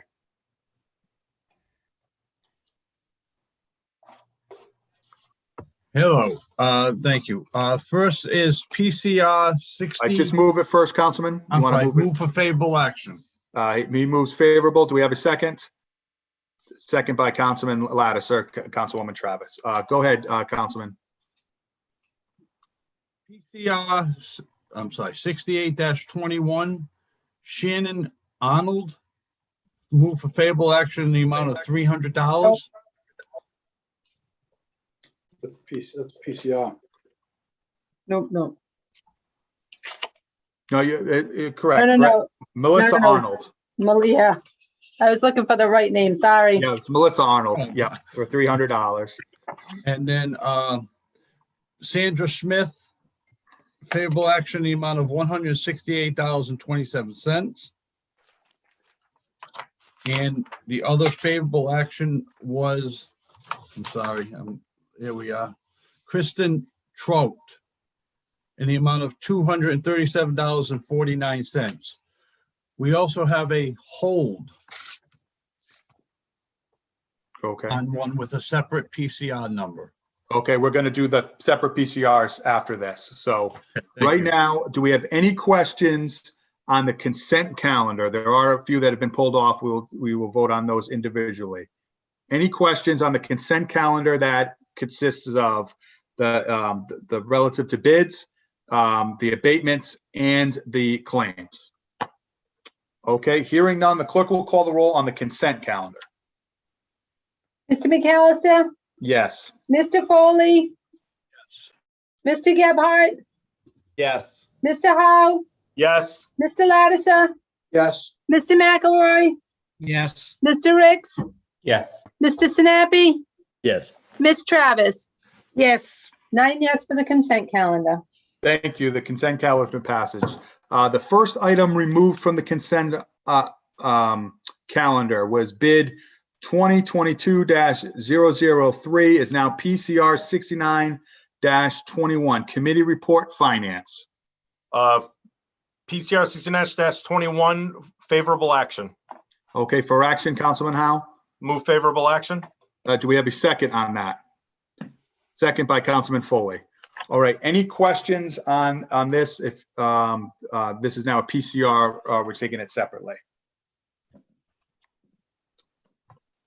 Okay, not seeing no questions. The clerk will call the roll for favorable action. Mr. McAllister, Yes. Mr. Foley, Yes. Mr. Gebhardt, Yes. Mr. Howe, Yes. Mr. Lattiser, No. Mr. McElroy, Yes. Mr. Ricks, Yes. Mr. Sinapi, Yes. Ms. Travis. Yes. 8 yes, 1 no. PCR 6921 passes. Thank you very much. Next up, that was pulled off the consent calendar is a claim, committee report, public safety. Thank you. PCR 70-21, hold till 6/7. Hold to May, I have May 17th. I have May 17th. I'm sorry, I have it to hold till 6/7. Is it? I may be incorrect. I could have taken my notes wrong. I have it as a hold to June 7th. Okay, let's hold it to June 7th. Thank you. Thank you. Okay, we have now finished the consent calendar. So now we're moving to unfinished business. First up is PCO 10-19, an ordinance in regards to water discharge. This is for first passage. It was not drafted. Committee report ordinance. Hold to June 21st. Hold to June 21st. Next up is PCO 30-19, an ordinance involving state law regarding underutilized commercial property. First passage not drafted. Committee report public properties. Hold to June 7th. Hold till June 7th. Number 3 this evening is PCO 2-20, an ordinance relative to forming a commission to establish LED signage guidelines. This was for first passage, not drafted. Committee report ordinance. Move to the pending file. Okay, so that's a motion to move to the pending file. Do I have a second? Second by Councilman Foley, Councilman Lattiser. We'll do a voice vote on this. All in favor of moving this to the pending file per the request of the sponsor, say aye. Aye. Aye. Any objections? Any abstentions? Okay, next up, that is now moved to the pending file. Number 4, PCO 5-21, an ordinance in regards to authority of the council regarding addition, removal, or significant alteration of streetlights. This is for first passage, committee report, ordinance. Favorable action. For action, Councilman Sinapi. I move for favorable action. Do we have a second? Second by Councilman Lannister, Councilman Foley, Councilman Howe, Councilwoman Travis, Councilman Gephardt. Any questions that was not asked during the committee this evening? Seeing none, the clerk will call the roll. Mr. McAllister, Yes. Mr. Foley, Yes. Mr. Gebhardt, Yes. Mr. Howe, Yes. Mr. Lattiser, Yes. Mr. McElroy, Yes. Mr. Ricks, Yes. Mr. Sinapi, Yes. Ms. Travis. Yes. 9 yes for first passage. Thank you. The motion passes. Next up is PCR 29-20, a resolution memorializing the General Assembly to act legislation authorizing the City of Warwick to issue not to exceed a $10 million general obligation bond. Committee report, Finance. Hold till June 21st. Hold to June 21st. Number 6 this evening is PCR 41A-20, a resolution addressing official requests for education for fiscal year 2020 to 2021. Not drafted. Committee report, Finance. Hold to summer solstice, June 21st. Hold to June 21st. Number 7 this evening is a resolution for engineering to the Buckeye Book Project. This was PCR 79-20. Committee report, intergovernmental. Hold to May 17th. Hold till May 17th. Number 8 this evening is PCR 95-20, a resolution in regards to erecting stop signs on secondary roadways at Grimshaw Place, Hackman Place, Worth Street, Crystal Drive, and Lockwood Street. This was not drafted. Committee report, Public Safety. Hold to 6/21. Hold to June 21. Number 9 this evening is PCR 97-20, a resolution regarding ratification of the Cooper Building lease. Committee report, Finance. Hold till June 21st. Hold to June 21st. Number 10 this evening is PCR 127-20, a resolution to discuss recommendations of the Chapter 4 Commission, PCR 39-19. Committee report, intergovernmental. Hold to September 20th. Hold to September 20th.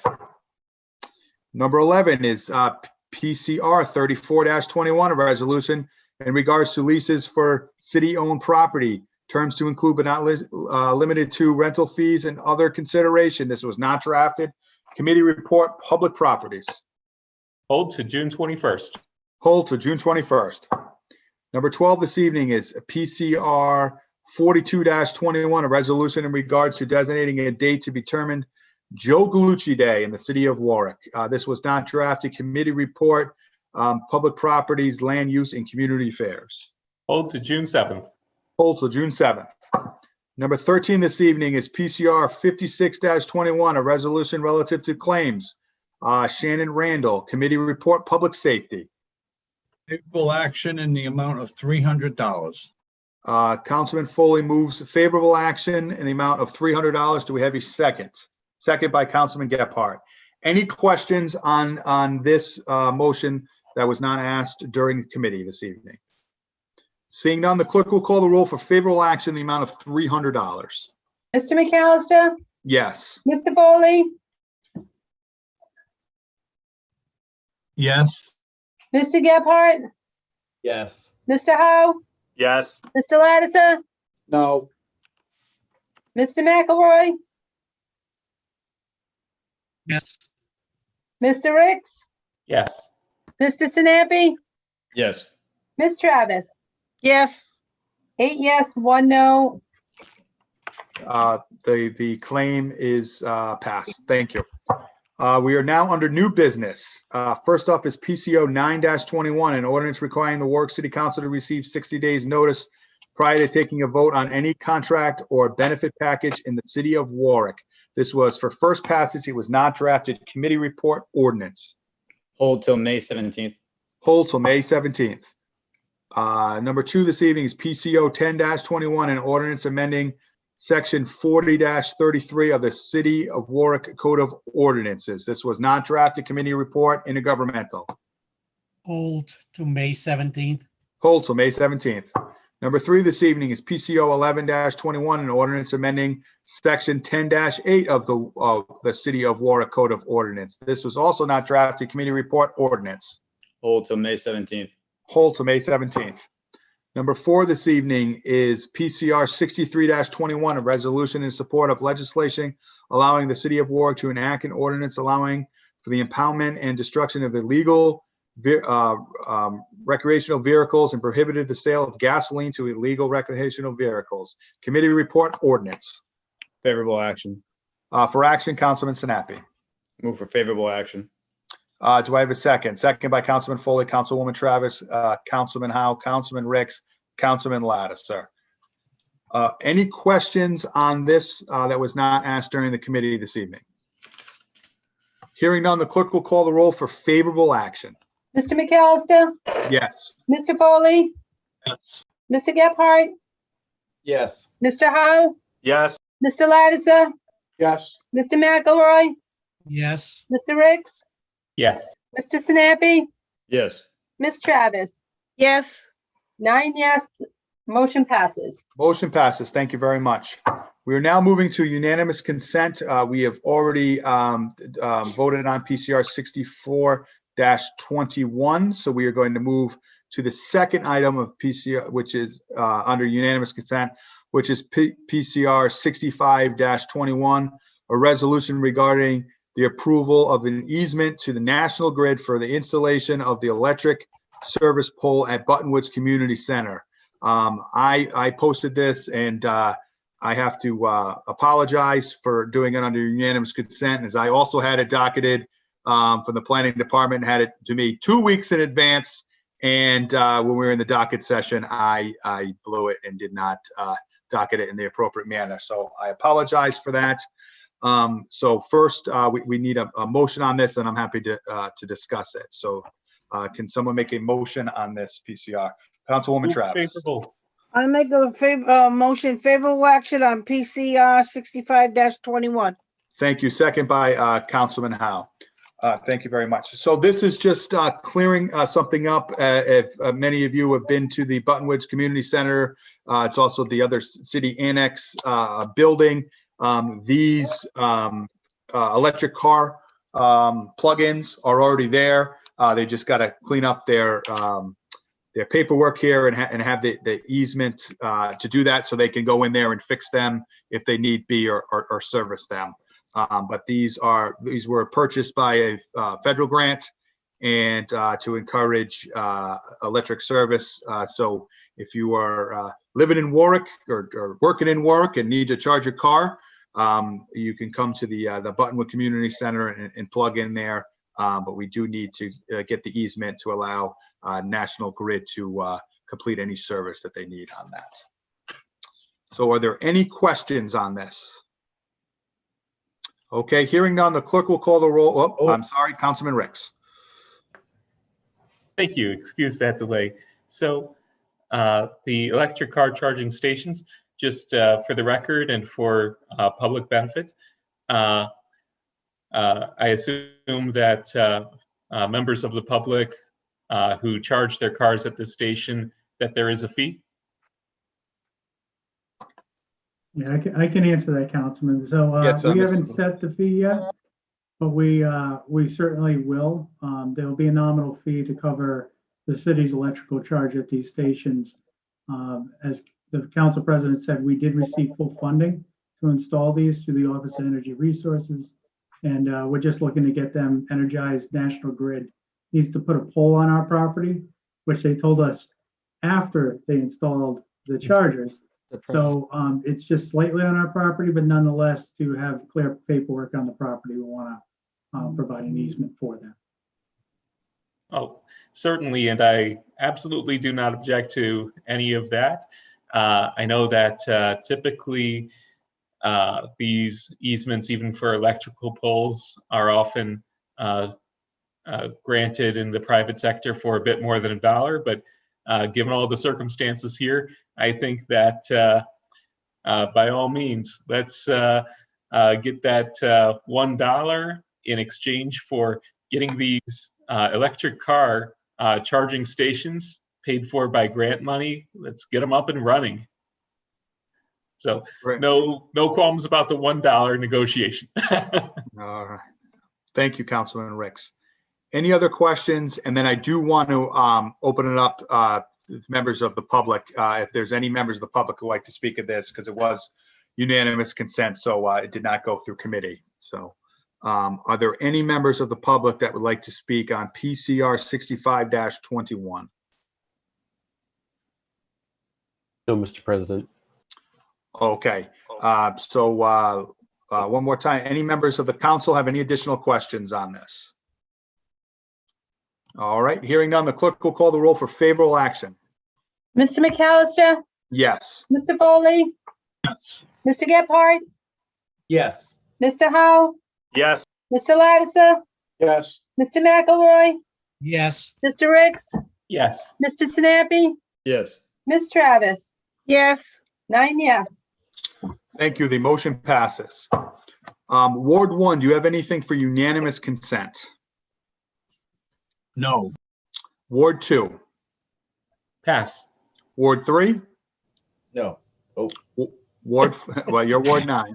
Ward 3, My legal spoke for me. Nothing to, Ward- nothing unanimous. okay. Ward 4, Pass. Ward 5, Pass. Ward 6, Pass. Ward 7 passes, Ward 8, Pass. now Ward 9. no. Oh, okay. Thank you very much. Councilwoman Travis, if you could move us to the docket session, please. If there be no further business of this honorable body, I move to a docket session. Any objections to moving to the docket session? Hearing none, we are now in the docket session. Ward 1, do you have anything to docket? The resolution for a stop sign on Pocahontas. Okay, stop sign resolution, I will put that in public safety. Ward 2, anything to docket this evening? Pass. Ward 3, anything to docket? Luke, do I have anything to docket? No, pass. Okay. Ward 4, anything to docket? Pass. Ward 5? Ward 6? Yes, I have one. A resolution in regard to amending PCO 21-13, sub A, this is number 0-1322, to include rehabilitation of the Oakland Beach Interceptor. Contact number 101. Okay, Mr. Conley, any recommendations where I put that? Which committee? Unless Councilwoman Travis, you have a committee of choice that you'd like to put it into? I don't know where it goes. I don't know if it goes intergovernmental. It's about the sewers. Mr. President, I think intergovernmental would be an appropriate Yeah, assignment. that's what I think. All right, intergovernmental. Anything else, Councilwoman? No. Okay, Ward 7, I have 2, and I remembered today. Thank you for all the help. First off is an ordinance amending section 40-66, the alarm review panel, to term of 2 years. So that'll be an ordinance, so we'll put that in the ordinance. And second, if you just give me a second, I have one that I'm going to docket on behalf of the mayor. I just got to get the verbiage here. Okay, a resolution authorizing the mayor of the city of Warwick to enter the City of Warwick Retirement Board as a plaintiff in the matter of City of Warwick Retirement Board versus Funbridge Incorporated, Enrique, I'm sorry, I can't see on my phone now. Contino, James Shamrock, and K. Pony U. And I will send all the language with the correct names and spelling in the docketing memo to the legal counsel. So I will put that into intergovernmental as well. Ward 8. Just one. An ordinance restricting the sale of firearms near schools or daycares. Okay, we'll do public safety for that. Looks like I have a couple people that would like to join as co-sponsors, I assume. You assume correct. All right, Mr. Sinapi, would Mr. Lattiser, Mr. McElroy, Mr. Ricks, Councilwoman Travis, Councilman Howe, Councilman Foley, Councilman Gephardt, you want to get on this train? Okay. Sure. Okay, so we'll put the full council on that one, Councilman Snappy, if that's all right. Works for me. Okay, and did I put that in public safety? Correct. All right, and Ward 9, anything to docket this evening? Ward 9 passes. All right, well, thank you very much, everybody. I think we did a lot of good work here. We got a lot of work done.